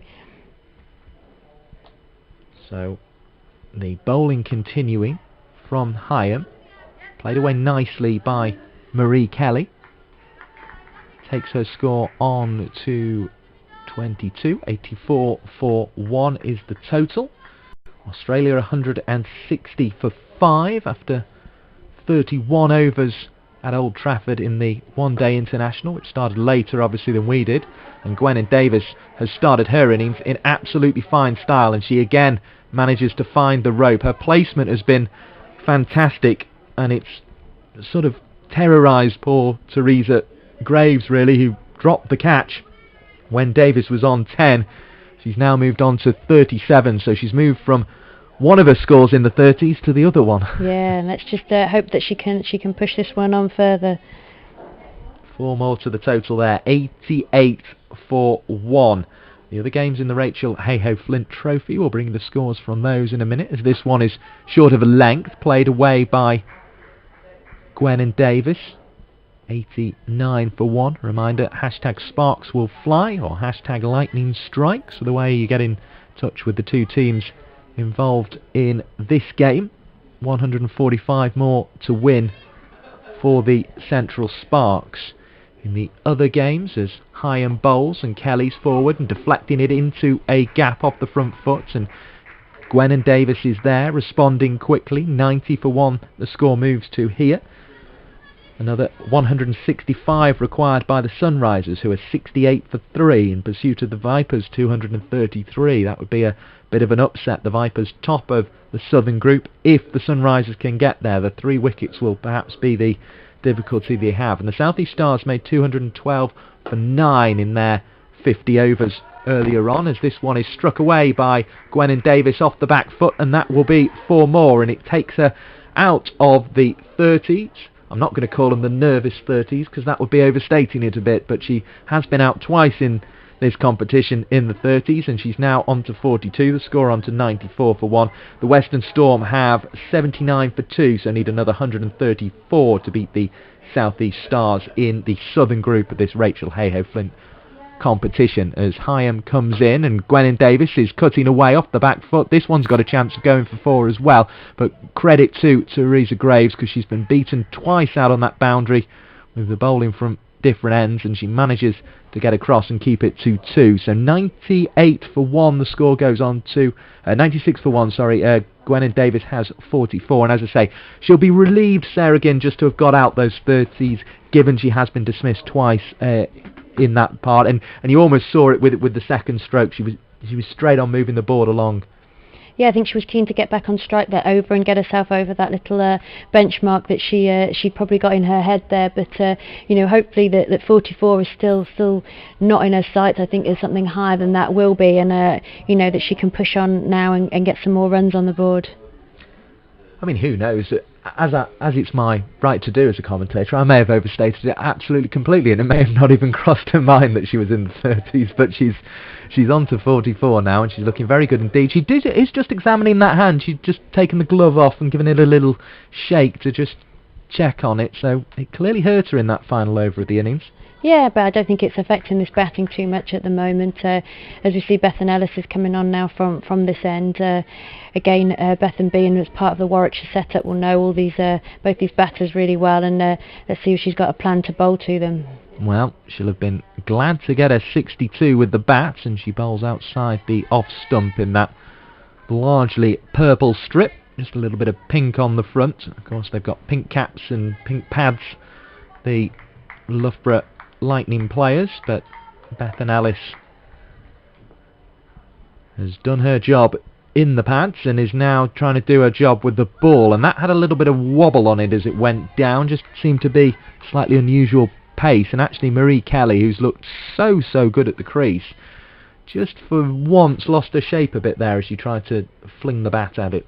Yeah, I think Bethan Ellis here, she bowls if she gets it right, a nice line and length with a little bit of movement. So whilst Marie Kelly will be used to it, she's also she's not judged that one too well first up. But let's see what the rest of the over will hold. These two seem to need to have the sort of partnership that the Lightning had right at the start of this game, when 148 was put on by Ellis and Bryce. That one was cracked on the drive by Marie Kelly, far better shot, straight at short extra cover, no run. I guess Ellis maybe introduced slightly earlier than she was expecting, because Kellogg, who's taken the wicket, is now absent from the field. Went off at the end of the over she took the wicket in, and as far as we can see, she hasn't returned. Yeah, I think Lenny Sims is still on the pitch at the moment, so it looks like Leah Kellogg is going to be off for a period of time. And it seems we've got it mid-off here, isn't it, I think, as this one is through outside the off stump. Yeah, she's a young spin bowler from the Staffordshire setup, and she's very promising, as she's obviously here for the experience, and I believe she's off to Loughborough University in the winter as well, so she'll be picking up things there. Yep, well, she'll be familiar with the surrounds then when she gets to university. Obviously it's a strange time to be going to university at the moment, as Sims might get into the action here, but she has to throw to the keeper's end. In fact, she might be the year below that, but I think that's the intention. The college and the university up there was a lot of these girls do go to that route down to Loughborough, and so Grace Ballinger, the girl who's injured her shoulder, she's off there in September, and Bethan Ellis there doing her masters, so it is a very popular route for these cricketers to take. 97 for 1, that single takes the score to. We've had 17 overs of the reply. The Central Sparks have looked in relative charge of it so far, but they'll want to stay ahead of the rate just in case a couple of wickets do fall and the squeeze comes on. Yeah, it's interesting you're saying how many cricketers end up at Loughborough. I was speaking to Ellie Threlkeld the other day, who's doing psychology, she was telling me there, so that there are an awful lot of cricketers who are taking that route and studying at that university. As in comes Heyhoe to bowl again. Kelly's down the track, she's hit it nicely, but straight at mid-off, so no run on offer there, but it seems everything Kelly's hitting, there was just that one false stroke in the last over, but everything she hits is going absolutely along the floor and where she intends it. Leaves on this occasion, I think the university setup, especially with the MCCU side of it, has been very strong in recent years, and Loughborough's got a very good reputation for cricket.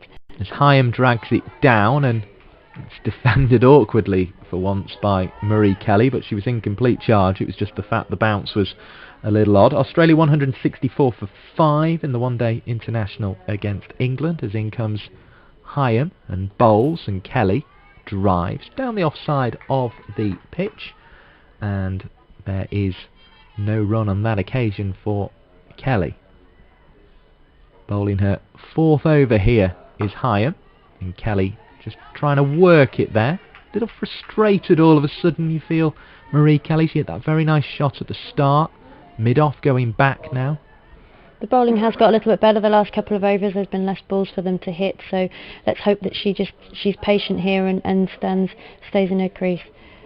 Goes out of it momentarily and drives into the offside, where Bethan Ellis is able to affect the fielding and takes off the pink cap, because she will be coming on to bowl here. So there's a little bit of cap swapping duty to do from the extra fielder.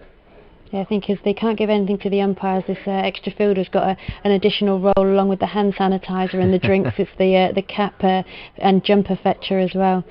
As I say, there is never a time to be an extra fielder, but particularly at the moment it seems quite the chore.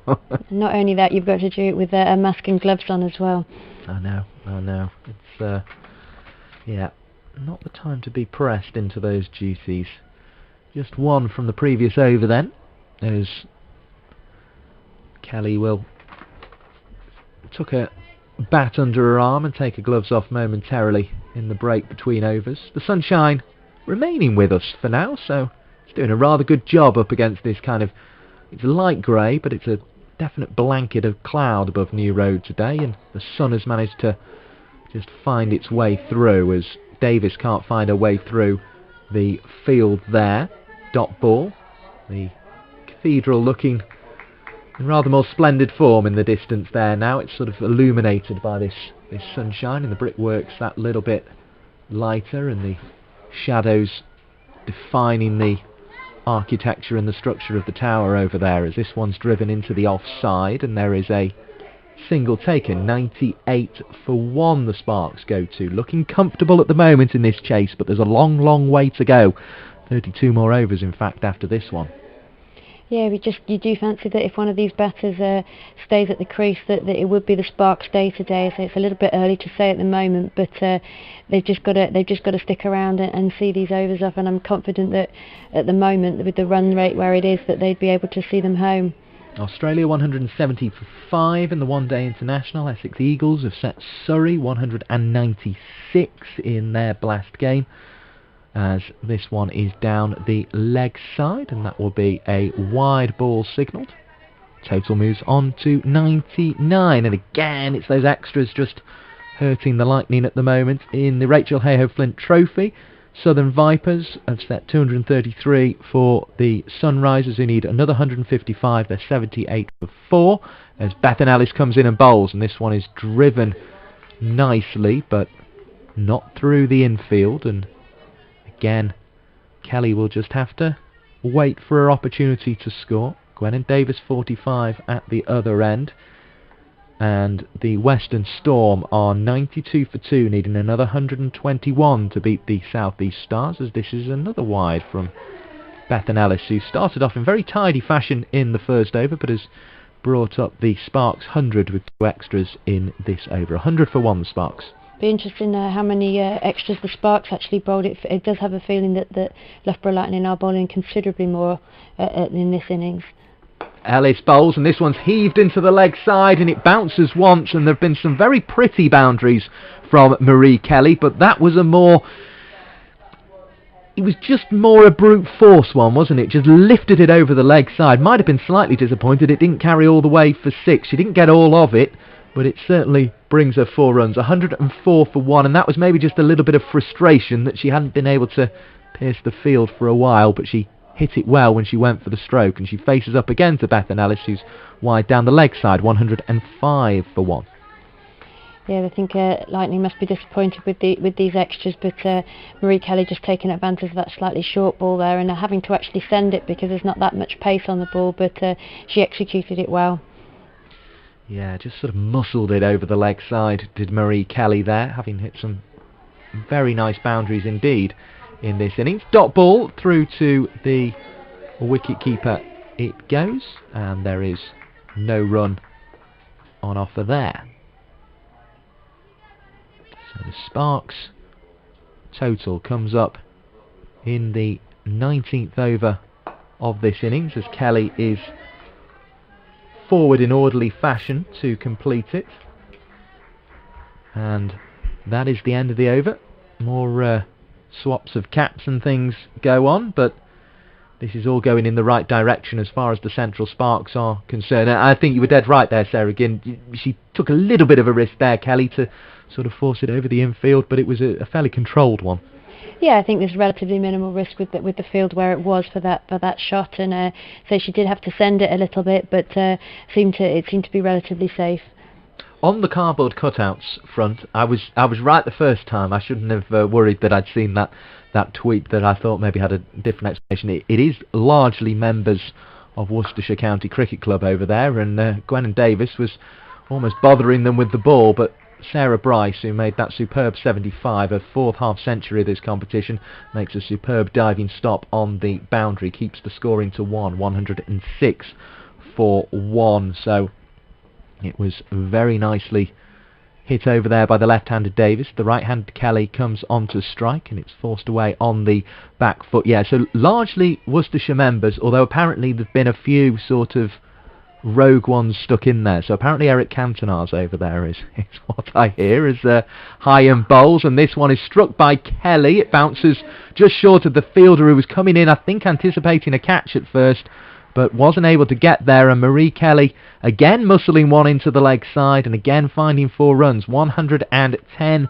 for 1 is the total for the Sparks. Kelly is into the 30s on 32. And it's just been a bit ragged from the Lightning so far in the field. There have been extras, there have been 4 balls, and now a few misfields creeping in. In comes Heyhoe, bowling from the Diglis end, driven by Kelly, firmly down the ground, but she won't get a run for it on this occasion. 110 for 1 the score remains as a siren whirs in the distance here in New Road.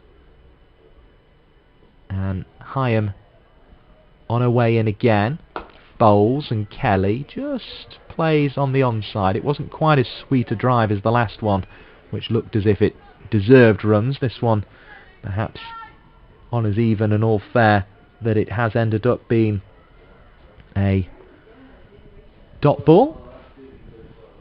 So we've had a tweet in saying we've got somebody in Australia, which is good, as a dive goes in from Bethan Ellis. 1 run taken. 111 for 1 is the score. We've got Gemma in Perth, who is enjoying the commentary over there, says, I've really enjoyed your commentary, which is very nice of her, and I'm watching all the way from Perth, Australia, which is very nice to have her with us. A little bit of a break in proceedings for the hand sanitizer and that kind of thing. 111 for 1. Your thoughts, Sarah, again? Yeah, I think it's so just on that Australia front, I think a lot of these girls do go over and do seasons in Australia. I know Marie Kelly has done that. I think Bethan Ellis was thinking of doing that this winter before obviously the COVID situation, and I think there's possibly someone that knows some of the girls from their time over there. But as for the situation in the game right now, I think Sparks will be very happy. Obviously they're 1 wicket down, but these two are looking comfortable at the crease and taking the game in the right direction for the Sparks. From a Loughborough point of view, I think it is those extras and those bad balls that are bringing them down a little bit at the moment, but if they could just sort out that line and length with the ball, which I know they're capable of doing, then they could be right back in this game. Indeed. We also had Patricia Hill sending her encouragement to Emily Arlett and Chloe Hill when they combined in the first innings. They got in touch with Sparks Will Fly, which is the hashtag for the home side here. Lightning Strikes is the hashtag for the East Midlands outfit. And there's a little bit of warming up going on here from Presland, who we might see for the first time in this game at some point. We'll see her at mid-on coming across and preventing any scoring off Bethan Ellis here. 111 for 1. And the other aspect of this is if Kellogg stays off the field, it almost feels as if Loughborough are searching for that extra bowler. I mean, they'll get through the overs, they'll cover it, but perhaps Kellogg would have been one of their more first choices. We'll get Sarah Ginn, the Warwickshire under-17s coach, his thoughts on that in a moment as this goes down the leg side. Another wide against Bethan Ellis, 112 for 1. Yeah, you wonder when Preston will be in the game. Obviously, we didn't see her with the bat, and you're thinking that perhaps she would be there with the ball before long. But they are going to suffer without one of their lead pace bowlers on the field. In comes Bethan Ellis, and there's an appeal for LBW. The hand went out there from Marie Kelly, and it was almost like a signal to the umpire of please don't give me here. She was trying to play it over the leg side. I think she was relatively safe. I think it was well judged in the sense of it was a ball that was missing the stump, so one there to be attacked, but I guess her heart would have been in mouth, to use that expression. Yeah, it looked like a close call there. It'd be interesting to see that again later on. As in comes Bethan Ellis, who bowls, and then there's more excitement as it hits Kelly's pad. Again, she's just looking to muscle it over the leg side. She's played some very sweet shots in this innings as the sun shines on the scoreboard on the far side. 112 for 1 it still reads. Some congratulations from Berkswell CC Juniors on Bethan Ellis's runs in the first innings of this game, 62 of them. Well done to our own Bethan Ellis of her 50 as she's bowling now to Marie Kelly. Dot ball recorded on her 50 against the Central Sparks. Keep going, Sparks will fly. Yeah.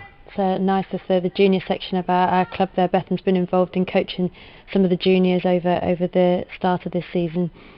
There's Ellis bowling for the Lightning here. It's played through the offside, but again Kelly made to wait for a run. Also opened the batting and I think the bowling for the second 11, the men's second 11, so it's nice to see that some of these players playing for women's and men's sections of local clubs. Here comes Bethan Ellis, bowl short of a length, cuts away into the offside. That's a dot ball, and that brings the over to an end. 112 for 1 will be the score at the end of the 21st over. Just the one from that previous one. Yeah, a little bit better line there, I think, and let's hope that these batters don't get frustrated. They've got no reason to be, but they just need to bide their time at the crease, I think. Well, as I say, they seem in complete control of the game because they have got... They're ahead of the rate. They've got a team that are a bowler down, and there's plenty of extras and 4 balls on offer, so it's looking good, it has to be said, from the perspective of the Lightning, from the perspective of the Sparks here, to beat the Lightning and get that win they need to close the gap and set up a real contest with the Yorkshire Diamonds up at Headingley. I think that one is. I'll have to just double check, but it sounds like the game to be at on Sunday. Yeah, I think they're heading up there tomorrow morning, I believe the Sparks are, and then they have plenty of rest when they arrive up there for the game on Sunday, which could look like it may well be a key game in this group. Another 29 overs remain though, which means there's a lot more cricket to be played here, and the Lightning have been very strong with the bat, and if they can start to produce that kind of performance with the ball, then they could make this a very, very tricky chase indeed. But at the moment, it's looking comfortable for Gwennin Davis, who's cutting away into the offside. She hasn't faced a ball in a little while, and she remains on 46 from 57 balls, but she will desperately want her first half-century of the competition. Yeah, this is Preslin coming in from this end, so it's a different action. But interesting to see whether she can keep a nice tight line here. It's well spotted, because that one had creeped past me, that they've just changed the bowling at the far end. And Presland is on into the attack, so her first contribution in the games. The extra fielder Sims is just in front of us at long leg. There's a little bit of a strangulated appeal, but everybody I think knew that Gwennin Davis's bat had been involved on that particular occasion. So yeah, It'll be up at Headingley, Northern Diamonds v Central Sparks, and it could be a very exciting game indeed, provided the next 122 runs, which is a lot of runs, are knocked off by the Central Sparks. They're 1 wicket down at the moment, but another one could really tighten this game up. There's a big appeal here, but it was high up even on the diminutive figure of Davis, and therefore I think it was going over the top. 112 for 1, the Cathedral looking fantastic in the sunshine away to our left. Yeah, it's a lovely ground to play out here, and just hope that Gwennon Davis makes the most of it and goes on to get her 50 and more out here in the middle. Yeah, let's hope for her sake that the milestone isn't starting to play on the mound. She just drove that one into the onside. Some busy fielding there from Nancy Harmon. Seems as if there's a little bit of chatter about, as there often can be when a milestone, particularly one that's important to a player, starts approaching. The pitches also start to look better as the sunshine bathes the ground. It's actually done a good job here. I thought it was only going to be around for a couple of overs, but it's staying there, and we're enjoying this September sunshine. Wide ball there takes the pressure off slightly. 113 for 1.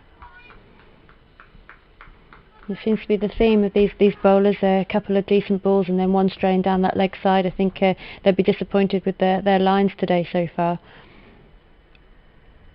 In comes the bowler Presland. It's pulled away down to Sims at long leg. 1 is taken. 114 for 1. Davis creeps closer to the milestone of 50. She has 47 at Old Trafford. It's 184 for 5 that Australia have. They've been batting for 36 overs, so maybe that's why our friend Gemma, or one of the reasons why our friend Gemma is up at the moment to follow that game as well. But I hope she's stuck with us. It's been really good to have her here as this one's driven back, and that looked like a caught and bowled opportunity to me, but it goes to ground. It was very close to.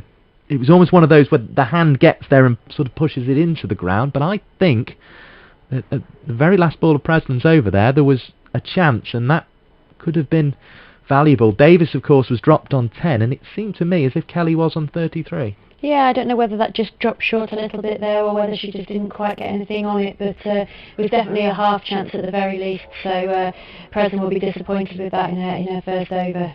Half chance is a very good way of describing it, so I've written half on my my little scribble in the 22nd over. It went for 2 runs in the end, which is the crucial detail. The 1 wicket to go so far in this reply is Eve Jones, who was bowled by Leah Kellogg, who then had to leave the field at the end of the over. The score was 41 at that point. It's 114 for 1 now, so this partnership continuing to build. Cracked away into the offside. Gwennon Davis does fancy to, and in fact it's credit to Marie Kelly actually, because Davis was sort of waiting there. She knew she could get back, and Kelly went, yep, I fancy that one, and got through to the non-striker then. 116 for 1. Davis on to 49, and she waits, tapping the bat. Stands up now. It's down the leg side. It's clipped away into the leg side comfortably by Gwennon Davis, who's gone to that milestone of 50, her first half century in the Rachael Heyhoe Flint trophy.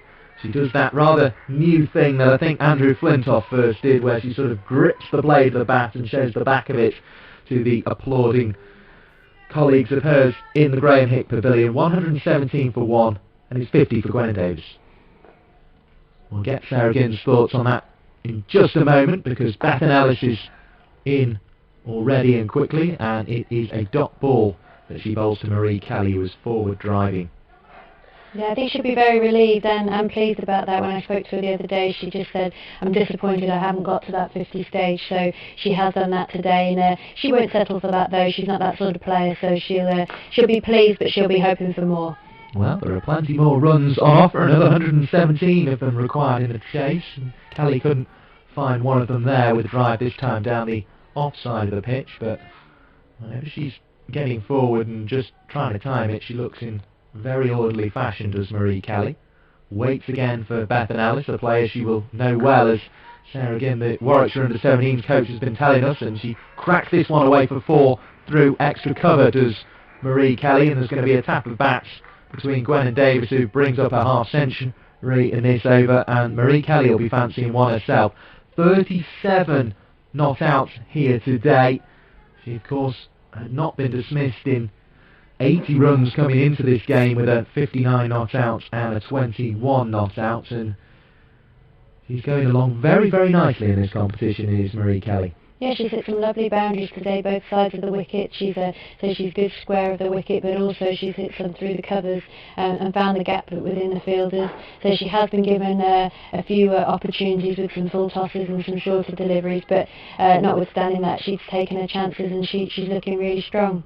121 runs in the competition so far, and she's only been out on the one occasion, and she's trying to add to it there with a powerfully struck shot through the leg side, but Heyhoe is across to do the fielding. 121 for 1 will be the score then at the end of that, the 23rd over of this innings, so a slightly more expensive one there with 7 from it.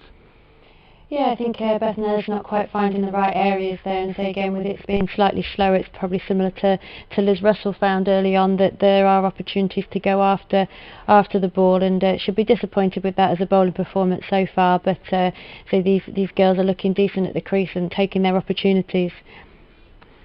And it'd be interesting to see when they bring Monroe back, because as I say, very similar figures. You just had the 3 overs at the start, like Liz Russell had the 3 overs, and Monroe went for a run less, but Russell came back and really made it count. There's an appeal for LBW, and Gwennon Davis is out.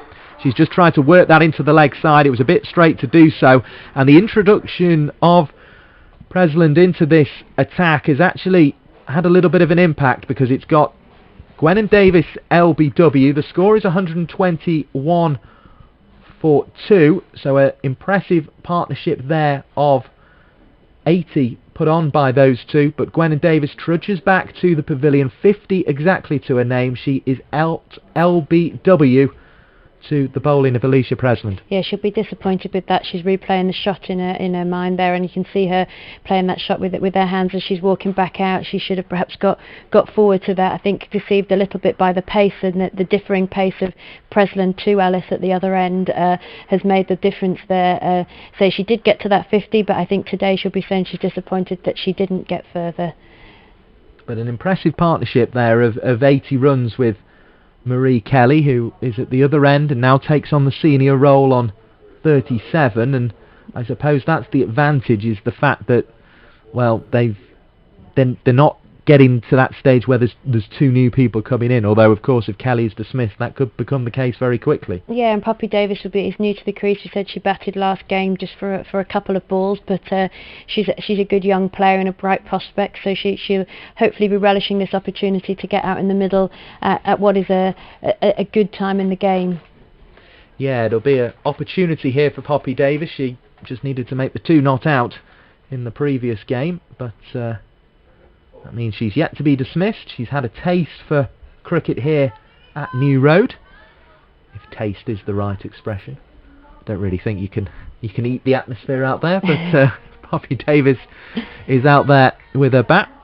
It's good for her to be with Marie Kelly, some experience at the crease, and hopefully Marie can talk her through her innings here. Looks over her left shoulder, does the right-handed Davis, and has to defend, and I've been impressed with Presland coming on here. She bowled 1 wide, I think, in the last over, but everything else was very straight and was probing, and she's found a way through Gwennon Davis, who, as you say, she was sort of back when maybe she could have gone forward, although she plays like that. It was also the fact she was going across the line a little bit that led to her downfall. Sun shining towards the Diglas end, where Presland is bowling and enjoying her work, and she's found a way through outside the off stump. It was a drive by Davis, but no connection on it, remains on naught. It looks like Presland's kind of showing them why she wasn't bowling, asking the question, why was I not brought on earlier, Captain? You know, she's kept it largely one side of the wicket, and she's generating some decent pace. Well, that seems to be what the Lightning need. They were in a position to win their previous game, but the heroics of Jenny Gunn ensured that the Diamonds won that game, and they, I think, need a few more bowlers like Presland, because there's been a few extras, a few 4 balls in this game so far. A bit harsh to judge them on 1 game, I suppose. And another dot recorded by Presland there will be full of confidence, having got that wicket. And she is running in once again, short of a length. Davis plays it away into the offside. No run on offer there.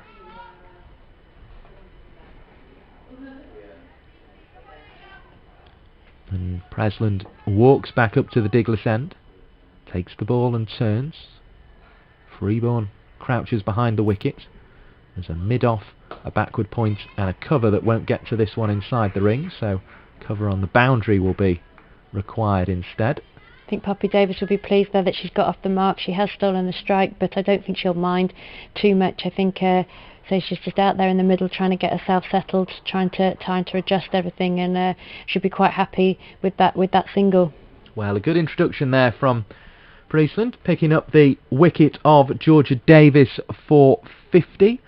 Bring you the analysis of that innings, which was 86 minutes, 64 balls, 9 fours in it from Gwennan Davis, and she will be very happy indeed with the way she played, but perhaps not the way she got out. Friesland has bowled 2 overs now, picked up a wicket and gone for 3 runs, so an interesting little introduction from her there, and she will look to keep trying to find a way through the Sparks lineup. But Davis is there resolutely in defence, now facing Ellis bowling from the New Road end, but just as it did, I suppose, in the other innings. Okay, it was a much bigger first partnership, we're not even at the 148 mark here, but the wickets started to come, and then all of a sudden it looked a different prospect as Lightning had to try and add runs quickly. Of course, there's no pressure on the board at the moment. There's another dot ball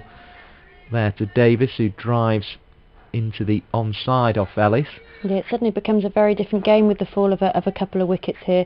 Obviously, the vital person now is Marie Kelly, and she does need to stay at the crease and support the rest of the batters. And Ellis is bowling, and this is defended into the offside. No run on offer once again. 122 for 2. The score remains as it was at the start of this, the 25th over of the innings, so heading towards the halfway stage of this game.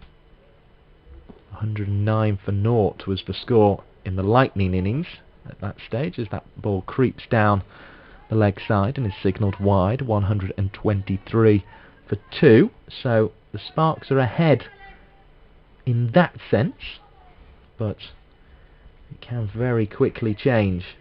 Yeah, I think while there's still 3 figures on the total that you need to chase, I think it's still anybody's game at this point. And it's an exciting one here today, and it could be a very close one. Of course, we saw a close one at Edgbaston on Bank Holiday Monday between the Sparks and the Thunder, as another run is added to the total, and Davis, Poppy Davis that is on to 2. Gwennan Davis out for 50. Georgia Davis picking up a wicket and is still to come in the batting lineup, as this one is bowled outside the off stump, played away, and it's escaped the grasp of Nancy Harmon, who'll be disappointed with that. One more onto the total, 125 for 2. It's Kelly who gets to the non-striker's end. She's on 38, and sort of amongst the change of the Davises, you could have almost forgotten that Marie Kelly is there batting as nicely as she is. And this one back in towards the pads. Appeal for LBW. Seemed to have just the angle of creeping down, but obviously hard to tell from where we're sitting at long on. Yeah, I don't think that was an overly convincing appeal. It was probably worth the shout, but I wouldn't think they'd be too surprised when the umpire didn't put his finger up there. 5 overs in the previous game for Presland. 26 for 1 were her figures on that one. And then in the opening game, she don't think was involved, but I'll just double check that one as well, because she's been a useful operator picking up that wicket of Gwennan Davis. Of course, that was the rain affected chase that the Lightning had, and Right Presland wasn't involved in that first game on Bank Holiday weekend, so she's just had a taste of the action, but she looks a very useful operator, and she's about to start her 3rd over Yeah, this is only her second outing in the competition. I believe she missed the first 2 games, but I think she's doing everything she can to gain her place here. And she's trying to, as I say, improve on those figures of 26 for 1 from the first game. She's already got the 1, and it's a crucial one in the fact that Gwen Davis was out and is now sitting in the Graham Hick Pavilion with colleagues. Central Sparks have the lower portion of it. And waiting now is Marie Kelly, 38 to her name, a little bit of a slash on the drive there. She just rehearses it in more orderly fashion. Really, the Sparks want Marie Kelly to take this at least within 50, you would think. Yeah, I think she's the one for this innings now. So definitely with the being in form and also being one of the most experienced players out there, that she really needs to see her team home. And the ball is driven down the ground. Pye there, who we haven't seen for a little while, does the fielding at mid-off.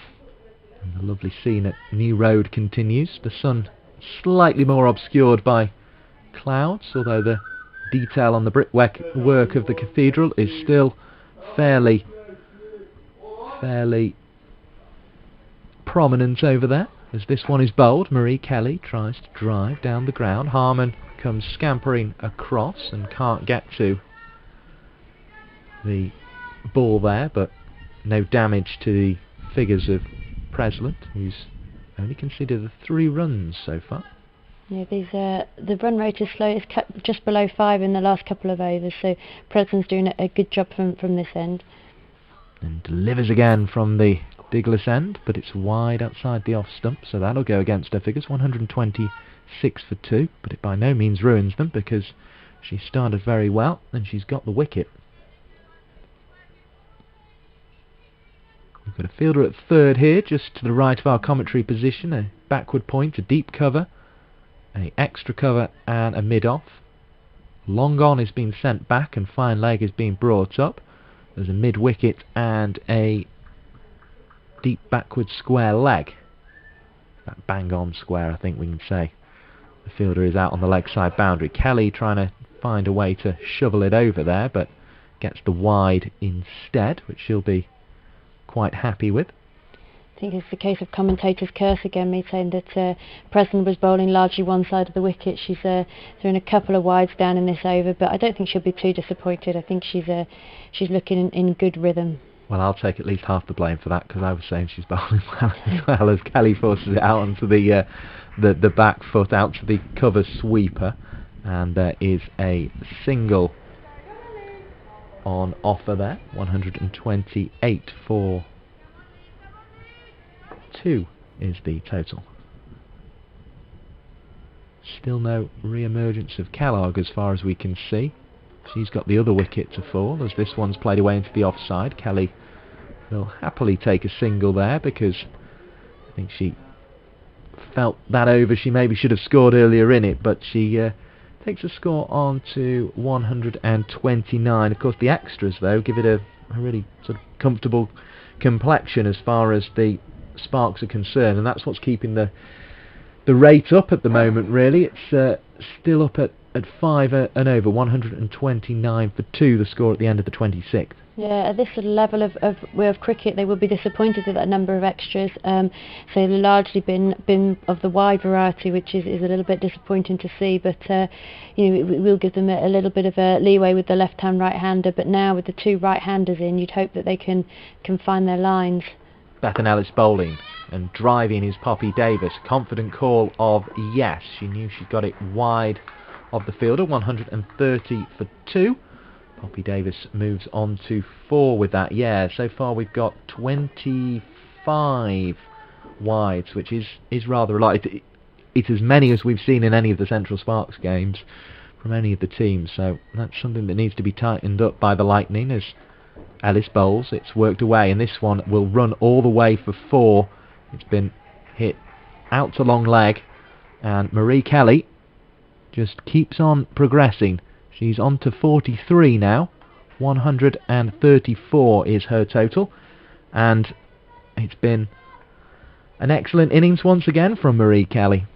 Yeah, I think she's played her game in this innings once again. She's waited for that bad ball, but she's also looking to move her feet at times and take some opportunities. And Bethan Ellis is driven into the offside. A single is not on offer on this occasion to Marie Kelly, but 127 runs in the competition now for just the loss of 1 wicket, which is exactly the sort of start you want in a Rachael Heyhoe Flint competition game. If she was her own team, she'd be doing very well, and she'd be a little behind the team she's playing for here as she works another one away, slightly finer this time, but the result is the same. 4 more runs, 138 for 2. Kelly on to 47, and yeah, she'd be ahead in terms of wickets and slightly behind in terms of runs, but she's doing very, very well, and it's a very healthy average from Marie Kelly. Yeah, I think so. She has been granted some opportunities, but she's also making her own luck, and particularly that innings the other day against North West Thunder must have stand her in really good stead and given her a lot of confidence. Just looks an incredibly accomplished number 3, does Marie Kelly, but she's got to be watchful here as she drives down the onside and finds Presland, who's up at mid-on whilst bowling, and just can't quite get the run she was looking for. Australia 225 for 5 in the 41st over, so they'll want to add a few to that, although we are of course in September, so with 5 wickets in hand there'll be chances to do that, and that might prove to be quite a good score. We'll keep an eye on that one. Gloucestershire have set Northamptonshire 186 in the Blast game being played, and there are 109 more runs needed by the Sunrisers, but they've lost half their wickets, so it's a quite close game, that one. 21 more overs for the Sunrisers to get their total, but as I say, it'll be the 5 least good wickets, I suppose, that they have to use to try and get to the total, but it looks like it might be close there, and it looks like it'll be a little more one-sided between the Western Storm and the South East Stars, because the Western Storm need 79 more from 16 overs, so they might perhaps be thinking that they can steal a march on the Southern Vipers at the top of the table, and the Central Sparks in the Northern group are going to be trying to stay in touch with the Northern Diamonds ahead of meeting them at Headingley on Sunday, as the latest over is bowled, and there's a big appeal for LBW, and then there's an attempt to run Poppy Davis out at the non-striker's end, and by the looks of things, neither of them are successful. Now that looked, albeit from our angle down here at third in the commentary box, as if it was fairly straight to Poppy Davis. There was no signal, I don't think, though. Davis goes on to 5, 139 for 2. So she must have got a little bit of bat involved as far as the umpire is concerned. A wide ball now from Presland, 140 for 2 the total. What did you make of that LBW shout, Sarah, again? Well, yeah, I think the umpire hasn't signalled anything, so it's looking like she perhaps did get a little bit of batter. I mean, if she didn't, then she was very lucky there, but from this angle it looked like a very good shout. In comes Presland. Kelly is driving through the offside. She's on to 48. I jumped a little bit there because I had forgot exactly where she was, and I knew it was near 50, but not quite just yet. Marie Kelly, though, progressing along very nicely indeed, and she just rehearses leaning onto the ball once again. It's just in that first game that she's been dismissed so far, as Poppy Davis definitely gets bat on that one and drives it to Harmon at short extra cover, 141 for 2. She's playing a supportive role here, Poppy Davis, but it'll do her good. A young player only in her second game, and to come in so high up the order, it shows that the management and the coaches have got faith in her, and hopefully that she can stick out here and prove them right. She's been involved in a partnership of 20 so far with Marie Kelly, and she's going to add some runs to it here, just deflecting it past the wicket-keeper. She seemed to be in complete control as the bell of the cathedral chimes for 4 o'clock in the afternoon. Good to have you with us. And yeah, Poppy Davis just seemed to just ride that and deflect it down to third for the run, and it brings Marie Kelly back onto strike. 142 for 2, and that's not where it'll remain, because another wide ball, 143 for 2, and we definitely do seem to have cursed poor Alicia Priestland here, because she got the wicket and we were praising how straight she was bowling, and the radar seems to have gone slightly all of a sudden. Priestland on her way, Diglis end, right arm over the wicket. Kelly trying to get a bit of bat involved. They're jumping up and down in pleading with the umpire, but didn't like the look of that one. 143 for 2 it remains. I don't think there was any bat involved there. It hit her quite low, but it must have just been drifting down leg side. I mean, I don't know. From my angle here, it looked like it hit her low down, but yeah, I think it must have just been missing the stumps. Yeah, it just seemed to be speared in towards the stumps and was probably creeping by them, as Kelly moves on to 49 in assured fashion despite the LBW appeal against her. 143 for 2 is the score, with 22 overs of this game remaining. So again, as long as Kelly remains at the crease, this is going to be very difficult indeed, but it has the feel as if it could all open up all of a sudden if Kelly was to get out. But Poppy Davis will be fancying her chances, and she seems quite satisfied to be out there at the moment. Yeah, I think there's a bowling change here as well with Teresa Graves coming in, so it'll be interesting to see if she can keep a tighter line and put the batters under a little bit of pressure. So at the moment, I think they're just getting away with ticking the scoreboard over and putting the bad ball away, which along with the wides and the extras is really helping them to be right up here with the run rate. Heath bowler that Lightning have used in this game. Sunshine is back, wind blowing across the ground from the Diglis end, from right to left as we look slightly, as this one is bowled and it's played into the offside. Catherine Bryce there with the fielding, the first of those 8 bowlers to have a go, well, second actually, she had the second over of the game. Bowled the 5 for 20, maybe a reintroduction of her at some point might be required, but at the moment it is Kelly moving to 50 with a little innocuous drive into the offside, finds the gap, and Marie Kelly, who is having a superb Rachael Heyhoe Flint trophy, has that half century. 145 for 2. Yeah, it's another great innings by Marie Kelly, so she's really taken advantage of all her chances that she possibly could in this trophy so far. Almost run out of superlatives for Marie Kelly. And Poppy Davis is getting in on the act with a single here. She sends the score along to 147 for 2. And the zip you will have heard is because I'm getting out another microphone, because we've got Laura McLeod coming in here. And single is taken by Marie Kelly. She moves on to a half, or has moved on to a half century, 51 to her name now. I think at the end of the over then, Sarah, we'll allow you a mid-innings break, because you have been you've been doing a sterling job there, and we'll get a few thoughts from the West Midlands Director of Women's Cricket and former England international Laura McLeod, who I think will be very glad to have seen 2 of her players go to half centuries in this game. And I know that microphone today is a bit cold as well, so we'll let you warm that up, as the wind, almost to emphasise the point, blows across the ground and RFX microphone, as a single was attempted to be found by Poppy Davis. And yeah, we'll make that change now, I think. So let's just unplug the one microphone that belongs to Sarah again, and we'll get the other one in place, and we'll get Laura McLeod to come into the commentary position, and I'm sure she'll be very happy indeed with the way that things are going here. Is that an accurate assessment? I guess she must be pretty satisfied with the way things are going so far. Yeah, we are. We're happy with the way things are going. I know that there are 2 batters in the shed who aren't very happy with their performances.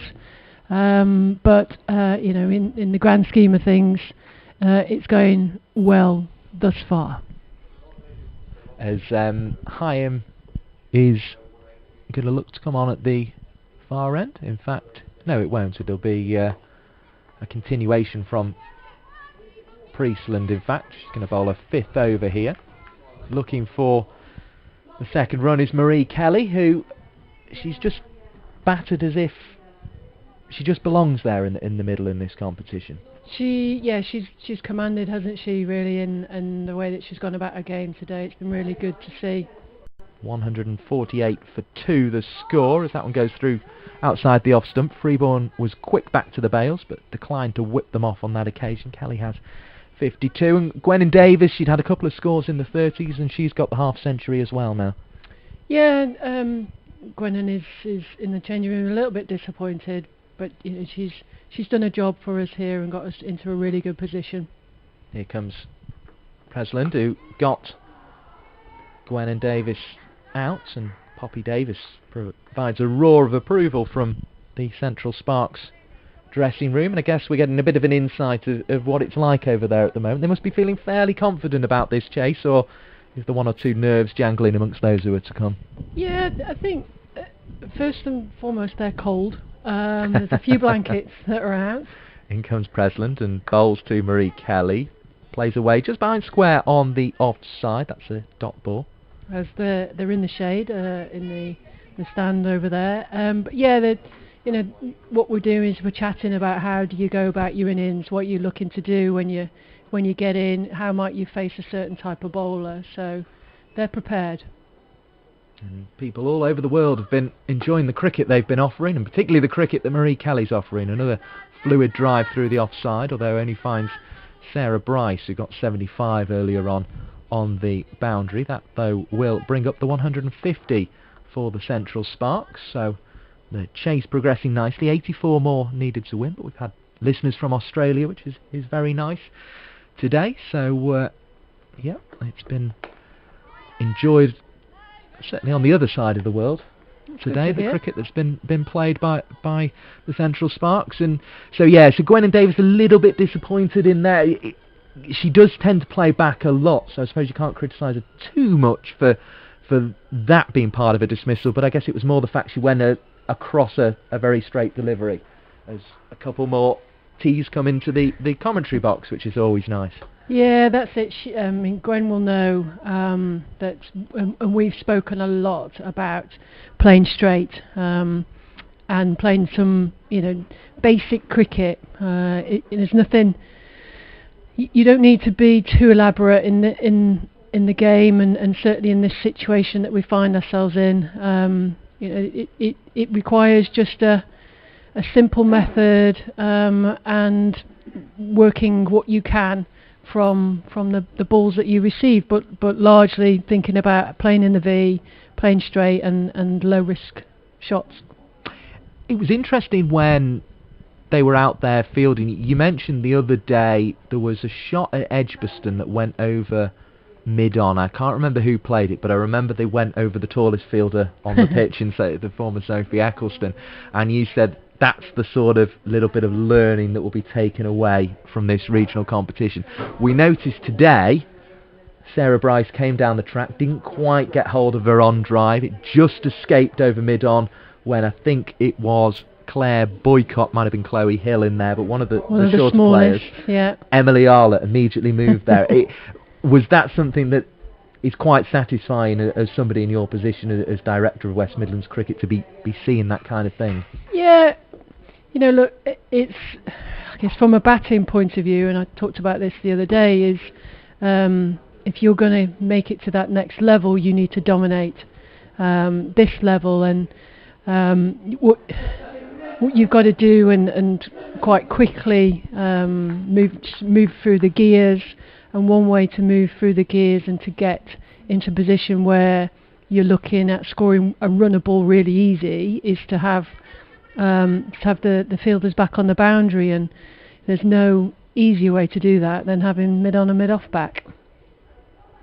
Change of bowling then at this end, and it's Teresa Graves to come on. In fact, it's the second over from Graves, as this one's defended by Marie Kelly. 154 2, and I suppose you must have a word on the other, or one of the other half centurions in this game, Sarah Bryce, because she's done it on 4 occasions in 4 separate innings.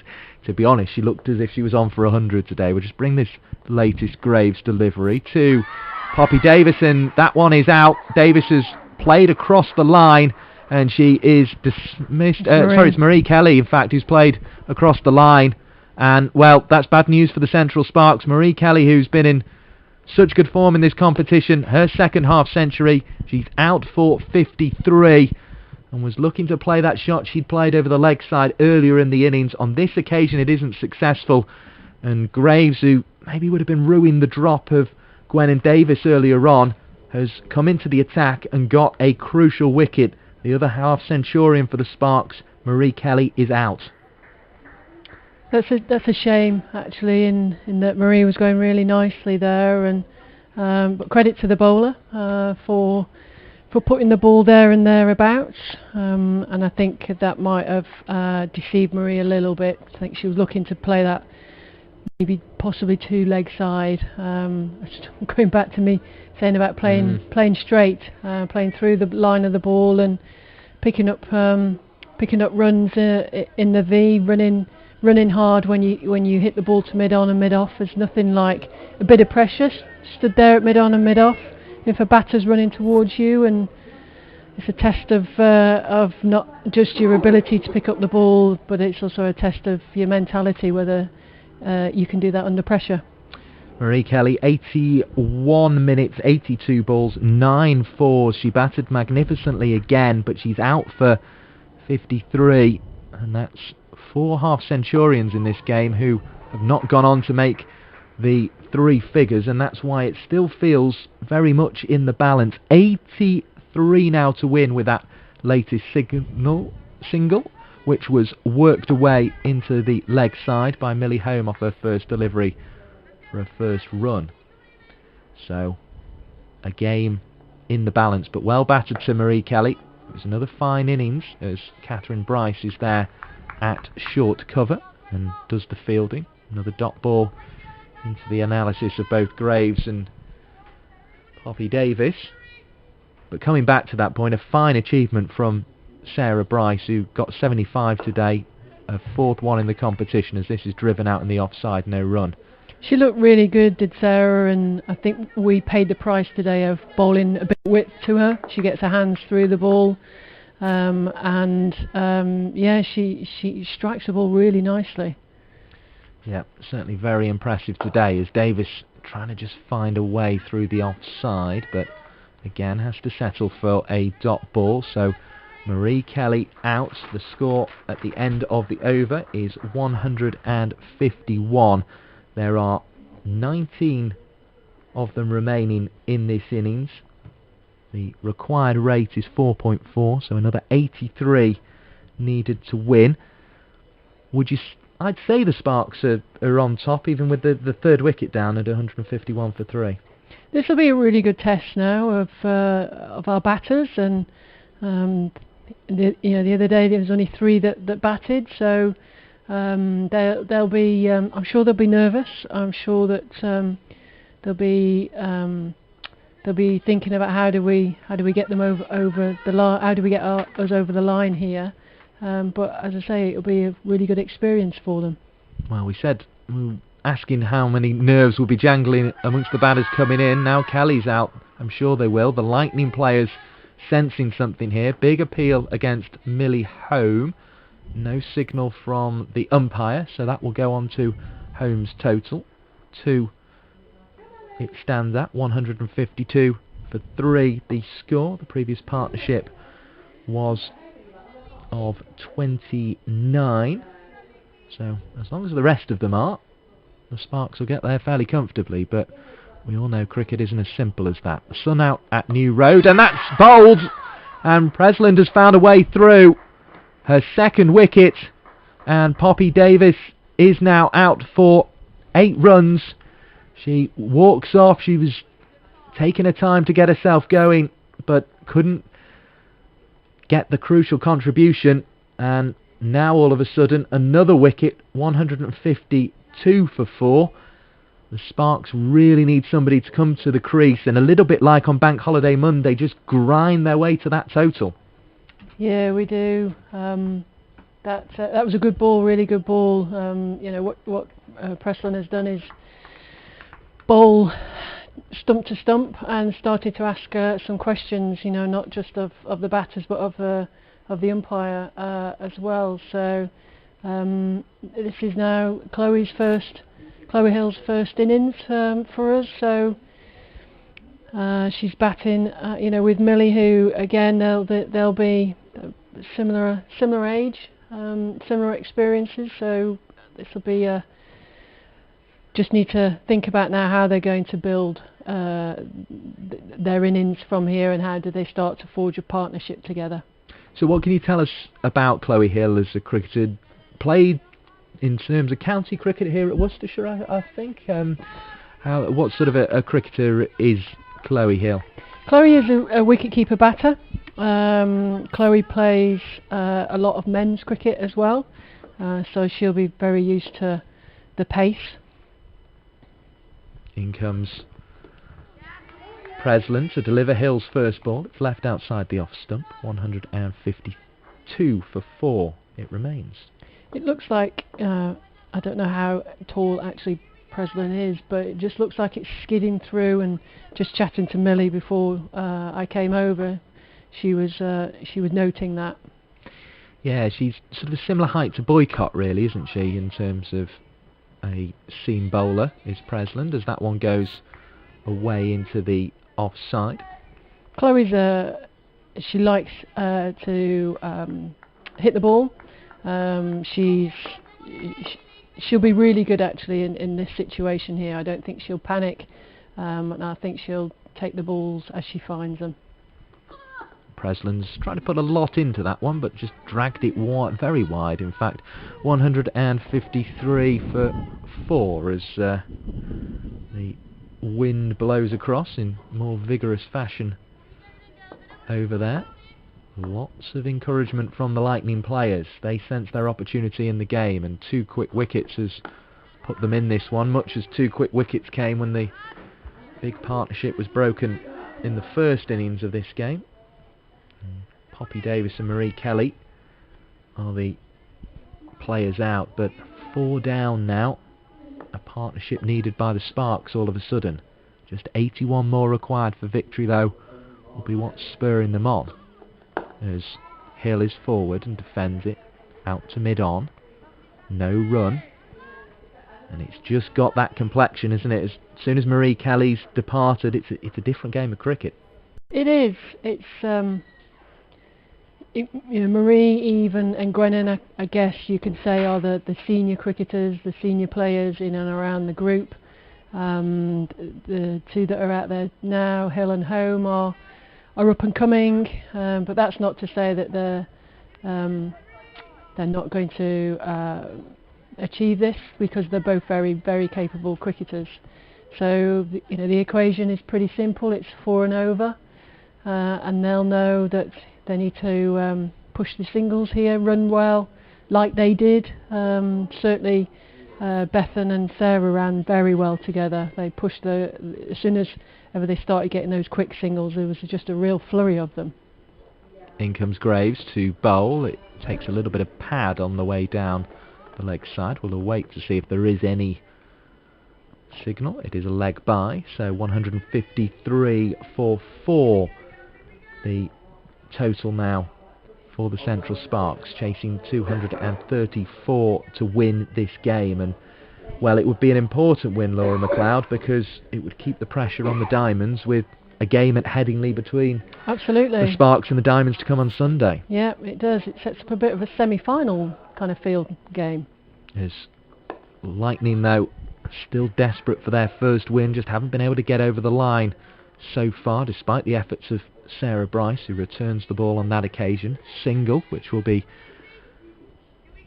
gratefully received by Chloe Hill, her first in the Central Sparks jersey here at New Road. As Graves bowls, it's full, and it kind of just took a bit off that Graves, and it kind of had almost a loop to it as Home was able to deflect into the leg side.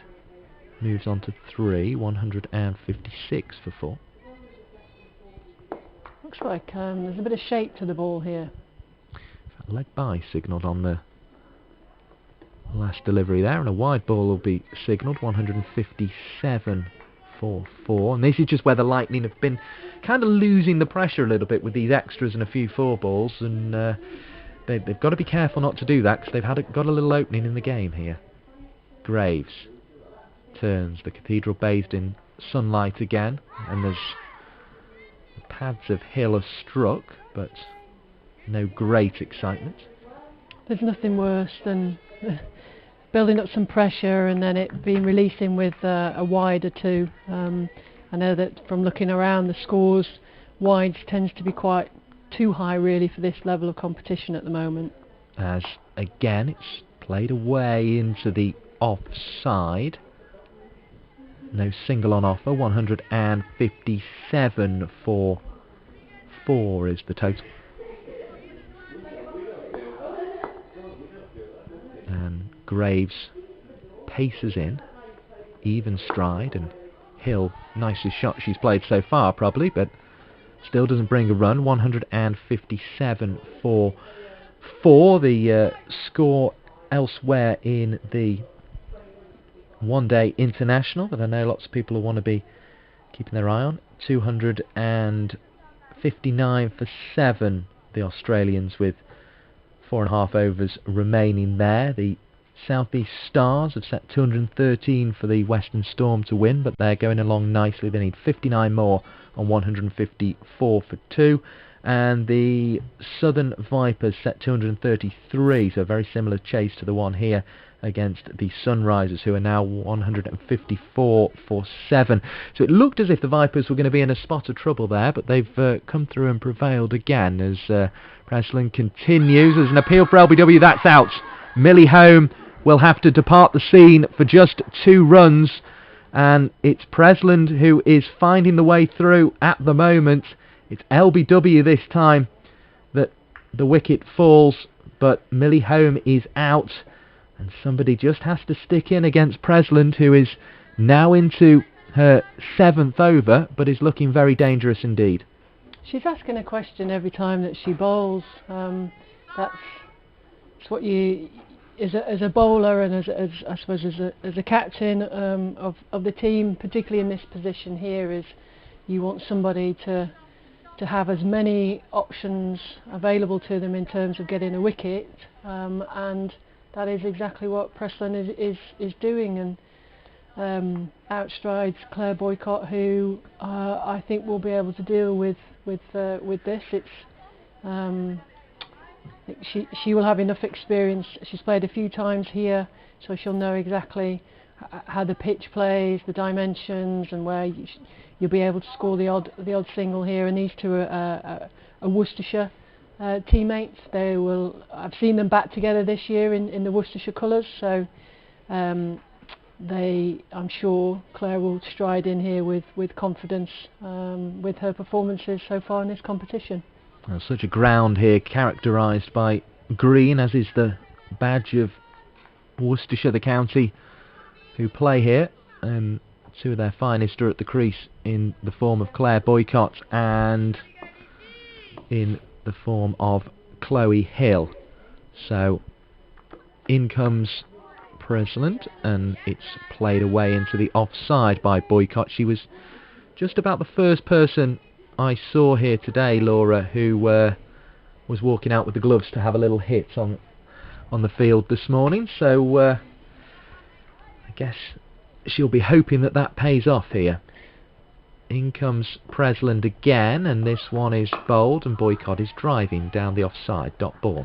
She's very calm, let's call it, very casual in the way that she goes about her cricket.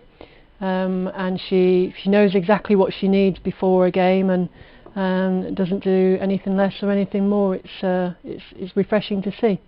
Heard from Claire Boycott's mum, of course, Rebecca Boycott, on #SparksWillFly, so I'm sure she will be tuned in now to watch the action.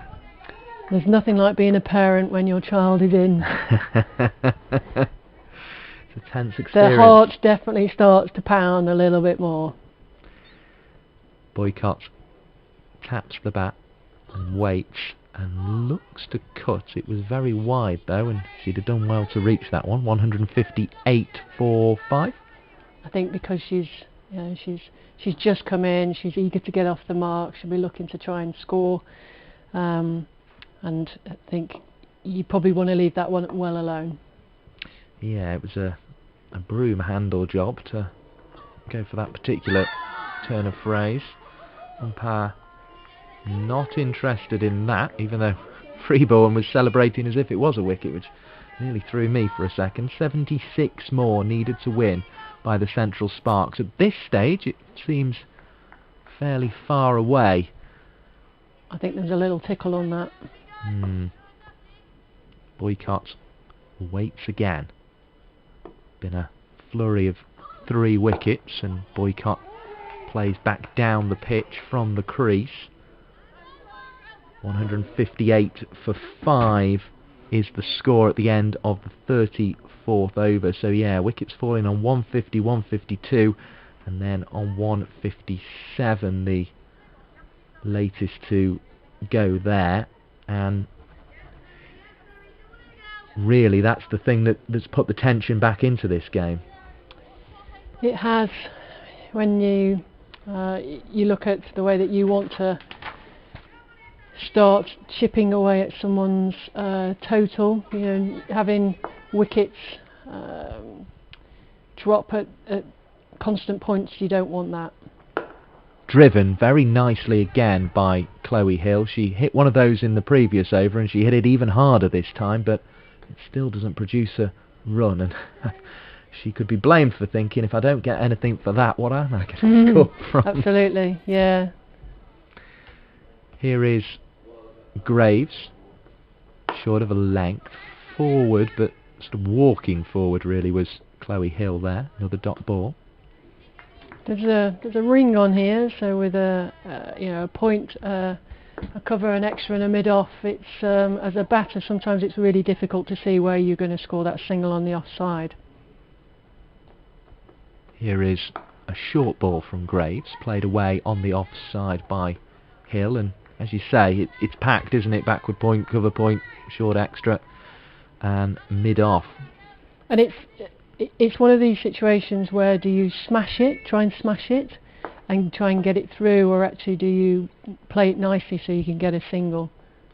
Well, Hill's going to get an opportunity to smash it into the leg side. She only gets 1 for it because she picked out Sarah Bryce on the boundary. 159 for 5 the total moves on to. We're in the 35th over. Chloe saw an opportunity there and got on her.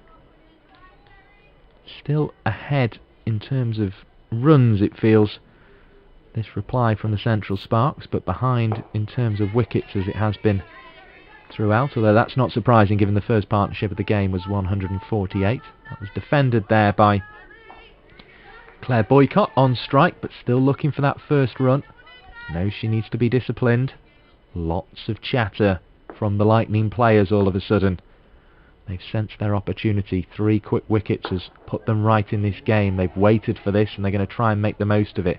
Catherine Bryce returns the ball. She still has 5 overs at her disposal, which could potentially be quite telling in this game. She went for 20 in that first spell. 159 for 5, so 1 more added in the 35th over of the game. And it's just getting tighter all of a sudden, isn't it? The run rate's 4.5, the required rate's just coming down. It's now at 5. With chases like this, and you have a couple of overs where you only score 1 or 2. What's important from a batter's point of view is that you don't panic. You're still getting yourself in, and you can make up make some more runs and just keep that required rate within reach, and it is within reach at the moment. So another over here from Presland. It's her 8th, and she's delivered them straight from the Diglis end and is just trying to bowl her team back into this game. She's taken 3 wickets so far.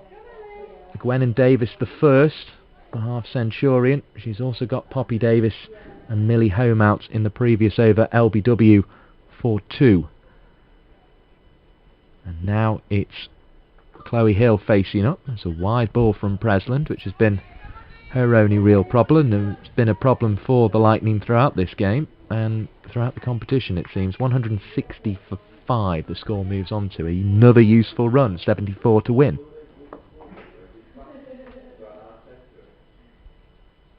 In comes Presland again and bowls, and Hill was looking to play away down the leg side, but the fact she misses the ball is of no particular consequence because she gets an extra ball and another run to the total with the wide. 161 for 5, and those are really racking up those extras once again as in comes Presland. Better ball this time, driven firmly by Chloe Kelly back where it came from, and the extras now stand at 36, and 32 of those have been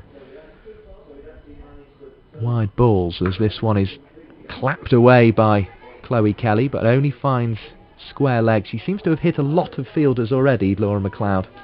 She does. She's managed to find a couple on the offside, and now managed to find 1 of 3 on the leg side. She just needs to keep her head here and not get despondent by picking out the fielders. Waits for the ball now and has a big swing, and then there's an appeal for a stumping as well, and that perhaps wasn't an example of keeping her head necessarily there. She's had a big swing at that one and missed. But that is the perfect example of thinking that you've got to go big here. It's no surprise to see. She will start to be feeling a bit of pressure on herself, and it's really difficult to tell yourself that you shouldn't be feeling this way and just relax. In comes Presland again. Kelly driving into the offside. Harmon there with the fielding, and Kelly has to settle again for a dot ball.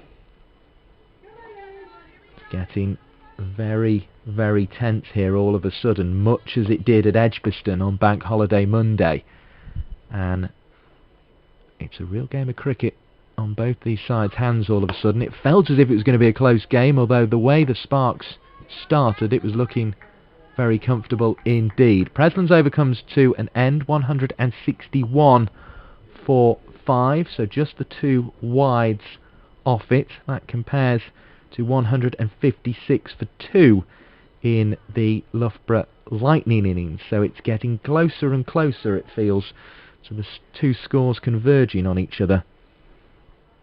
It does feel like the game is very, very poised, and we could be in for another tense afternoon here of 14 overs to go, and the required run rate just starting to creep up. It's when it gets to 6 and over that is when you need to press the acceleration button. Graves' first ball is defended by Boycott. He's just monitoring the situation at this point. We've got the former England cricketer Laura McLeod, director of women's cricket in the West Midlands as well, and Graves is bowling now, and the trap is set in terms of the field. That was a hopeful appeal, because I don't think she got a fingertip on that one. I've seen that happen, but fortunately for Chloe Hill, she hadn't left her crease either. In comes Graves again, and bowls short of a length, and Boycott's played it into the leg side. 1 run at least on offer. Boycott will be grateful for it, because it's her first from her 10th ball, although in the first game she sort of went quite a while before she got off the mark and didn't seem too fussed by it. 162 for 5 now the score. So Claire will be absolutely fine with where she is. She will be just thinking about how she's now going to start scoring some runs from here. Here is Graves. Throws it up outside edge. It's a fine one. You probably heard that on the effects mic, just how fine it was, and you definitely saw it. It's run away to third for 4, 166 for 5. Chloe Hill has 6 of them. That is a valuable boundary. Takes the required total now down to 68. Sometimes as a batter you just need a boundary and you don't really mind how it comes. Well, it's one of those ones she's absolutely smashed at fielder's back, I suppose, is what Chloe Hill can think there as she defends the next one, but sort of almost had to bend double to do so, which is perhaps an indication the pitch getting a little slower, but this has been an absolute belter so far, it seems. It really has. It's been a great pitch for women's cricket, definitely. Chloe Hill tapping at the crease and tapping the ball back, although in relatively firm fashion, to the bowler Graves, who completes the 37th over of the innings. The tension building. Graves has now bowled 5. Presland has got 8 in a marathon spell that looks as if she's going to try and continue, and why not? She's got figures so far of 3 for 21 from those 8 overs. It's a match-changing contribution. We saw Leah Kellogg go off, which was a bit of a shame. I don't think she's returned. In fact, I think I can see her sitting in the front row there. So lightning short of a bowler in that respect, and Presland would have been bowling anyway, but has stepped up admirably. Right arm over the wicket. Boycott forces behind square. Bethan Ellis, who made 62, is there with the fielding. Bethan's a really good point fielder, so you know if you put it anywhere to slightly to her left and her right, she's going to stop it there, so they're going to pose some problems. She's got the scars to show it as well, I think, because she rolled up the trouser leg there. There's a big old bandage round the knee, possibly from some diving around in those backward point positions. Boycott plays down the onside this time, where we have mid-on, straight mid-wicket and a square leg as well as long leg. Mid-off, extra cover, and then a cover on the boundary and third on the boundary, as well as Bethan Ellis at backward point. Tension in this game as facing up is Boycott. Wide ball down the leg side. Abby Freeborn did very well to get there and retrieve. 167 for 5. 67 more needed for victory. 2-3-4 the target. I've not seen Abby Freeborn before, but I've been really impressed with her keeping. She's very, very tidy, and that's despite the fact that she's had a few half volleys to pick up. Useful 36 as well with the bat. Certainly useful in the context of this game, as Boycott is showing the defensive stroke off there and just staying statue still for a few seconds after defending Priestland, and maybe just thinking one more over after this from Presland, and the opportunity is here to see her off now as Presland comes in short of a leg, that side off stump. Freeborn again there with the gloves in orderly fashion. 67 more to win. 167 for 5 it stays. I think what we've got to come on is less pace. So hopefully Claire will be fine with that. If I was Claire, I'd be liking this pace, and I'd be trying to make a little bit of hay. Here is Boycott, just plays into the leg side, high in there with the fielding. She earlier bowled some tightish overs in this game as well. 5 of them for, well, 30 in the end, so perhaps not that tight. Boycott settles over a bat again. She's had to play out a few dots so far, and she is digging out a Yorker now. Presland throws back to Freeborn, but Boycott hadn't left the crease. Dot ball to finish the over. 167 for 5. 67 more required. Laura McLeod, and we're with 12 overs to go.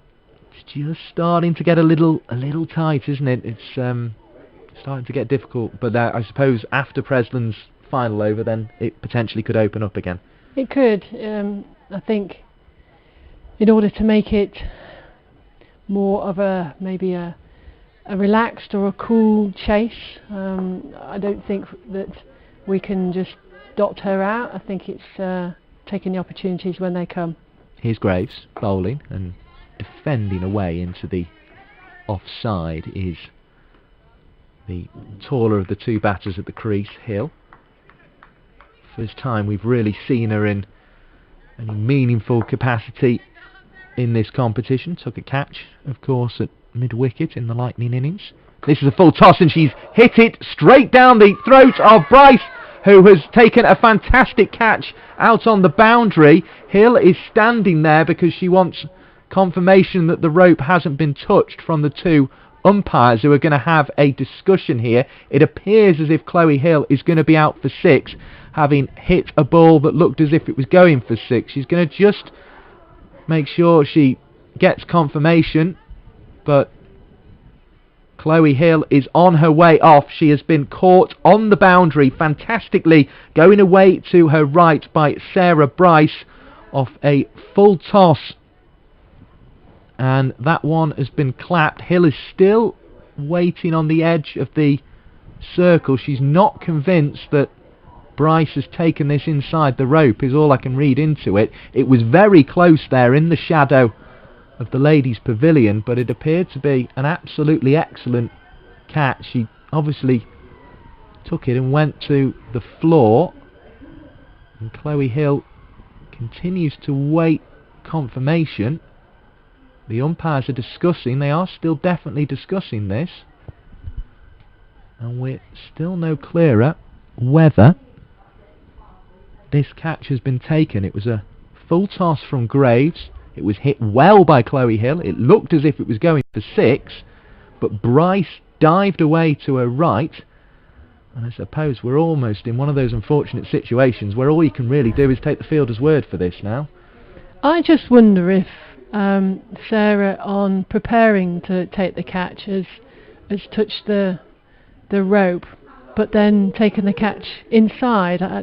I can't.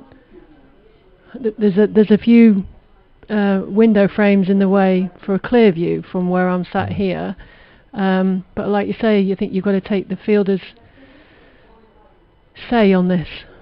Yeah, I mean, the only other thing could be that as she went down, she sort of grounded the ball as she went down, yeah. But it didn't appear that way. Hill has finally accepted her fate here and is walking off, and she will be out for 6, caught on the boundary, perhaps slightly controversially, by Sarah Bryce off the bowling of Graves, and 167 for 6 is now the score. Another 67 are still required to win, and there are now 4 wickets for 17 runs against the Central Sparks, and that means they have a real task on their hands to get over the line in this game and set up what would be a fantastic game against the Diamonds, but it feels a long way off at the moment as Arlott walks out at number 8.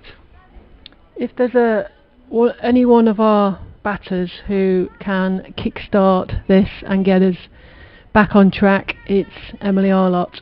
She is a pretty underestimated batter, but believe me, when she hits it, it stays hit.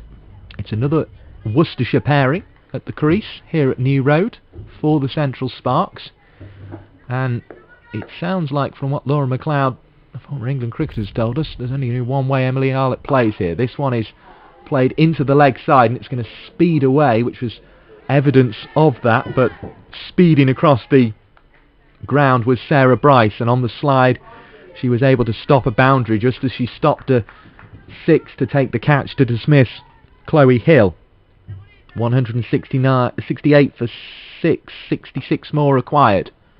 Boycott on strike, and she deflects it into the leg side. Can't find a way past the fielder Heyhoe, short mid-wicket. Dot ball. Emily is one of these players who's been sat with a blanket round her. She's been a bit chilly, so I'm hoping that she's warmed up. Looked as if she took a little bit of a while to get going in the second spell, as Boycott is driving through the offside off the back foot, and this is going to be 4 runs, and 4 very valuable runs. 172 for 6. We're in for a thrilling finish here in the Rachael Heyhoe Flint Trophy to this game between the Central Sparks and the Lightning. 62 more required, 172 for 6 the score. That's just benefited from the whole width, well, nearly the whole width of the pitch, certainly on the offside, being full of pitches.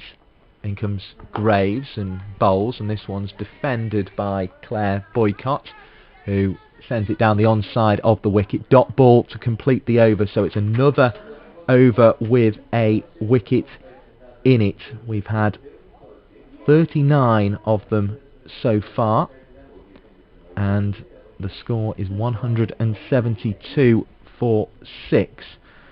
So that compares with 168 for 2 in the Lightning innings. So those two totals are getting closer and closer, and the Sparks have the higher number of wickets to contend with here. It all started changing when Marie Kelly was out for 53 with the score on 150, and since then we've seen 3 more wickets fall.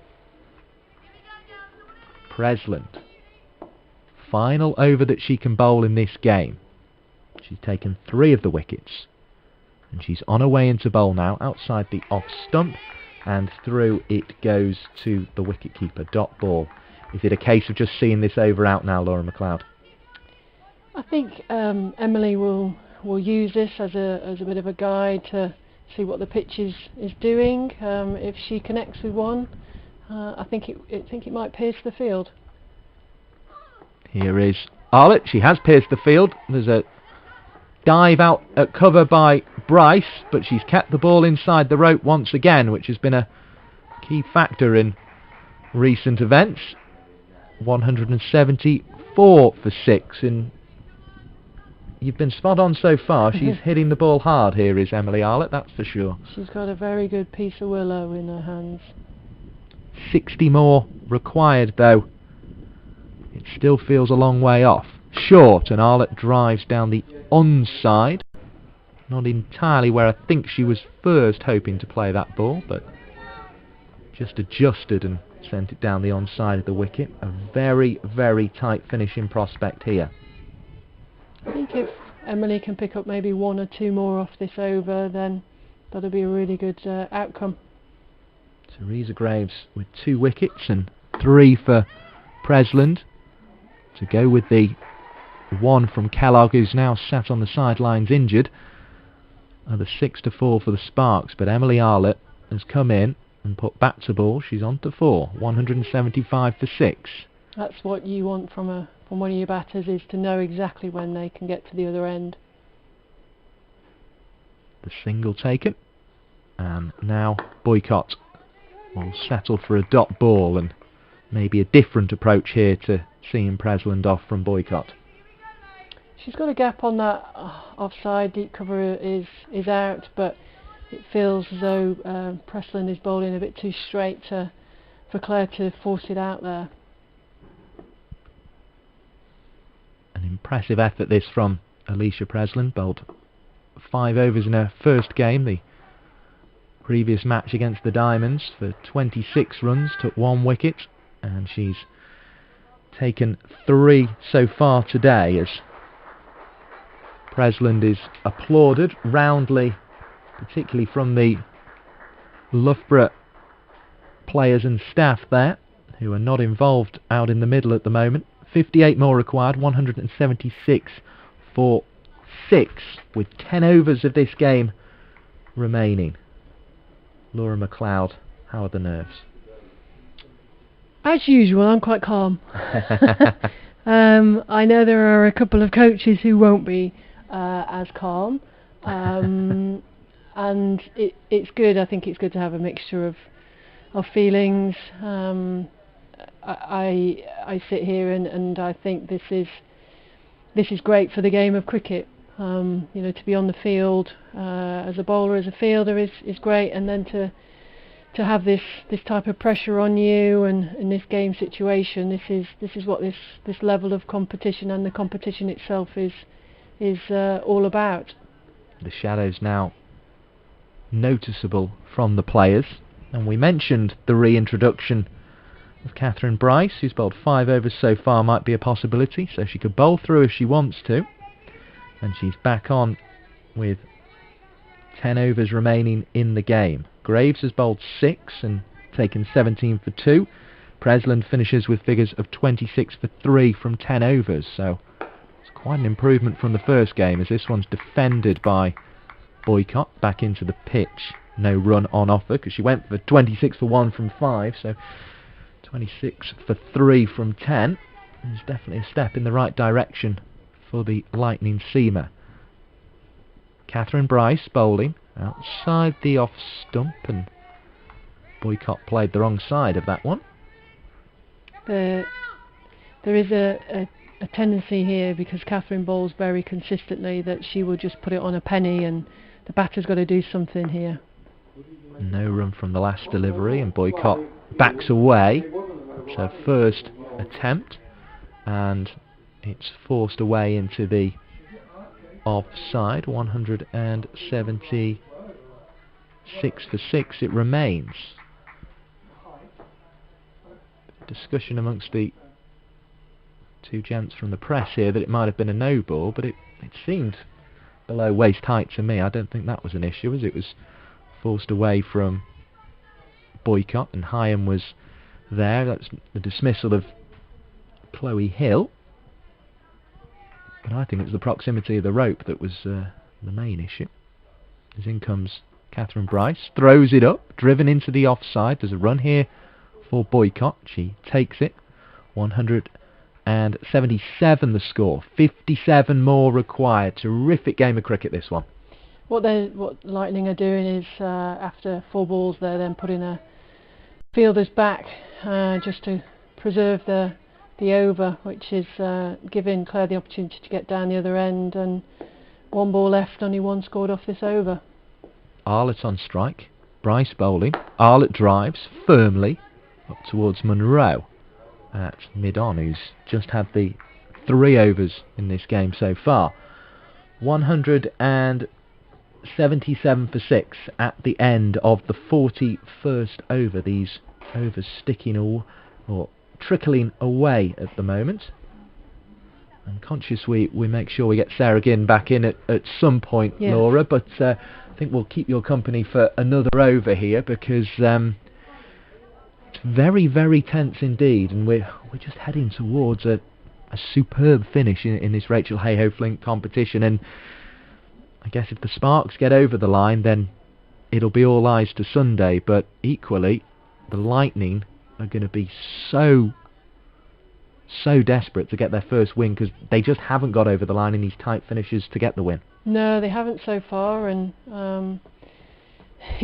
when you come to play them, it was always going to be something that they'd be striving for. So we always came into this game knowing that we'd be up against it.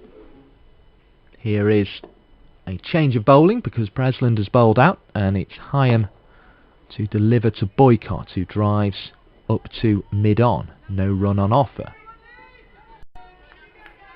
Plenty of encouragement for Lucy Heyhoe. Throws up her second delivery of her second spell. Boycott looking for the sweep. Doesn't connect, but it goes down the leg side, and a wide is signalled. 177 for 6. Heyhoe 5 overs, 1 maiden, 30 for no wicket in her first spell, and she's conceded 2 already in her second, as Boycott works it away into the leg side. 1 for a wide, 1 off the bat. 179 now the score. 55 more needed to win. Once it starts to creep below 50 and towards 30, then the Central Sparks' chances get better and better. But till then, you feel it's the Lightning who are on top in this game. Great bit of fielding by Shachi Pai up at mid-off. They're looking now at Oh, here we go. One of the fielders has gone back, and Emily now needs to think about, right, here we go, is it easy single here? Mid on, and 2 more back square on the leg side, and Arlott like takes the single, just as Laura McLeod, the director of West Midlands Cricket and former England player, told her to. I've not got any radio going on here. It's good to see. I was going to say, it was a bit unfair to throw to you there, because there wasn't really much to add, was there? It was she did exactly what was asked of her. As did Boycott there with the defensive stroke. Dot ball, 180 for 6. 54 more required to win as Heyhoe throws it up. Boycott tries to defend it out onto the onside. That is the end of the over. Laura McLeod is going to depart, and Sarah Ginn will pop back into the box for the conclusion of this game. And I will try and remember how on earth I'm going to plug these 2 microphones in. But Sarah Ginn back with us once again. This is going to be tense again, much as it was on Bank Holiday Monday. Yes, I'll try and not lose the power to speak this time. That it got so tense. But there's been a few wickets since I've been in here last, but the run rate is creeping up, which I think is the most concerning thing for the Sparks at the moment. What was your view of the Chloe Hill dismissal? There was quite a bit of discussion before she walked off the pitch. I don't think there was an issue with the catch. I think it was a really good catch, but I think it was just the height. And having watched it back on the replay, it was Bryce over bowling. waist height, I would say. But it's easy to say from here. It dipped more than perhaps I thought initially, but I would still say even on Chloe Hill's height, it was still a little bit high. That's interesting to know. I was going to say, because she's quite a tall player, right?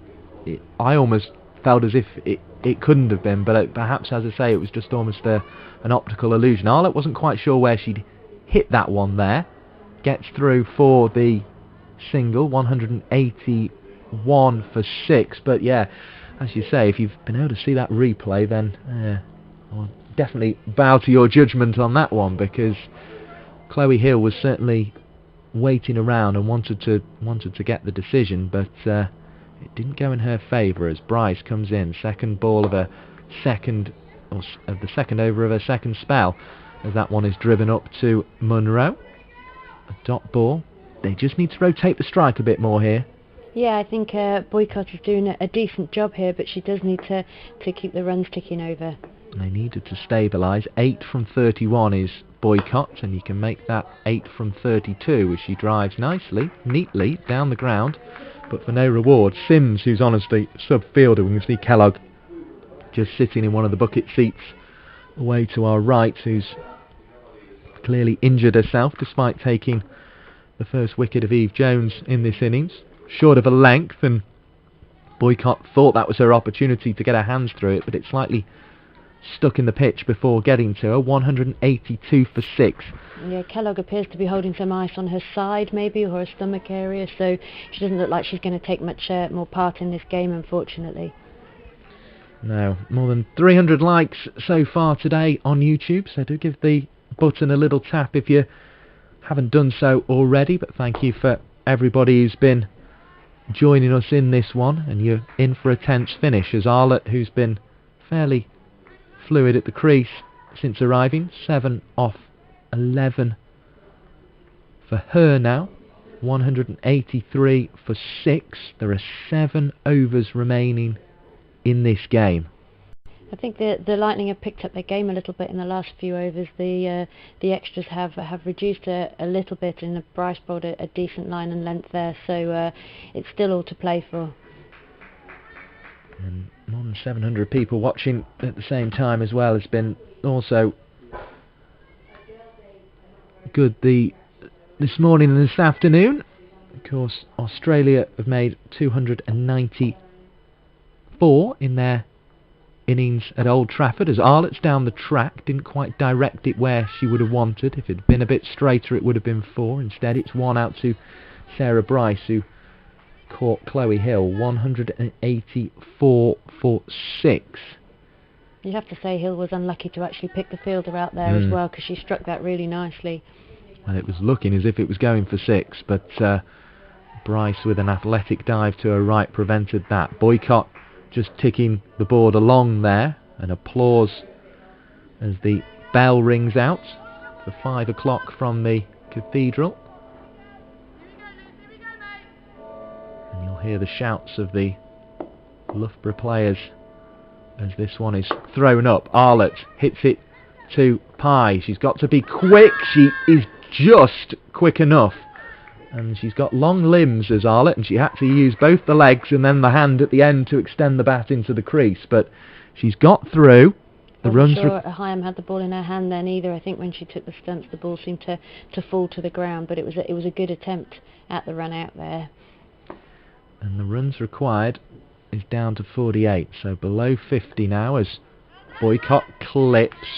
234 is the target in this one. It's by far the closest finish again in the Rachael Heyhoe Flint Trophy, a game involving the Central Sparks. I'm sure many of you will be tuning in between innings in the Australia game just to see this thrilling conclusion, and that one has been clapped by Boycott through straight mid-wicket, over the top. 4 runs, 4 very precious runs. 44 more to win, 190 for 6. And every time a shot is played like that, you can just almost feel the relief coming from the Graham Hick Pavilion away to our right. Yeah, I think Boycott got mostly hold of that. Again, the height is going to be a slight issue. Boycott's a lot smaller than her batting partner, Emily Arlott, but it was good to see her put that away to the boundary. The bonus point won't be on offer today because we've gone past the 40 over mark for the Sparks. The Lightning looking for their first win in the competition. The Sparks looking to move up to 13 points, 5 behind the Northern Diamonds at the top of the Northern Group in the Rachael Heyhoe Flint Trophy. So plenty on offer here as the 44th over comes to an end, 190 for 6. 6 more to go. So again, it is just getting closer and closer, it feels, as the game goes on. Yeah, I mean, the Worcestershire partnership here are used to batting together. You wouldn't see there's any issues from that point of view, but when it's this tight and you need to score runs, the pressure to run between the wickets is increased. So let's hope that they keep talking to each other and keep the runs ticking over. For comparison, after 45 overs, the Lightning were on 198, so they would need 7 more with that single down the onside of the pitch from Arlott, getting the first run of the over. 191 for 6, 43 more to win to be on par of where the Lightning were, and of course the Lightning had more wickets in hand at that stage as Bryce comes into bowl. It's driven powerfully by Boycott. It might creep through. She's going to get at least 1, but a good piece of fielding by Munro, who just had the 3 overs at the start of the innings, but has contributed there with a sliding stop that prevented it going on for 4. 190, sorry, it is now 191 for 6. And I'll make it 192, I have to say, but we'll wait for the board to catch up as in comes Bryce, and Arlott is playing this one away into the leg side, and it's crept through. Bryce, who took that magnificent catch, has made some great stops out there on the leg side, but Arlott has managed to find a way to hit it through. It will go on to 196. There will be 38 more required, and once it gets below 30, those runs can often creep away, particularly against a side like the Lightning, who, well, ultimately have not been getting the win they wanted. We'll get Sarah Ginn, the Warwickshire Under-17s coach's thoughts on that after this one. Arlott's gone aerially. Munro couldn't quite get there, and worst of all, it has bounced past her and gone for 4. 200 for 6. So the Sparks, we said they'd need at least 8. They've managed to get 10 off this over, and this feels a big over. Arlott on to 18. Yeah, the start of the over, I think Lightning would have been happy with those couple of singles, but then unfortunately a couple of misfields there has led to Arlott picking up 2 boundaries in 2 balls. 34 more needed to win as Arlott clips into the leg side. The seam bowler, such a rhythmical, relaxed action, and she's looking rhythmical and relaxed at the crease at the moment. 34 more required in this game. A thrilling finish with Mike Perkins and Sarah Ginn, the Warwickshire under-17 coach, who has seen many of these players through that role and through club cricket over the years. As there's a throw in from Sims, the substitute fielder. Boycott puts her bat down in the non-striker's crease, makes a signal to the dressing room for, I think, a drink or something to come on. 34 more required, 5 overs. It's tense. It's another tense one. They like doing this to us at the moment. I mean, Lightning will be desperate to not let them get these runs. They say they've had a few close finishes already, and this looks like another one here. It did look like the tension was getting to them a little bit in that last over with those 2 missed fields. I think Sophie Monroe was a little bit unlucky, went to take the catch and perhaps just misjudged it a little bit, and Sarah Bryce letting one through her for 4. But Emily Arlett hits it hard, and you know, when you do hit it hard, then people will make mistakes, and I think the pressure is definitely showing. So the Sparks have a 2-run advantage at the 45 over mark, but they have lost 1 more wicket. That's how close this game is. Of course, the last 12 balls was relatively tight. I remember saying that at the end of the innings when Arlett herself came on to bowl and bowled very well indeed. She's striding to the non-striker's end. Boycott. Bethan Ellis coming back on to bowl here. She did put a few wide from this end early on, but relatively consistent. So these bowlers and batters will be known to each other. So let's just see who rises to the occasion here. 800 watching at the moment, and I can see why in the innings break in the one-day international. And if you've been here the whole way through, well done to you, because you're being treated to a thrilling finish in this one.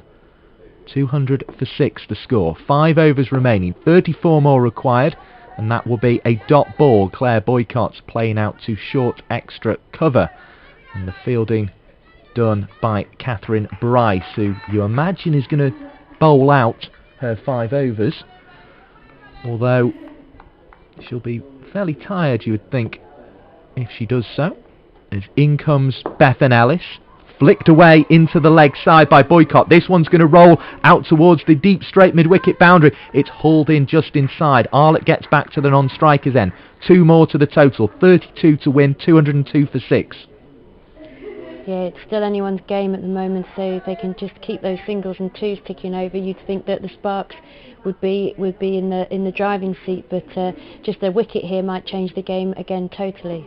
It had the feel at the halfway stage of this game as if it was going to be close, and it's proving to be so. Claire Boycott driving into the offside. More good fielding by Catherine Bryce prevents a run.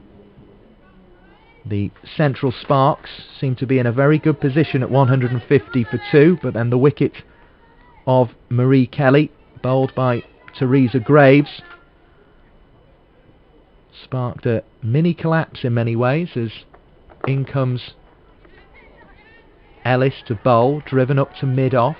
Another dot ball is recorded by the scorers to our left, and they have to get everyone right at this stage, because Poppy Davis was out second in that little collapse. 152 was the score, then it was 157 for 5 as Boycott chops away into the offside. Arlett was struggling for a second, dives for a crease, but Freeborn wasn't able to bring the ball down onto the stumps with one hand. 203 for 6, 31 more needed. So yeah, Davis bowled by Presland for 8, then Millie Home was out LBW for 2, that was 157 for 5, then 167 for 6 when Chloe Hill was controversially caught by a ball that looked as if it may have been a no ball.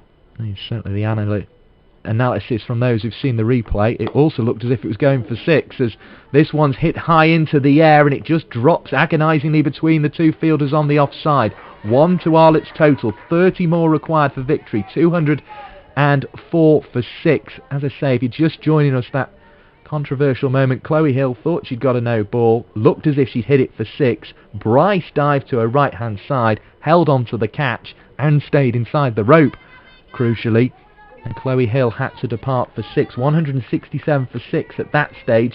The score now 204 for 6. Yeah, Boycott and Arlott doing a nice job here at the crease. Hopefully Arlott can get some runs on the board at this end. Boycott just keeping the score ticking over, but Arlott may be the more powerful of the two batters. The Southern Vipers and the Western Storm have won in the South Group. The Central Sparks trying to keep the North Group alive, and Arlott is out. Caught by Sims, the substitute fielder at mid-off. It was one hit too many from Emily Arlott, who's come in and with 19 off 19 balls has provided impetus to this innings. But with 30 more runs required, the Central Sparks will just have 3 wickets to get there. And this is a very tough task for the next batter. Who'd you be sending out? Georgia Davis, I should think, would be coming out at this stage. I think it is her coming to the crease now. Arlott was just a little bit unlucky. I think she did have to go for it there, and that didn't quite come off. I think we've seen that a few times today, people trying to go over mid-on or mid-off and not quite succeeding in doing so. She has hit a couple of powerful boundaries the over before, but that one just found the fielder, and it was a nice catch for Lenny Sims. Nice for her to be in the game, such a crucial part, and let's just see what this holds now. 37, the partnership, a very valuable partnership indeed. If this partnership goes to 30, the Central Sparks will win the game. If it doesn't, they will have just 2 wickets left to score the remaining runs. And well done, Sarah Gint, Warwickshire under-17 coach. You said it would be Georgia Davis. She's out there, and you didn't bottle it because you could have waited for a number to appear on the sideline, but you went for it. So I was very impressed with that, I have to say. Bryce coming in. It's just had Arlott caught at mid-off by Sims. Boycott had gone a long way down there and had quite a few yards to get there. Davis is a very decent batter. So in the more recent times she's been known more for her bowling, but at junior level she did score a lot of runs. Catherine Bryce bowling to Grace Davis. Appeal for LBW seemed to be creeping down the leg side. It will be a leg bye to the total, signalled as such. 205 for 7, 29 to win. Plenty of tension, plenty of chatter out there between the Lightning players. Monroe, who had one of those horrible moments in cricket where she wasn't sure whether to go underneath the ball or not, and went for the catch to her credit and conceded 4. This time it's hit to her all along the floor by Boycott. 1 to the total. 206 for 7, 28 required. Victories in the Southern Group for the Vipers and the Western Storm. The Northern Diamonds won yesterday to take a commanding position in the North Group, but the Central Sparks are trying to set up a showdown with them.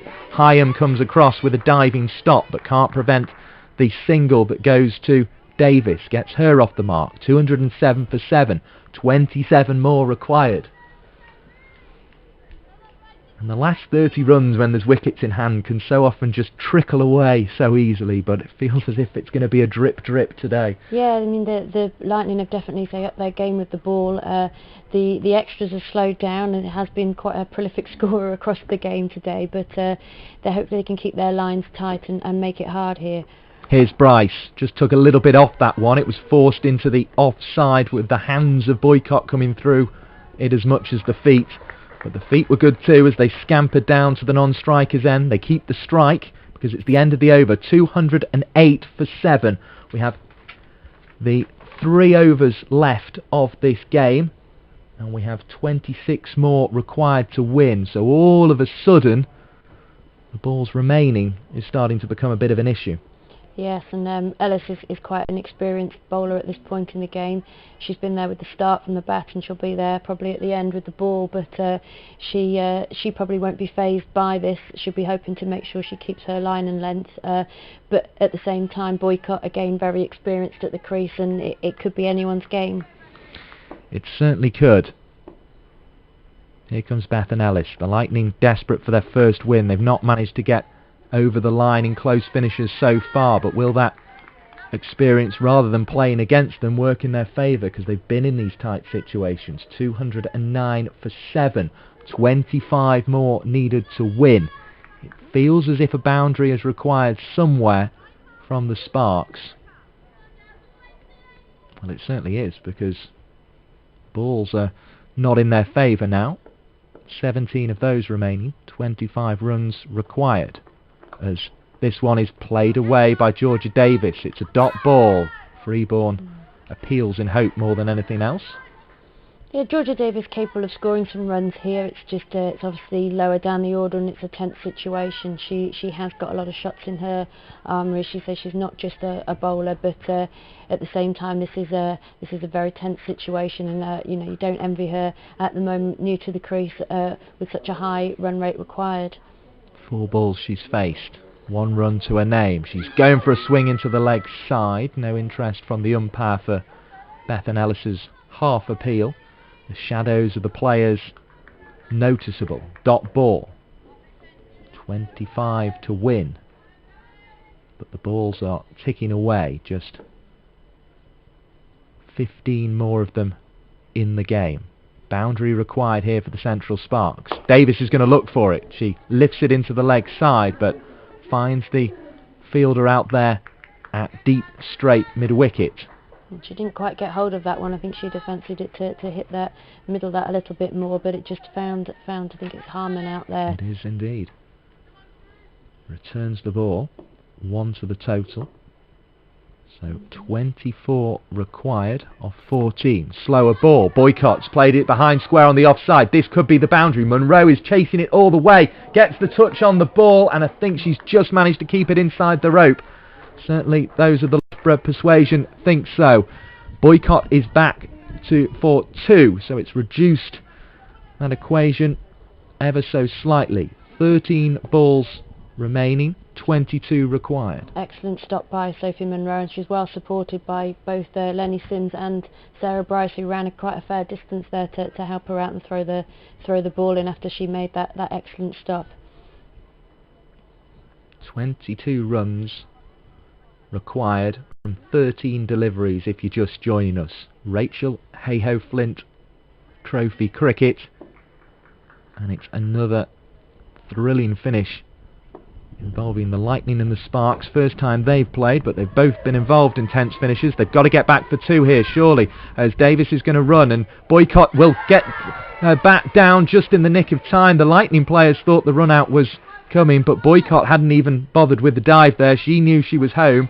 She gets the bat down at the striker's end. That was a clever shot from Boycott there. She weighted that really nicely, hit it into the leg side. Not enough for it to go straight to the fielder, and just enough to get the 2 runs under the belt there. 20 needed. 214 for 7 the score at the end of the 48th over. So 20 more required for victory here by the Central Sparks. The Lightning will know if they can bowl 2 tight overs, they will have victory. At this stage, the Lightning were 2-2-4 for 7, so the Sparks effectively 10 behind in the cricket match. But of course the last 2 overs were very tight from Arlott, as Hyam comes in and picks up and returns a single to Georgia Davis, exactly what she needs to do. 215 for 7, 19 more required. Boycott, you still feel, needs a boundary. Yeah, she just needs to push her hands through the ball a little bit more here, so she's very good at working the ball for 1s and 2s, but unfortunately I don't think that's going to be enough at this point in the game. In comes the bowling of Bryce, and it's a dot ball. No, it's a run out of Georgia Davis, who charged down the pitch looking to support her partner and try and ensure that wasn't a dot. We're going to require one of the 2 remaining batters here. It's going to be Liz Russell who strides out, leaving Patel back in the pavilion, and that felt a crucial delivery in the game. Even if it had just been a dot, I don't think the wicket really changes the complexion too much. 10 to go, 19 to win. Yeah, I think you had to go for it there, and Georgia Davis was straight off the mark, and I think she got to the point of no return. Unfortunately, it was too much of an ask for her to get back into her crease. Yeah, Liz Russell experienced in this sort of arena, so two very experienced batters at the crease, and it's still all to play for. Although you would say it's a bit of an uphill task for the Sparks at the moment. Did her job with the ball, did Russell. 43 for 2 from 10 overs, and that was after going for 17 from her first 3. Bowled the only maiden in the Lightning innings as Boycott's hitting it down the ground. This will be a chase on for Heyhoe, but Heyhoe gets across and gathers 1 run added to the total. It hits the stumps to add to the complication. 9 balls left, 18 needed to win, so it's 2 a ball at this stage, and a boundary is definitely required, probably 2. Yeah, and Russell being the left-handed batter here, but you'd hope that now Lightning have found their line and length a little bit better than early on in the game when we did see a lot of extras. I think she's going to come round the wicket, Catherine Bryce here, but your money's starting to be on the Lightning at this point. 39 extras, 34 of them wide, so that would help the equation somewhat, but we haven't seen one probably in the last 10 overs, I wouldn't say. No, I think they've pulled it back nicely. I think they will be disappointed with the amount of extras, but they did have runs to play for, and I think that has made the difference. Whatever happens, there's still going to be a game of cricket on in the final over, but can the Sparks make it a closer one? Russell's going to have to go for the single here, and does so. Boycott was backing up well. 217 for 8. 17 more required. And the required rate up above 2 a ball at the moment. As in comes Bryce and bowls, and Boycott's trying to clap it away into the leg side. Now this could be 4 if Heyhoe doesn't get the fielding right. What a good bit of fielding it was. Returns it on the bounce. They're looking for the run out, and it is a run out. Well, that is fantastic on the boundary there from Lucy Heyhoe. You have to give her the credit. If she'd got that slide wrong, it would have been 4 runs past her. But not only did she get the slide right, pick it up, keep the ball inside the rope, she's thrown it back and allowed the run out to be taken as well. So Russell has to depart. She had to go for the second run. She couldn't get back for it. She's out for 1. The total will move on to 218, which leaves 6 required as we head towards the conclusion of this game. There will be just 7 balls remaining. Yeah, you would have backed Lucy Heyhoe there. She's a very strong fielder, and she always has been from a very young age. She timed a dive to perfection there, and actually got up and threw it in right over the stumps, which was just what was needed at that time in the game. The Lightning throughout this competition have been involved in close finishes, but they haven't been able to get over the line. Denied by Jenny Gunn in the last game, but they're within 1 wicket of victory now as Patel runs and gets into a ground with a big puff of dust as the bat is grounded in the spare wicket next to the one we're playing on. Boycott keeps the strike for the last 6 balls. She will require 15 runs though. It's a huge ask in the conclusion of this Rachael Heyhoe Flint Trophy game, but of course it's not beyond the realms of possibility. No, anything's possible at this time in the game, but I think Bethan Ellis will back herself here and just keep bowling as she's done the last couple of overs. But Claire Boycott is very strong at the crease. She's very solid, but I think the big boundaries isn't perhaps the biggest part of her game, so we perhaps won't be seeing 6s hit here, but she's more than capable of hitting a couple of 4s. Or we need more than that, don't we? 3 4s, 4 4s even. Well, 15 required, so Boycott assesses the situation. Ellis comes running in. Diglis end, short. Boycott playing it out into the offside, but she's only going to get 1 here. So Anisha Patel about to face her first ball at number 11 for the Central Sparks, and she is in need of boundaries. 14 to win from 5 balls. Yes, she can. Again, she can hit the ball, Nisha, but she probably doesn't get as much chance with the bat as she would like. But let's see what she can do here. Waiting now. Bethan Ellis bowls short of a length. Patel's lifted it into the leg side. There's going to be at least 1 on offer. They thought about the second, but have decided to leave the striking to Boycott. So 13 needed, 221 for 9 the score. There are 4 balls of the game remaining. You wonder if those shoes from Australia will help her out in this situation. Well, it might be boundaries rather than quick running she needs, but a wide ball. And we were saying we hadn't seen one for a considerable amount of time, but the 35th of the innings means that it is 222 for 9. So 12 required of 4 balls. You feel it needs to be boundaries from Boycott here. She strikes it down the ground. This could be one. There's a chase on round at long on, but it's a successful chase by Heyhoe again. She's fielded superbly in these last 2 overs. 223 for 9. She's played a big part in this game, Lucy Heyhoe. She has scored those cheeky reverse sweeps with the bat, and she's bowled nicely and now fielded exceptionally well. Yeah, 15 from 15 it was for Heyhoe in this game. Patel plays it out into the leg side. She thought about coming back for the second almost because she felt she had to, but 2 balls remaining, 10 to win. Boycott needs a 6. A 4 would leave her needing a 6 off the last ball. In comes Bethan Ellis, and Boycott hits it down the ground. Heyhoe is there again, and she gets to the ball again just in the nick of time inside the boundary, returns the throw. Boycott and Patel are going to run. Now this could present an opportunity for a run out, but sensibly Abby Freeborn rolls the ball on the floor to Bethan Ellis and settles for the 2. So unfortunately it looks from a Central Sparks perspective as if they won't be able to set up a last ball finish. They need 8 from the final delivery, but this will be a big moment for the Lightning, looking for their first win in the Rachael Heyhoe Flint competition. They should get it here. It's going to be a run out, in fact. No, not quite, as it's thrown back in by Shachi Pai, who is up at mid-off. But crucially for the Lightning, they only concede 1 run from the final ball of the game. 227 for 9 is the Central Sparks score. They come up 7 runs short, and the Lightning get their first win in the competition. It means that the Sparks will need a bonus point victory from one of their last 2 games at least, probably from both of them, to keep up the pressure on the Northern Diamonds. If they win on Sunday at Headingley, they will be into the final at Edgbaston.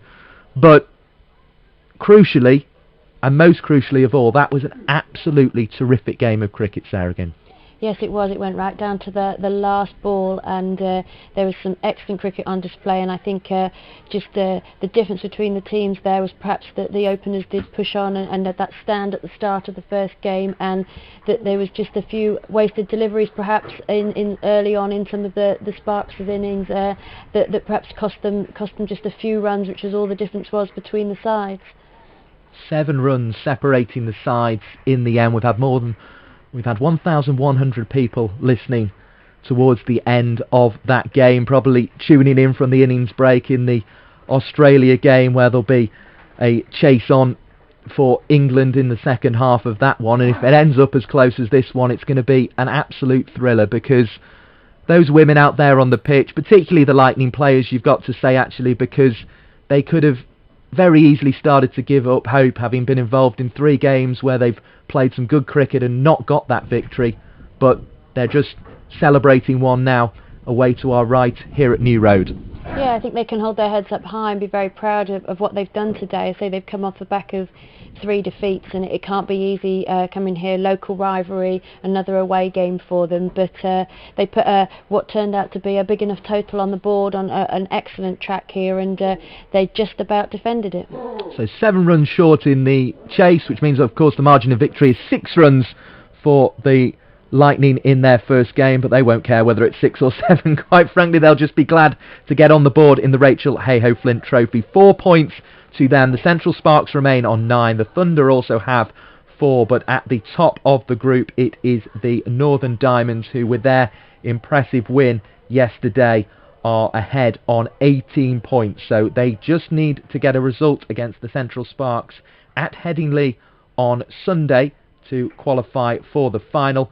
We'll just complete things by running through the card here. So It is a chase here that has ultimately come up short for the Central Sparks, losing by 6 runs in the first innings. Bryce made 75 and Ellis 62 as 148 were put on for the first wicket.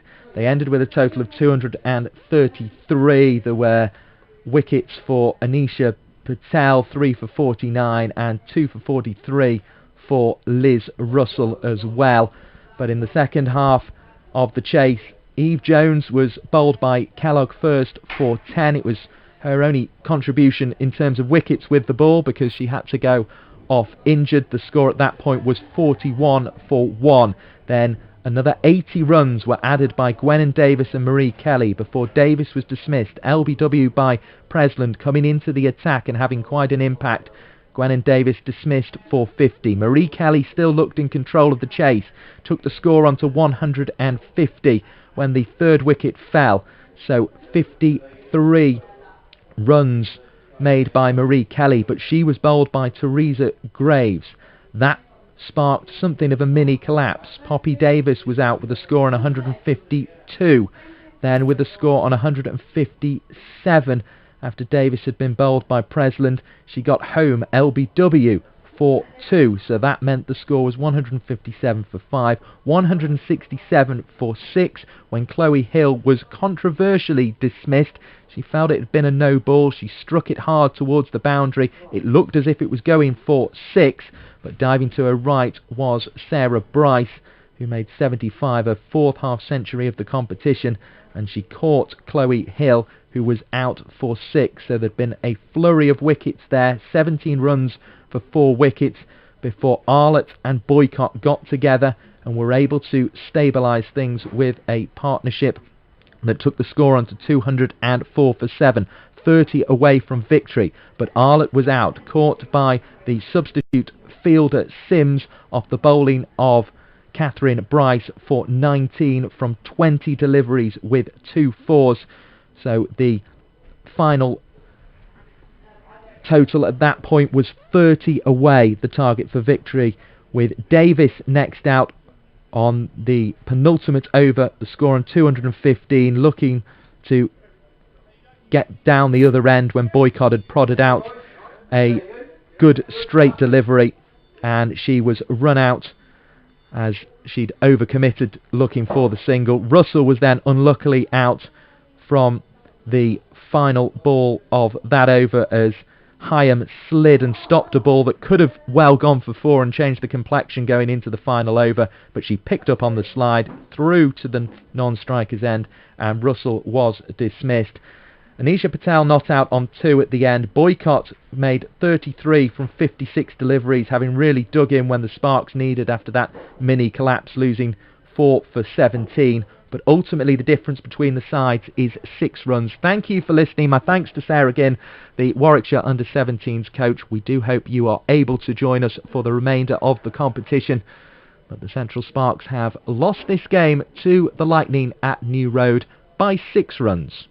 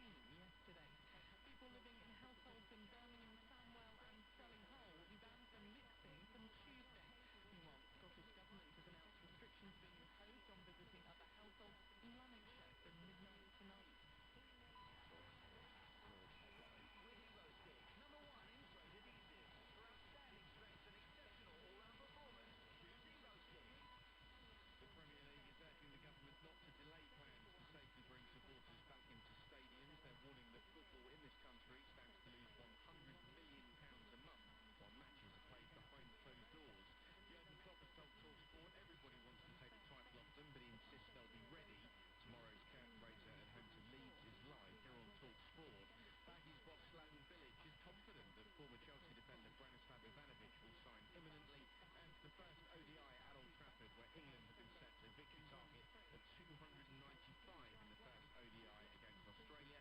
Not the best of starts in front of TalkSport's John Norman. No, England have lost a wicket early. They're 7 for 1. What a contest this is. Thrilling cricket. Jason Roy's just been dismissed. A brilliant quarter bowl by Josh Hazlewood. Those are the kind of chances that either stick or they don't. Roy on the drive. The ball whistled back to the bowler who just stuck out his right hand and took the catch. Ruthless smile from Roy and Australia celebrating. The target 295, England in the fourth over, 7 for 1. Remember, you can hear exclusive commentary on Fulham versus Arsenal and West Ham beat Newcastle here on Game Day on TalkSport. We've really got the best of the best game today. Yeah.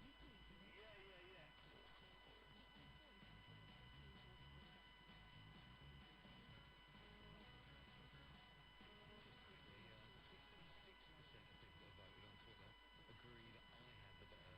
Don't believe it. Curtis Woodhouse, after the Curtis tweet saying Andy Goldstein 4, Darren Bent 9. Not even close, he said. There's your point. That must be embarrassing for you. I keep winning. Everything we do, I keep winning. You don't. 4-1. You don't. 4-1. Throw the towel in there, boys. Now make sure you listen to the warm-up tomorrow morning from 10 a.m. on TalkSport. Max Rushton and Charlie Baker will be previewing all the Premier League action and going head-to-head in our very own match and win game. That's courtesy of Cadbury and its football club partnerships. You can join in too by purchasing any participating product, searching Cadbury's match and win and receiving your match day score prediction for the weekend fixtures, giving you the chance to win some incredible prizes.